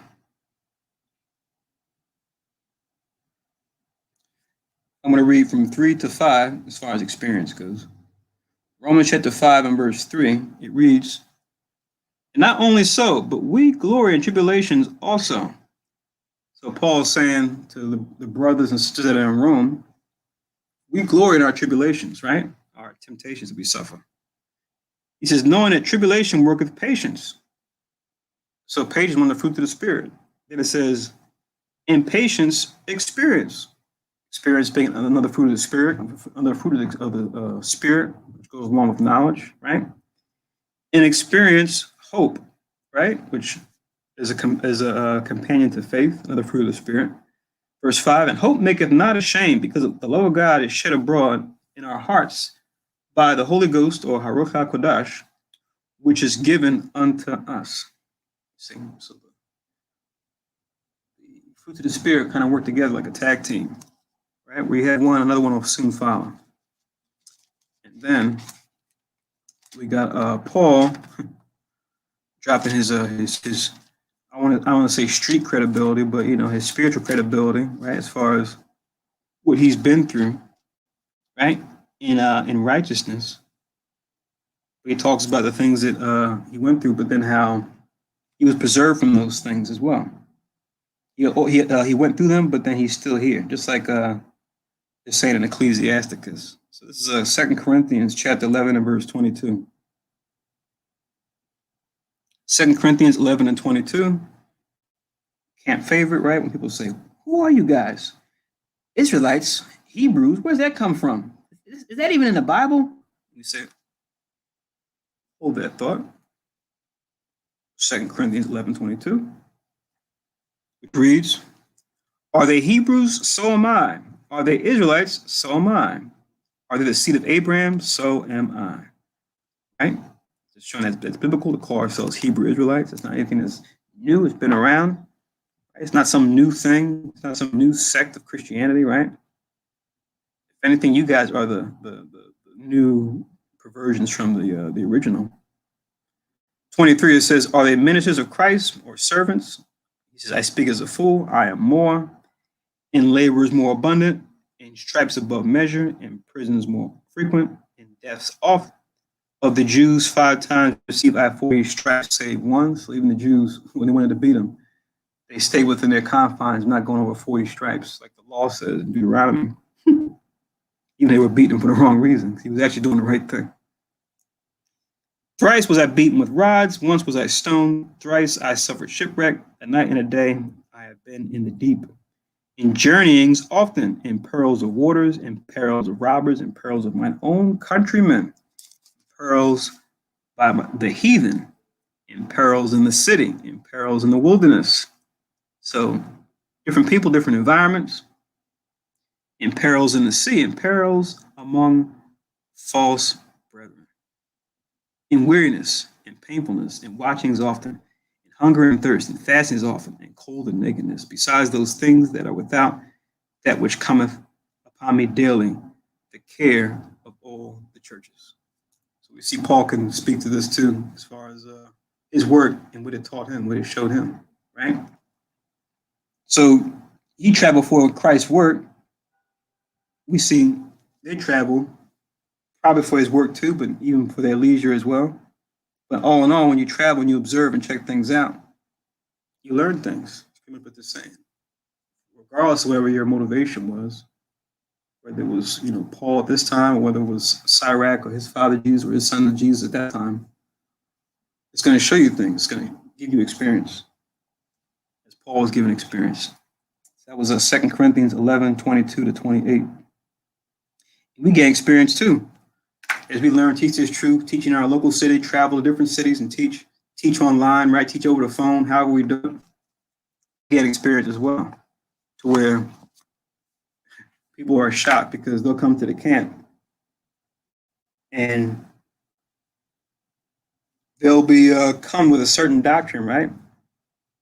And we can see it sometimes, so they'll be taken aback because right before they even get started, the teacher who has that experience, he'll get the verse, he'll call the verse, and the person's just like, wait a minute, I didn't finish what I was about to say. And he's just like, no, keep talking. So he'll call the verse, and they'll finish making their statement, telling their story or telling their idea as if it's so original, as if we haven't seen this spirit before, or dealt with this, this concept before. We let them finish, say what they got to say. And it's like, all right, you finished, sir, ma'am, whoever, right? Yeah, I'm finished. All right, read that. And they already had the verse on deck, and the verse answers what they were saying before they even said it. And they're just amazed. They're just like, I didn't even finish what I was going to say. You already had the verse lined up. How did you? And it's just like, in the spirit, we see patterns. We know the spirits. We see the spirits that are on people. We recognize the spirits that were on us and how they're on you now. So we recognize those patterns now. So we can line the scriptures up to address those same spirits, whereas you think what you're talking, what you're bringing is something totally new, something totally different that, you're going to surprise us with this one, But, it's always a funny thing, to see it from this side and then remember it from back when the time when you yourself were ignorant, you didn't know. Now you realize, oh my gosh, I wasn't really that different than a lot of people. I'm just following the same lies everybody else is following. Now I finally and truly woke up. Now I'm really different. I'm not just following the crowd. So Ecclesiasticus 34:13, it says, the spirit of those that fear the Lord shall live. It says, for their hope is in him that saveth them, right? So remember, this is life, right? This is how we live, right? We keep the commandments. When we fear the Most High, this is how we truly live. This is what causes death, breaking the commandments. Everyone's fighting to live forever, right? But doing it the carnal way, by augmenting the flesh in different ways, whether it be through surgery or certain supplements or transplants of different kinds. But unless you get your spirit right and start dealing with the commandments, all you're doing is just keeping the flesh from doing what it's inevitably going to do, which is rot away and burn up. That's pretty much what's happening, right? Even science has a name for it. They call it oxidation, right? Just like cell death, aging. Same thing that happens with metal when it's out in the sun, it rusts, right? When it's rained on. What's going on with your body? You're just rusting. Same way as a rock, which is carbon based. We're from the dust, so it's from the dust too. So it's not a surprising thing that we would rust just like the metal would rust, even if it's not organic. But it's the same process. It's called oxidation. So yeah, we slowly are burning up. But we kept the law, didn't break the law, we wouldn't have to go through that. We wouldn't have to go through this aging, right? We'll be like how Moses was, and even on a higher level than that, where about Moses at 120 years old, it says his eye didn't get dim, nor did his natural force abate. And he wasn't perfect, but look at the level he was on. Look how at 120, how he was in tip-top condition. 120 years old, we said that's a long life. We say that now, right? But really, that's really us just getting started. Right? Adam almost lived to be 1,000. We know Methuselah was the longest living man, right? I think 969 years. I think Adam lived to be 913 or 931. I'm not sure if it was 913 or 931, but 900 years plus. And had it not been for sin, he could have went even longer. Check that out. So yeah, us patting ourselves on the shoulder for, making it to the Century Club. This is kind of like, yeah, that's nice. Whatever, We're supposed to be going a lot longer than that. But that's what sin does. So Ecclesiasticus 34:13, right? The spirit of those who fear the Lord shall live. So let's get that in the law real quick, and then we'll continue on. That's in Leviticus chapter 18.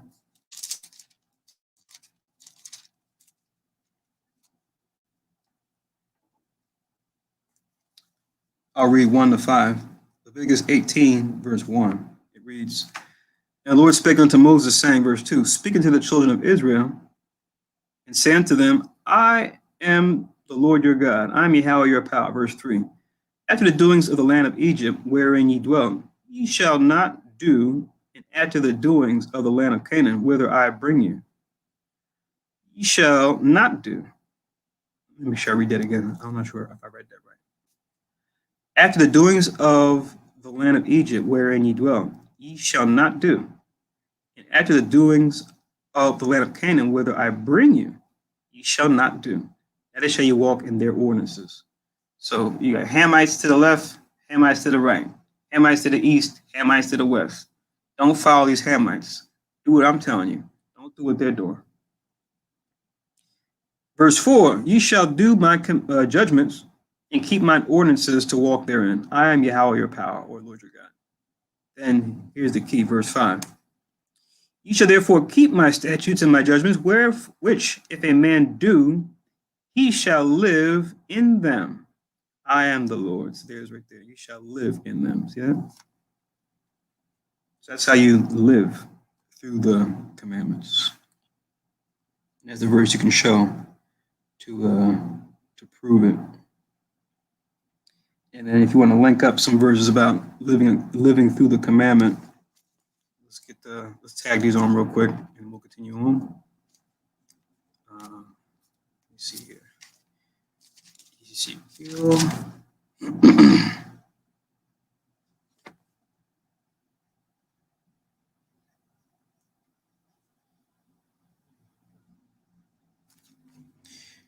Ezekiel 20,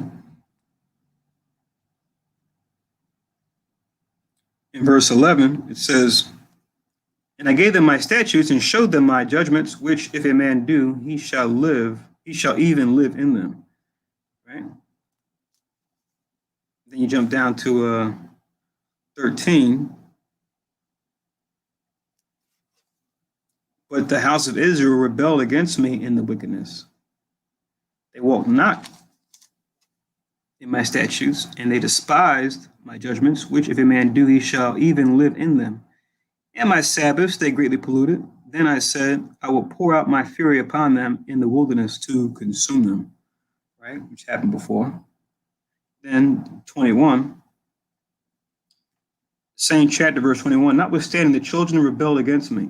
They walked not in my statutes, neither kept my judgments to do them. If a man do, he shall even live in them. They polluted my Sabbaths. Then I said, I will pour out my fury upon them to accomplish my anger against them in the wilderness. Right, just going back to what we went through. We were in Egypt. We didn't listen to what God said in Leviticus 18, which was, don't listen to the Egyptians. We did that. Don't follow the Canaanites. We did that. So Most High got angry. It's not like he didn't tell us what to expect. He told us exactly his position and what he would do in response if we made that choice.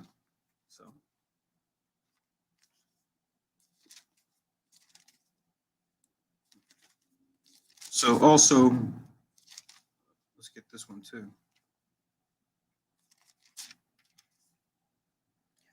Romans chapter 10, verse 5. We're going to be reading this a couple weeks. So we just did Romans 8 and 9.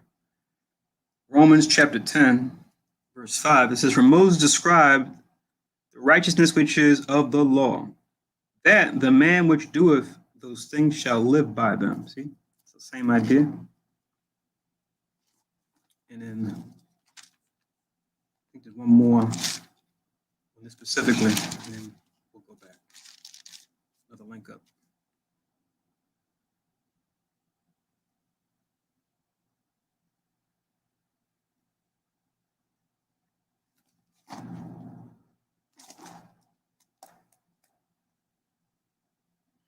Yeah, so this chapter is good, but I'm just going to focus on 12th verse, Galatians 3 and 12. Galatians chapter 3, verse 12, it says, and the law is not of faith, but the man that doeth them shall live in them. So we're talking about last night, right, in the class. We were saying, faith without works is dead. So if you know who Paul was writing to as far as our people that were in Galatia and what they believed, he should let them know it's about both, even though you will hone in on the importance of the faith, because sometimes the people didn't know about the faith. They knew about the works. In some places, they knew about the works, not about the faith. So Paul filled those gaps in depending on who his audience was, right? Sometimes people focus on the works for some certain people, certain Israel in the city he went to. Another city he had to focus on the faith because they didn't understand the importance of the faith. Some places, neither.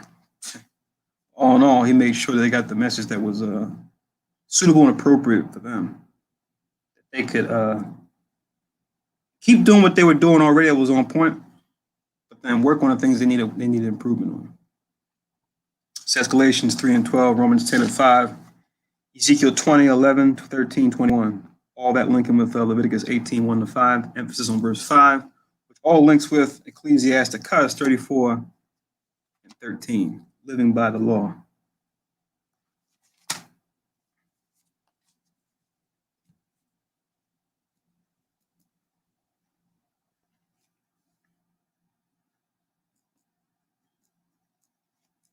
Okay. One more. As it says, the fear of the Lord. Let me get two more. One's in Ecclesiasticus, more specifically, same book. Ecclesiasticus 19 and 20. These are my favorites. Ecclesiasticus chapter 19 and verse 20, which tells you the fear of the Lord is all wisdom, and all wisdom is the performance of the law and the knowledge of his omnipotency or all powerfulness. So the fear of the Lord is all wisdom. It says, and in all wisdom is the performance of the law. So you can't have the wisdom of the Most High without performing or keeping the law. They're inseparable. But that's what the fear of the Lord is, because people in the world will say, oh, I'm a God-fearing man. I'm a God-fearing man. She's a God-fearing woman. But are they really? You ask them about basic commandments, they couldn't tell you. So it's just like, you're not God-fearing according to the scriptures. You're God-fearing according to your own understanding. And that's just what it is. Yeah. Psalm 111 and verse 10. That's the one. Psalms 111 and verse 10, where it combines everything too here. It says, the fear of the Lord is the beginning of wisdom. So not only is the beginning of wisdom, but the Ecclesiasticus 19:20 tells us it's all wisdom. So it's both. It's the beginning, but it's the whole thing. So it says, the fear of the Lord is the beginning of wisdom. It says, a good understanding have all they that do his commandments. His praise endure forever. So nice verse to show fear of the Lord combined with keeping the commandments, just like Ecclesiasticus 19:20. I like those two because those two verses show them both together, connected. So we really know, based on scriptures, what it means to be God-fearing for real. So Ecclesiasticus 34:14, it says, whoso fear the Lord should not fear nor be afraid, for he is his hope. It says, blessed is the soul of him that feareth the Lord. To whom doeth he look? For whom is his strength? Right? It's a rhetorical question. His strength is obviously the Lord, right? Then it says in verse 16, check this out. 34:16, it says, the eyes of the Lord are upon them that love him. He is their mighty protection and strong stay, a defense from heat and a cover from the sun at noon, a preservation from stumbling and a help from falling. See that? So the eyes of the Lord, right? So we hear that expression used sometimes, right? The eyes of the Lord. So let's find who those eyes represent. Well, those eyes of the Lord are also known as his what? Let's find out. Let's go to Psalms 33. Psalms 33.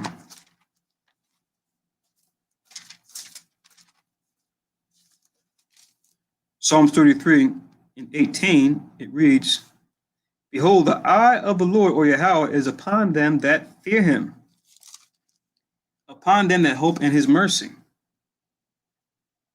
So, the eyes of the Lord, okay. So, who else represents the eyes of the Lord? What is this actually talking about? Who goes hand in hand with the eyes of the Lord? Jump to the next chapter, 34:7. Psalms 34:7 reads, the angel of the Lord encampeth round about them that fear him and delivereth them. See that? So the eyes of the Lord and the angel of the Lord are hand in hand, right? They're one and the same. So wherever the angels are, whatever they see, the Most High knows. So his eyes, if he's got eyes everywhere, it means the angels are everywhere. Think of it like on a carnal level, think of it like spies, right? You have spies that you send out throughout the four corners, right? Or in certain places where you want some intel. And then those spies will report back to, their general, their king, their whoever, right? To let them know what they've been observing in this area that they're in, right? Because it's a big part of governing, especially when it comes to times of war, right? But definitely during times of peace too, but definitely times of war. You want to have eyes and ears in all places, right? Because how can you know what to do unless you know what your enemy is doing, right? How can you even hope to exercise any plans if you don't know what your enemy's plans are? And that's where you're going to have spies and scouts set up to what? Be your eyes and ears far beyond the throne room, far beyond where you're at, so they can come back and report. Or however they report, they may send a note back. Now we have, electronic communication. Before they might use like a carrier pigeon or some other means, or had like a postman on horseback. They would give the message to. They would bring it back to the commander, the king, the general, the whoever, right? And they report back what they saw, what they observed. So we get that from the Most High. Right? The Most High does that in its most purest form, right? Through the Elohim. So they are his messengers, right? They come on his behalf. Also, check this out, because we even have this same imagery in Revelation. Show you it's all connected.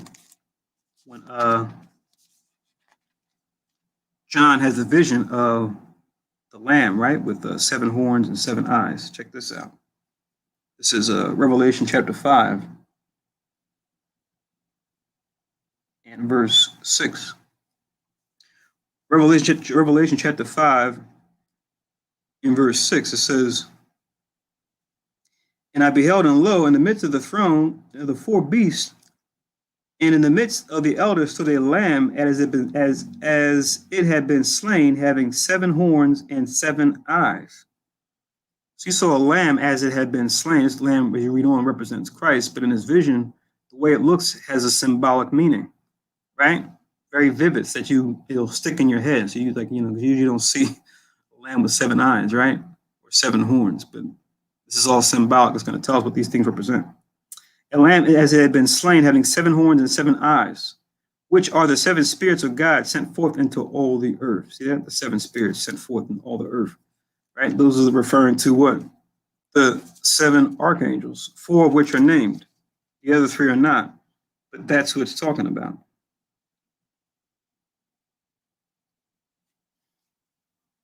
We know Michael, we know Raphael, we know Uriel, we know Gabriel, but the other 3 we just don't know.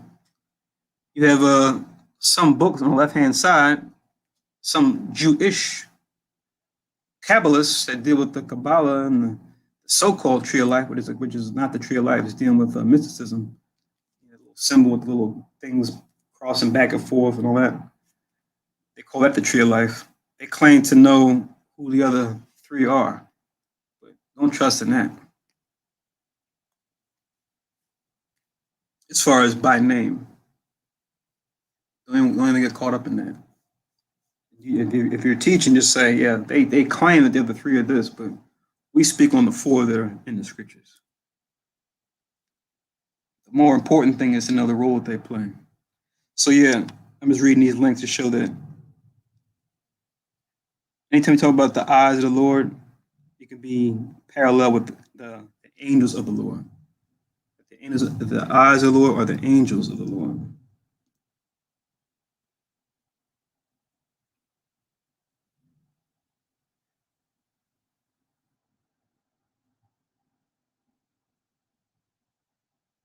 All right, so let's go back.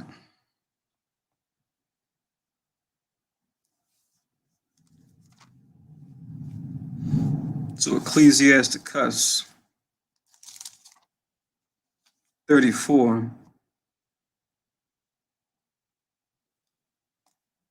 We read 16. The eyes of the Lord are upon them that love him. He is their mighty protection and strong stay, a defense from heat, a cover from the sun at noon, a preservation from stumbling, and a help from falling. So the Most High is our refuge, our protection, right? He preserves us, keeps us secure, right? He's that hedge that keeps us safe.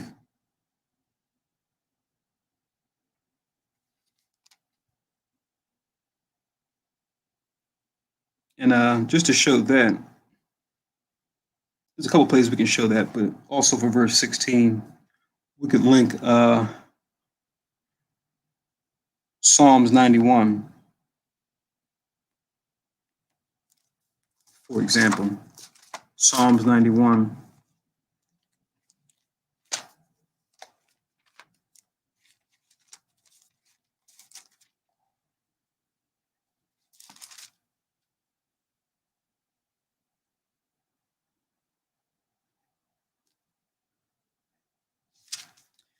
Verse 1, I'll read down to 4. That should do it.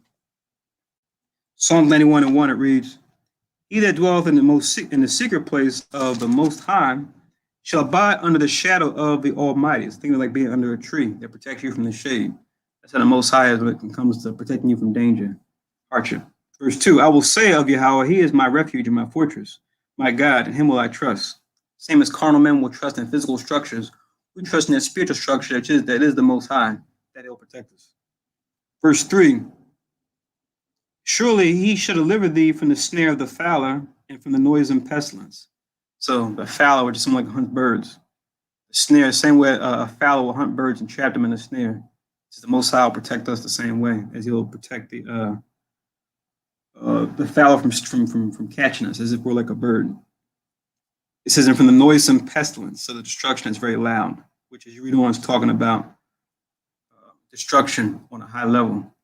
right? That the prophets write about as best they could based on what they were familiar with back then, but they had visions oftentimes of things they're seeing now, as far as H bombs, A bombs, napalm, et cetera, et cetera. They're seeing new technology, but then they're describing it in terms that they're familiar with. Just like when they saw the UFO, what we call UFOs today. Now they have what's the new term? UAF, unidentified aerial craft or something like that. They got a new acronym for it now, right? But it means the same thing. The prophets will describe it as like a flying roll or like a wheel within a wheel, right? Using things that they know, right? You're familiar with like a roll, like you read, like a scroll. You're familiar with a wheel, obviously. So they would describe it using the things that they knew. So you see a wheel within a wheel. It's the same shape that they have. That's why today they would call them, before they called them UFOs, they called them flying saucers, because it's like a saucer that's flying. Same shape. Then it says in verse 4, he shall cover thee with his feathers, and under his wings shalt thou trust. His truth shall be thy shield and buckler. The same way a mother bird covers her chicks with her wings. That's how the Most High will cover us up. And it says, his truth shall be that shield and buckler. So you sticking to the truth will be like your shield, your protection from any destruction that may come. All right. And then there's another one in Psalms. Let's see. Yeah. Psalm 61. So Psalm 91, 1-4, 61, 1-4 as well. Psalm 61 and verse 1 says, hear my cry, O God, attend unto my prayer. Verse 2, from the end of the earth will I cry unto thee when my heart is overwhelmed. Lead me to the rock that is higher than I, referring to the Most High. He's that rock. Verse 3, for thou hast been a shelter for me and a strong tower from the enemy. Verse 4, I will abide in thy tabernacle forever. I will trust in the covert of thy wings. Salah, rest. So here we go. It's another good verse to show as well. Trusting the Most High in his protection. As we see here in Ecclesiasticus 34. Okay. Let's continue on in verse 17. 34:17, it says, he raiseth up the soul and lighteth the eyes. He giveth life, health, and blessing. So the Most High, he's the one that raises up the soul, right? And enlighteneth the eyes. Remember, he did this even specifically for his only begotten son, right? Who lived perfectly. It tells you that what he raised him up. He didn't allow him to see corruption, right? You just write it down as far as Christ specifically, if you wanted to. But he'll do it for us as well when we follow Christ's example. He'll raise us up as well. So we won't be physically, spiritually dead. When we become spiritually alive, then we can hope to achieve that physical overcoming of death. That's why he says this in Psalm 16:10. He says, for thou wilt not leave my soul in hell or the grave, neither wilt thou suffer thine Holy One to see corruption. See that? So Psalm 16:10, where he had it where Christ would not see corruption. He would die, but then he would raise from the dead. It's also like we talked about last night in the class. Another thing that Christ fulfilled that was written in the Psalms concerning him. Psalm 16:10 is another example of that. Okay. So that's good. There's other verses too, but we'll just touch on that, I think. Health, life, and blessing. Verse 18, it says, he that sacrificeth of a thing wrongfully gotten, his offering is ridiculous, and the gifts of unjust men are not accepted.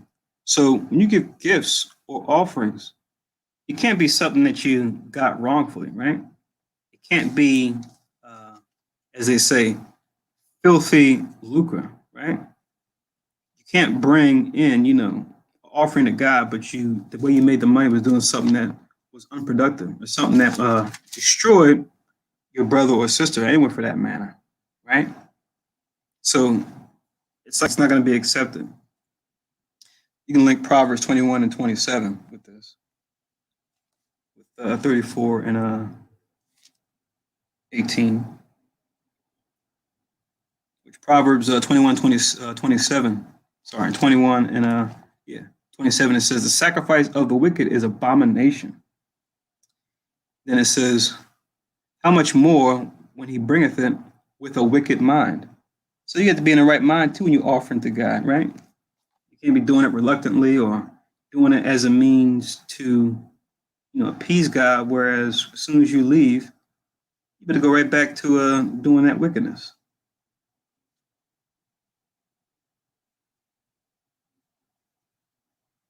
This goes also with the law that's in Deuteronomy, because it tells you this too. You can link this with 34 and 18. Check this out. Deuteronomy 23. Deuteronomy 23 in verse, I'll read 17 and 18, emphasis on verse 18. Deuteronomy 23, 17 and 18. 17 says,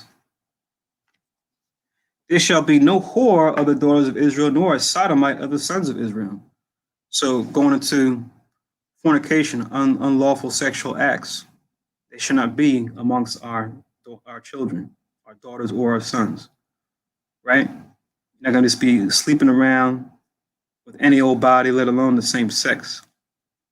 It says in verse 18, thou shalt not bring the hire of a whore or the price of a dog, which dog here in this context just means someone who's like a scoundrel, right?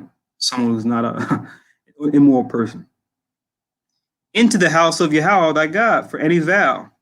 For even both these are abomination to Yahweh thy power. So here's the law you can use to back that up, right? So the price of a dog or the hire of a whore, right? Doing anything that's unseemly, right, to gain resources. Try to give that as like an offering. Also, I say that's abomination. Bring it, to take it out of here. I don't even want to look at it.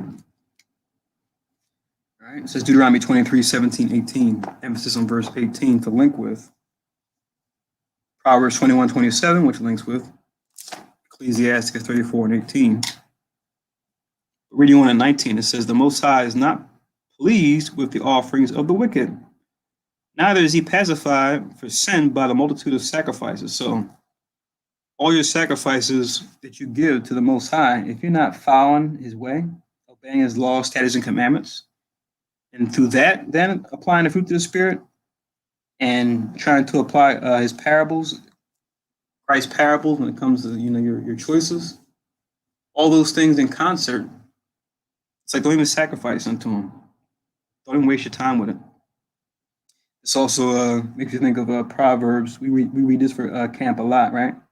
Because we'll be out there teaching and showing someone the error of their way, and they'll be resistant either due to ignorance or just rebelliousness.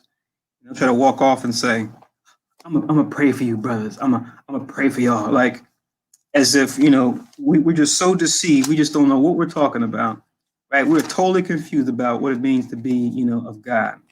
Because, the lies they grew up in when it comes to what it means to serve God.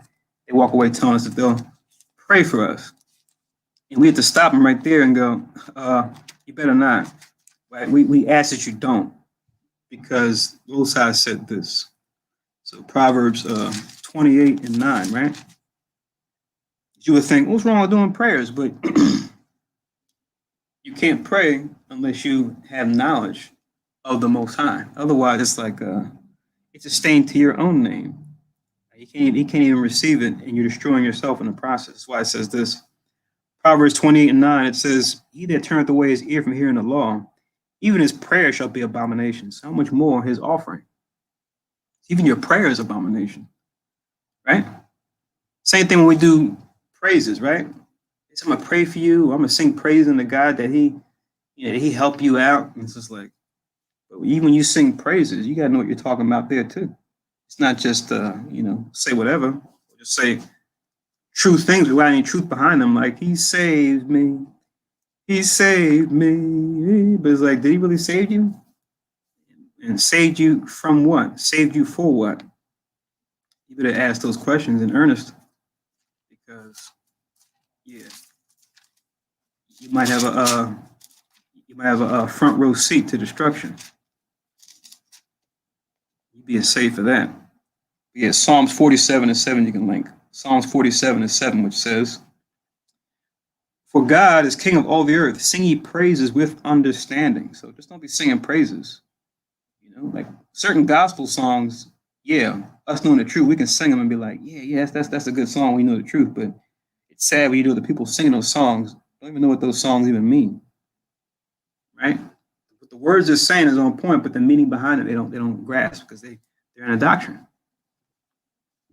So we have to sing praise with understanding. That's why the psalms or the songs are prophetic, right? They prophesy the will of the Most High, right? The testimony of Christ is the spirit of prophecy. Those songs are too. That's why it says even in Revelations also.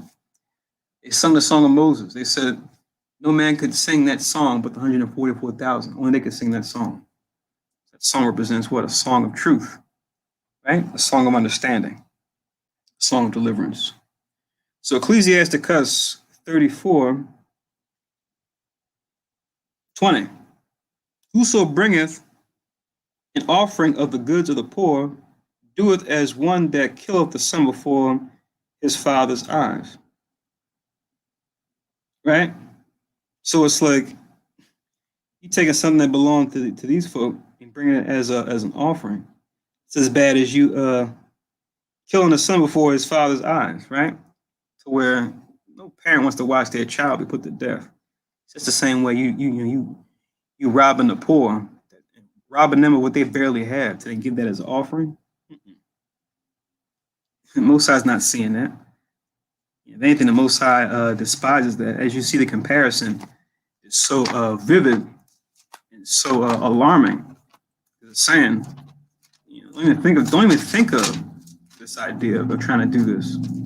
You even think of trying to do this. It's as bad as having a father watch his own child die. So don't even go there. Pretty much, that's what's being said here. This is reminiscent too. I see they got the link here, which I think is interesting. You can link it up. But this is a story that the prophet Nathan told to David after he had committed his transgression with Bathsheba. He gave him a scenario or a story. He thought it was an actual story, but it was actually a metaphor for himself and how he dealt with one of his mighty men, Uriah the Hittite. But 2 Samuel 12:3-4. Nice connect. Sometimes these links are on point. Not all the time, but they are with this too. So 2 Samuel 12:3-4, real quick to link with 34:20. We're almost finished. 2 Samuel 12:3. It reads, "But the poor man had nothing save one little ewe lamb, which he had bought and nourished up. And it grew up together with him, and with his children.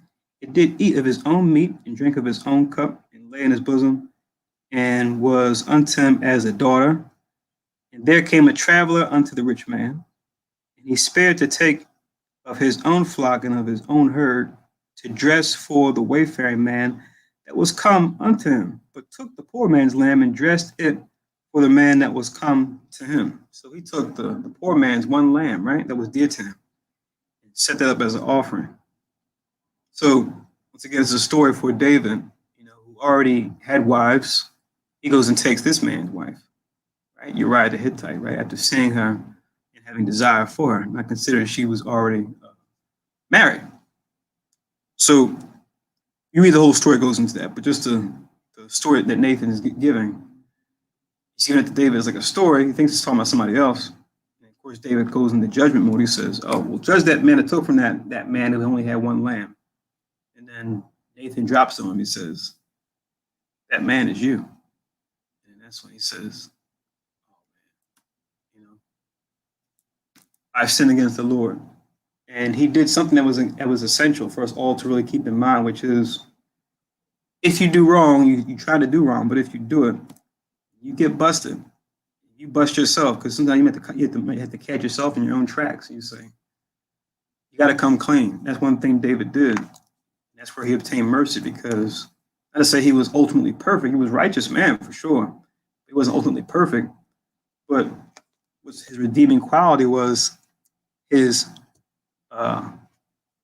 humility when acknowledging his wrongness, right? Goes along with his mercy, right? His mercy he even showed towards Saul, his bitter enemy, right? When he could have took his life on many occasions when they were going back and forth. He didn't take his life. So we can see the Most High even translate that into, you know what, for David's sake, I'm not going to take his life. He showed mercy where his men wanted to take out Saul and say, oh, man, get this dude. Look, we got him. And David would always hold his own men back and say, no, he's the Lord's anointed. There might be a chance that he could repent and come back. He's the Lord's anointed. So he was still all out for Saul, even to the very end, to the end of Saul's days, right? It wasn't like he wanted to take Saul out and take his place. So just for that spirit that he had in him, you know, Most High saw that, and then we could see later on in his own story when he had his own transgression, he was found. The Most High had him in mercy. But all in all, that story we see here, talking about taking, the poor man only had that. He taking that one thing he had when you already have abundance. That's what this verse is talking about in Ecclesiasticus 34 and 20. Back to Ecclesiastes 34, I'm going to read 21. It says, the bread of the needy is their life. He that defraudeth him thereof is a man of blood. So you're a man of blood, right? You're a man that takes one's life, because remember, the blood represents the life. You'll see that reference being over and used again and again about bloody men, right? We think that may even be, more than likely it is. Well, in British English, right, the King's English, the Queen's English, they use bloody, right, as like it's considered like profanity, right? We can ask Benjamin, right, in the British Isles, right? They're familiar with the term too. They've even adopted it themselves, right, to a certain extent, to say what that is. And for those that know. But yeah, it's considered like a profanity, right? In the King and Queen's English, right? To talk about, being a bloody man, right? Having blood on you, because the blood, taking it back to the scriptures, in a righteous context, represents the life. So it means like you're one that sheds blood or takes life away, takes someone's livelihood away. It's not a good thing. So you can't take a man's necessity. It says, 22, he that taketh away his neighbor's living slayeth him. He that defraudeth the laborer of his hire is a blood shedder. Right? So that's another good one there too, as far as we always talk about anytime someone gets paid in the law, you're supposed to pay them as soon as you have it, which is that day, right? Whatever you make, you should have it where you pay your laborers every day. Not like you have now with weekly, people clap their hands when they got weekly pay. Oh my God, I got a check every week. Oh, that's great. You should be getting a check every day, right? It should be broken up every day. And then we usually have bi-weekly. And for some things you do, like if you get passive income through like works of art you've created, right? And you get like royalties from like, compositions or sound recordings or, things that you may produce in the arts. And you're down with say like ASCAP or BMI or CSAC over in Europe. Say you compose music. Sometimes you won't get those checks until a year, right? Because the process, the royalties are all the times your song was played on a movie or played in a commercial or played in some background play somewhere, right? You got to calculate all that up, and then it will be a year until you get, paid for wherever your music was being played, right? But in an ideal circumstance, you're supposed to get paid every day for your work. So you get $1,000 a week, right? You work 5 days a week. It should be at $200 each day. And we're talking about that in classes before, as far as just the wisdom behind that as far as how it will compel someone to be more mindful of what they have today, right? And whenever they get something that if they know they want to save up, they want to only use that money they made today for what's necessary. Everything else set aside, right? Whereas getting paid every week, every other week, it could be tempting to what? Once the Friday comes in, they just blow the whole check, and you're stuck for the rest of the week. So it's like good to have that remembrance of every day. You're just whatever money that comes in. If you get paid every day, you divvy up that cash as needed, and you're constantly doing that arithmetic. You say, okay, I made this today. I'm automatically going to set a tenth aside to the Most High. You do that each time you get paid every day. It's much easier to do that as opposed to every week, every other week, where the Most High might be, third or fourth on your list because you got other things you have to pay for. It should be, you should be in a situation where, okay, I'm always taking off the top to the Most High, right? They say the ideal practice is, a tenth goes to tithing, obviously, and you have a tenth that you can put into savings, and a tenth you put into investing, right? Whatever investment you may do. It's like the money you use to play around. You only live off the 70%, whatever you earn, right? And you might be in arrears, so it might be tough to get in that spot. So once you kind of get in the black again, you got bills covered, you're kind of ahead, you got, a little bit to work with. You want to keep that practice going, right? So that you can constantly grow, not fall behind any of those, especially in the tenth that goes to the Most High. But to link with this is Leviticus 19 and 13, where we call it every day is payday law. Everyday payday.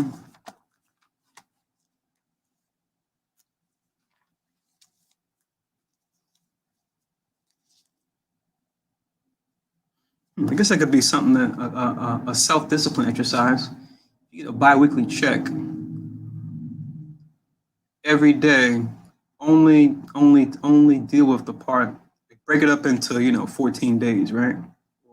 Whatever work days you do, 10 days, right? 5 days, 5 days, and then every day until the next check you get 2 weeks later. Only deal with a tenth of it until 2 weeks go by, two work weeks go by. Deal with it on a 10th by 10th base each day, as if you're only getting paid, which you will be getting paid for 2 weeks. Deal with a portion of that each day as if you only had, or as if you were getting paid every day. And that check was being broken up into 10 slices. That could be an exercise for folks to maybe try out if they get paid weekly or bi-weekly, or they get paid weekly. Only deal with the amount of money that they would get across 5 days. So at that $1,000 check, only deal with 200 of it Monday. Do what you're supposed to do with Monday with that, and then Tuesday, the next 200. Wednesday, the next 200. Until you get to the next payday. Until you get to the next payday. That could be a interesting exercise just to see what you might learn from that, and what discipline you may gain from it. So Leviticus 19 and 13, it says,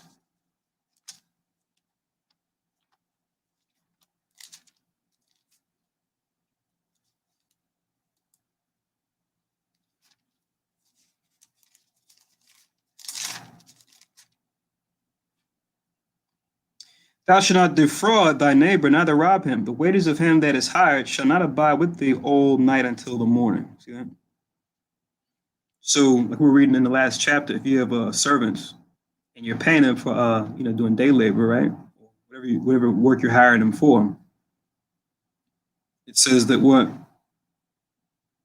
the wages that you've hired them for shouldn't abide with you all the night long. Meaning, after a day's worth of work, you pay what that labor work was. Like the parable of the day laborers, right? Or the parable of the fellow laborers, where at the end of the day, they all got their pay, right? They all got a penny. I guess that's what they agreed to work for, but they got paid that day. It wasn't something that was delayed. That's going back to this law. Also, Deuteronomy Same law, Deuteronomy 24, 14 and 15. Deuteronomy 24 and 14, it says, "Thou shalt not oppress an hired servant that is poor and needy, whether he be of thy brethren or of thy strangers that are in thy land within thy gates. At his day thou shalt give him his hire, neither shall the sun go down upon him. For he is poor, and set his heart upon him, lest he cry against thee unto Yahweh, and it be sin unto thee." Right? See that? So you want to break that up right away so that that person can what? For that day of work, they can do what's necessary for themselves or for their family if they have family, right? Where you pay them every day, they can provide for their necessity, and whatever little is left over, they might be able to stack it up, hopefully. So yeah, wisdom around that, right? As far as getting paid each day.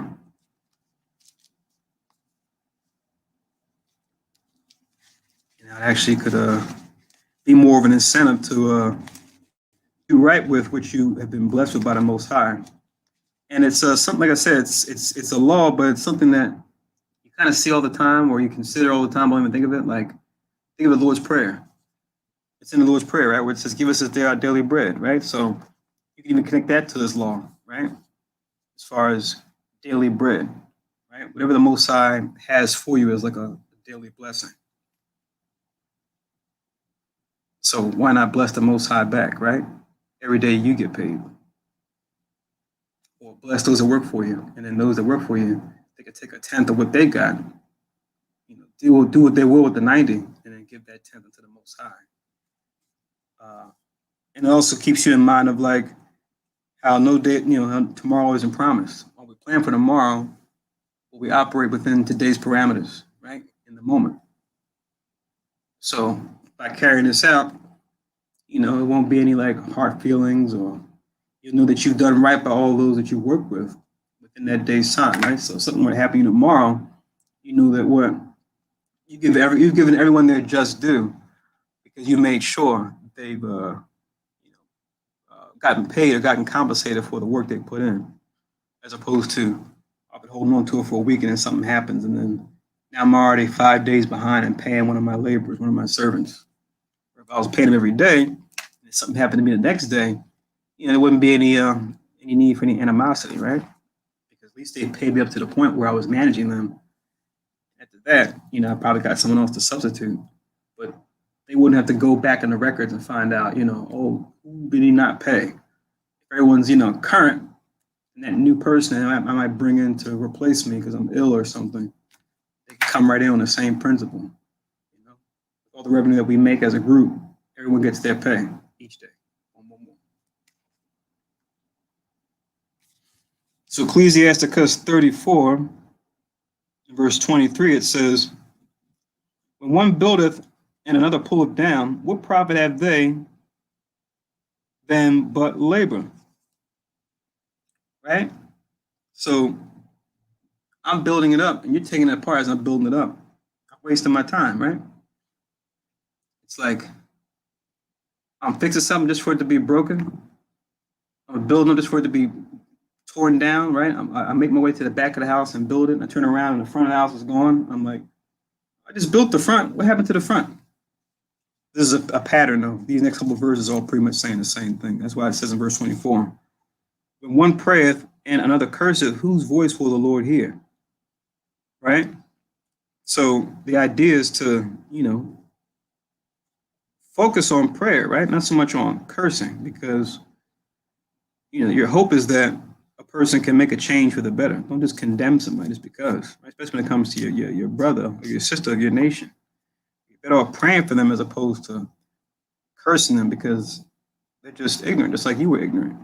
A person could curse you too, you saying and doing the worst, and you just not knowing better. Then it says in verse 25, "He that washeth himself after the touching of a dead body, if he toucheth it again, what availeth his washing?" Right? So you got 7 days of being unclean, but then you go and touch the dead body again. Now you're 7 days unclean again, right? What's the point of going back to the dead body and touching it again? Then it says in verse 26, to kind of bring it all home, from 23 on down, So is it with a man that fasteth for his sins and goeth again and doeth the same. Who will hear his prayer, or what doeth his humbling profit him? Right? So in other words, it's putting it out there saying, if you're fasting for sins, right? Say you have a sin, a temptation you keep succumbing to. You try to obey, not working out, you're still sinning. Pray on it. Pray on it some more, still not working. Now you fast on it, right? To train your flesh to overcome the unclean spirit, right? But the Most High will see you trying to do better and take that unclean spirit off you, or give you a strong, make you stronger as far as your diligence, right? Or your godliness. Make one of your fruits of the spirit stronger so that you can resist that temptation.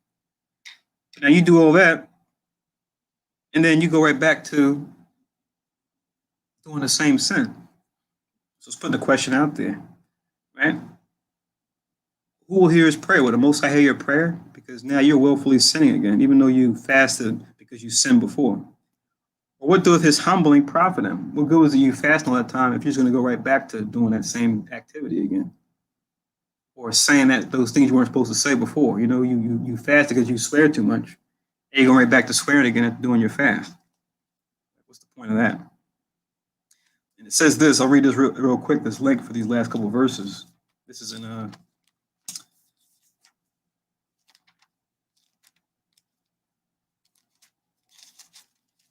2 Peter 2. Yeah. 2 Peter chapter 2. I'm going to read 20 down to 22. Check this out. Here's the way we want to think about it, right? When it comes to coming to a knowledge of the truth, because when we know, we got to show, right? We can't go back. We can't dilly-dally. We can't be, on the fence anymore. You had that leverage when you were ignorant, but now that you know better, you got to do better. If you're not doing better, you better try your best to do better. So otherwise, it's like you're taking the Most High's awareness for granted, your knowledge of righteousness for granted. It says 2 Peter chapter 2, verse 20, it says, for if after they have escaped the pollutions of the world through the knowledge of the Lord and Savior, or the Adawan wa Hamashiach Yahushua, they are again entangled therein and overcome, the latter end is worse with them than the beginning. Why? Verse 21. For it had been better for them not to have known the way of righteousness, and after they have known it, to turn from the holy commandment delivered unto them.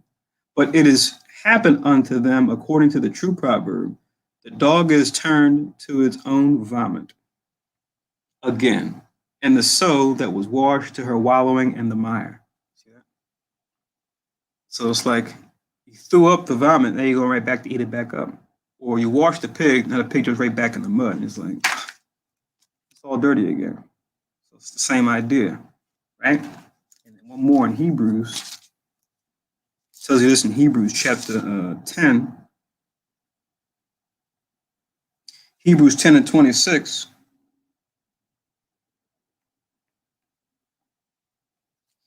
Hebrews 10, 26, it says, for if we sin willfully after that we have received the knowledge of the truth, there remaineth no more sacrifice for sins. See that? So, once again, when we know better, you got to do better. But at the times of our ignorance, Acts 17 and 30, God winked at. So if you didn't know, the Most High, it's like he didn't see it. It's like he closed his eyes on it. That's why it says in Acts 17 and 30. All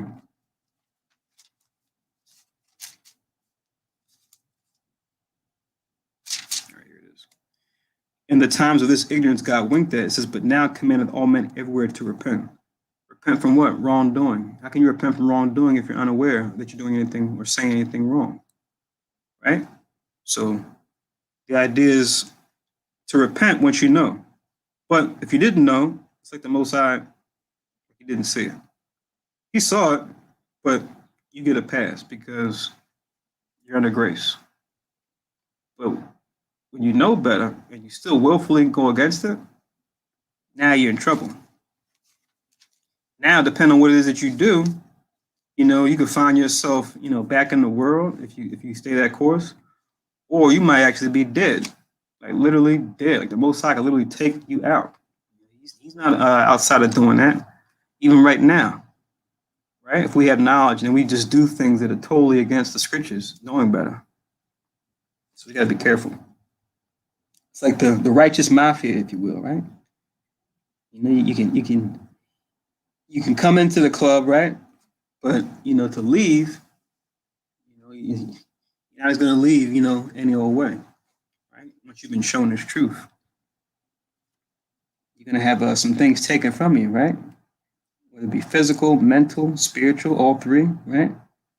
You can't just, come in the truth, take a look around and go, this is nice. And just walk back out. It's not that simple. You're going to be held to what do you call it? Held to the standard that is to follow Christ. All right, another one in Peter, but just on this, since we're talking about this, let me read this too. It says, 1 Peter chapter 2, verse 20. 1 Peter 2 and 20. I'll add this to the list as well.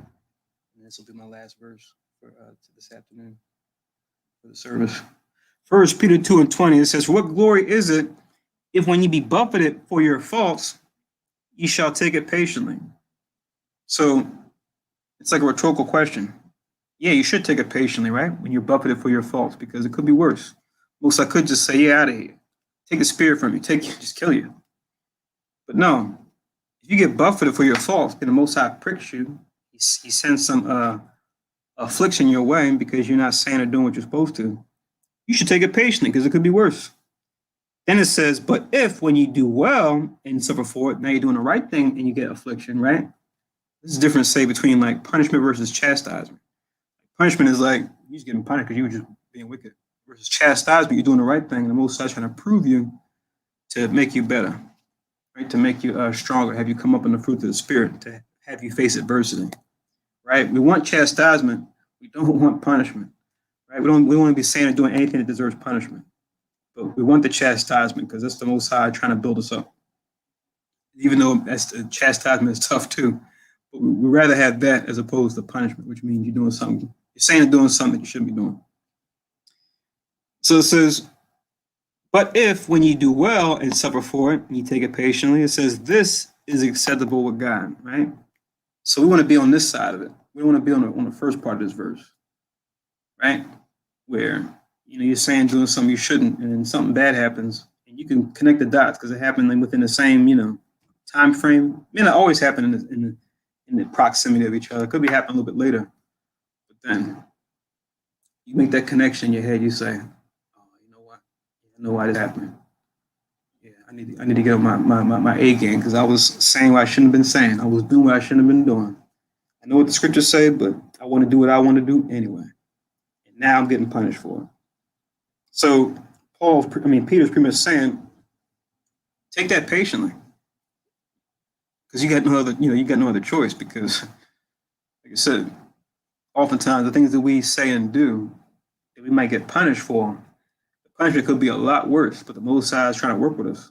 He knows we got wicked ways with us in the world. He's trying to work with us to see if we're going to turn over that leaf and put our best foot forward to try to do better. So yeah, all these scriptures go along with Ecclesiasticus 34, 23 down to 26 about, just putting it in perspective. Like, what good is it if I'm unclean for a week, wash myself, and then go right back to being unclean? What good is it I'm fasting for my sins, I get done my fast, and go right back to the same sin? Why go through the exercise? The whole point of fasting for that sin is so that after I do the fast, I don't do that sin anymore. Right? That's the whole point. To get better with our words, get better with our decisions. Okay. So we'll make an end here. Looks like we're right about the 4-hour mark if we remove the prayers. A little bit over 4 hours. Okay. Try to keep within a Hebrew watch, which in the scriptures is about 4 hours. I think the Roman watch is 3 hours. Hebrew watch is 4 hours. But Hope everybody was edified with today's service. Hope everybody enjoyed the service as I did. Um, Definitely continue to watch and pray, stay in the spirit, you know, engage your people. 'Cause I know right now we got, you know, past President Obama and current President Biden talking about this Juneteenth, right? And we know it's just a symbolic thing, but it's like, really pose the question, right? While we acknowledge the history of what we went through down in Galveston, Texas, right? Just so we acknowledge the history of what just happened with Tulsa. At the same time, we got to bring it around circle and bring it back to these scriptures and go, why did Tulsa even happen? Right? Why are we even celebrating Juneteenth? This thing goes back to what? Us being under contract with Heavenly Father. If we didn't obey him, he would put a curse on us. And he'll use these other nations, Esau especially, the so-called white man, as a sword, as a whip to scourge us. That's what's happening. Right? Let's remember that. Right? Let's understand the why behind what happened to us and how it happened. So oftentimes they'll give us the what and the how, but when it comes to the why, they twist you. So as people are talking about that today, right? Bring that up, right? This. And when it comes to all these other different holidays that are out here too, right? That are current and coming up, right? Whether it be Christmas, Easter, Thanksgiving, July 4th, Mother's Day, Father's Day, all these different holidays. Always bring them back to the scriptures and go, well, hold on now. I see man says this, and I see that these other nations use these things to celebrate their false gods. But the scriptures say, serve the Most High, only him shall you serve, right?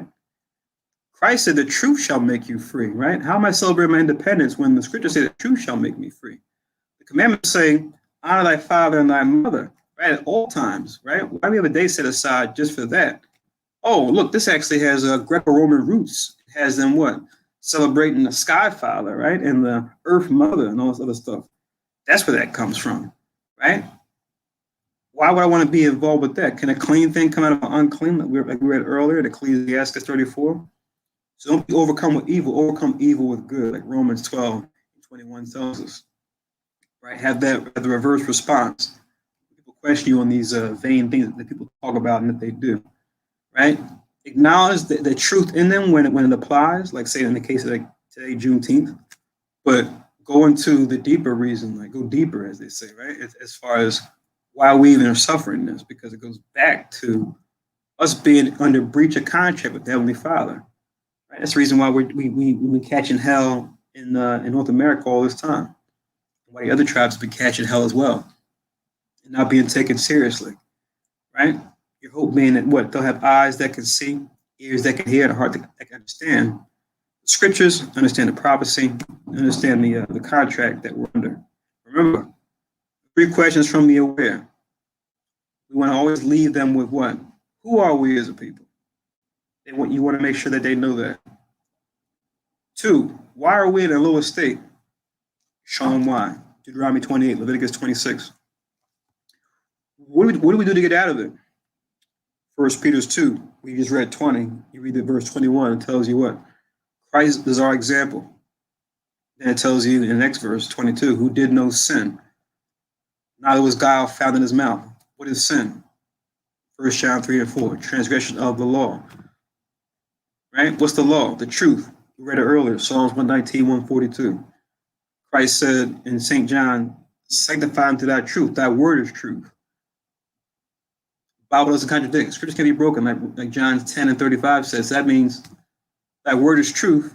The law is truth. That means the word is the law. So by following the word, we got to follow the law. Just keep that going. Keep connecting the scriptures, right? For yourself and show others. Keep going like that.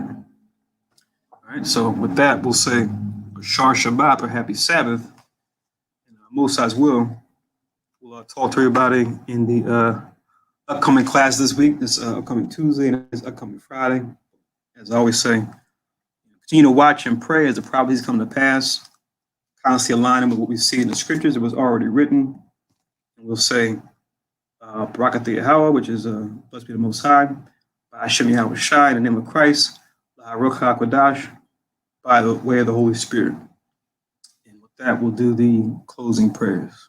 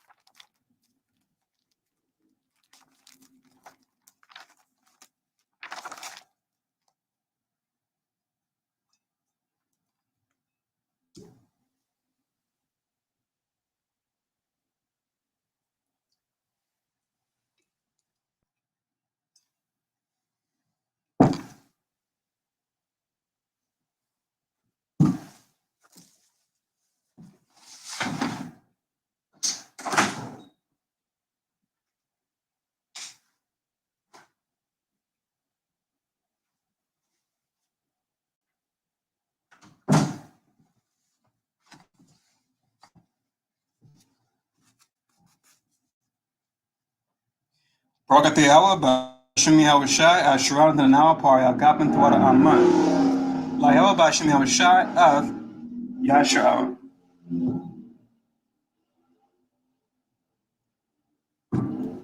English translation. Blessed are you, Yahweh, in the name of Yahweh Shai, that gives to us the fruit of the Spirit. Sorry, the fruit of the vine. Thank you, so be it. To Yahweh, in the name of Yahweh Shai, with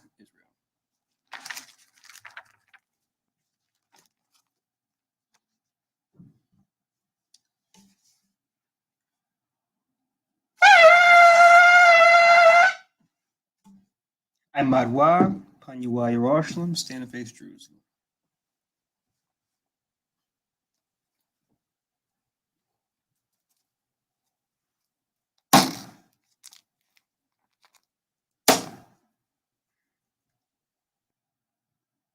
Yahweh Basham, Yahweh Shai, Babakushai, Shemai, Lanawa, Aita, Yam Yen, Aita, Shalak, Micah Allah, Walla Allahayim, Tazwadakim, La Shemar Ayel, Barak, Rapha, Magan, Wa Chazayak, Banya, Yashala, Washalak, La Nawa, Rabiam, Kakama, Rabiam, the Eighth, Rabiam, Bayanad, Rabiam, Sabalanwath, Rabiam, Mama One, Rabiam, Aqua, Rabiam, Ahabiam, Rabiam, Haganad, Rochanaya, Wasalak, Ka Katsayamnawa, La Akim, Wa Akiwa, Wiash Allah, Tam Yad, Waiwalam,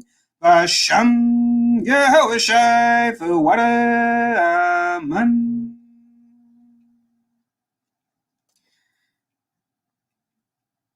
English translation, Yahweh, in the name of Yahushai, please listen to us now, right now. Send Michael and the righteous powers to watch over, bless, heal, protect, and make strong the children of Israel. Send to us much wisdom, much knowledge, much understanding, much patience, much faith, much brotherhood, much love, much spiritual protection, and forgive all our sins.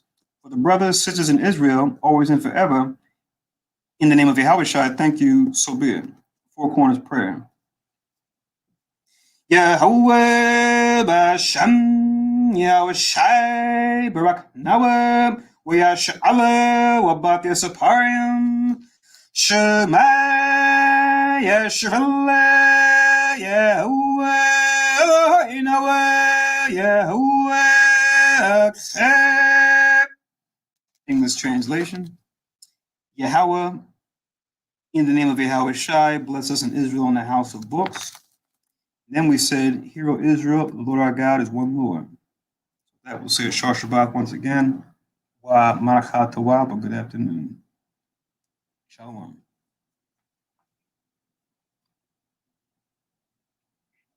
Shalom. Shalom.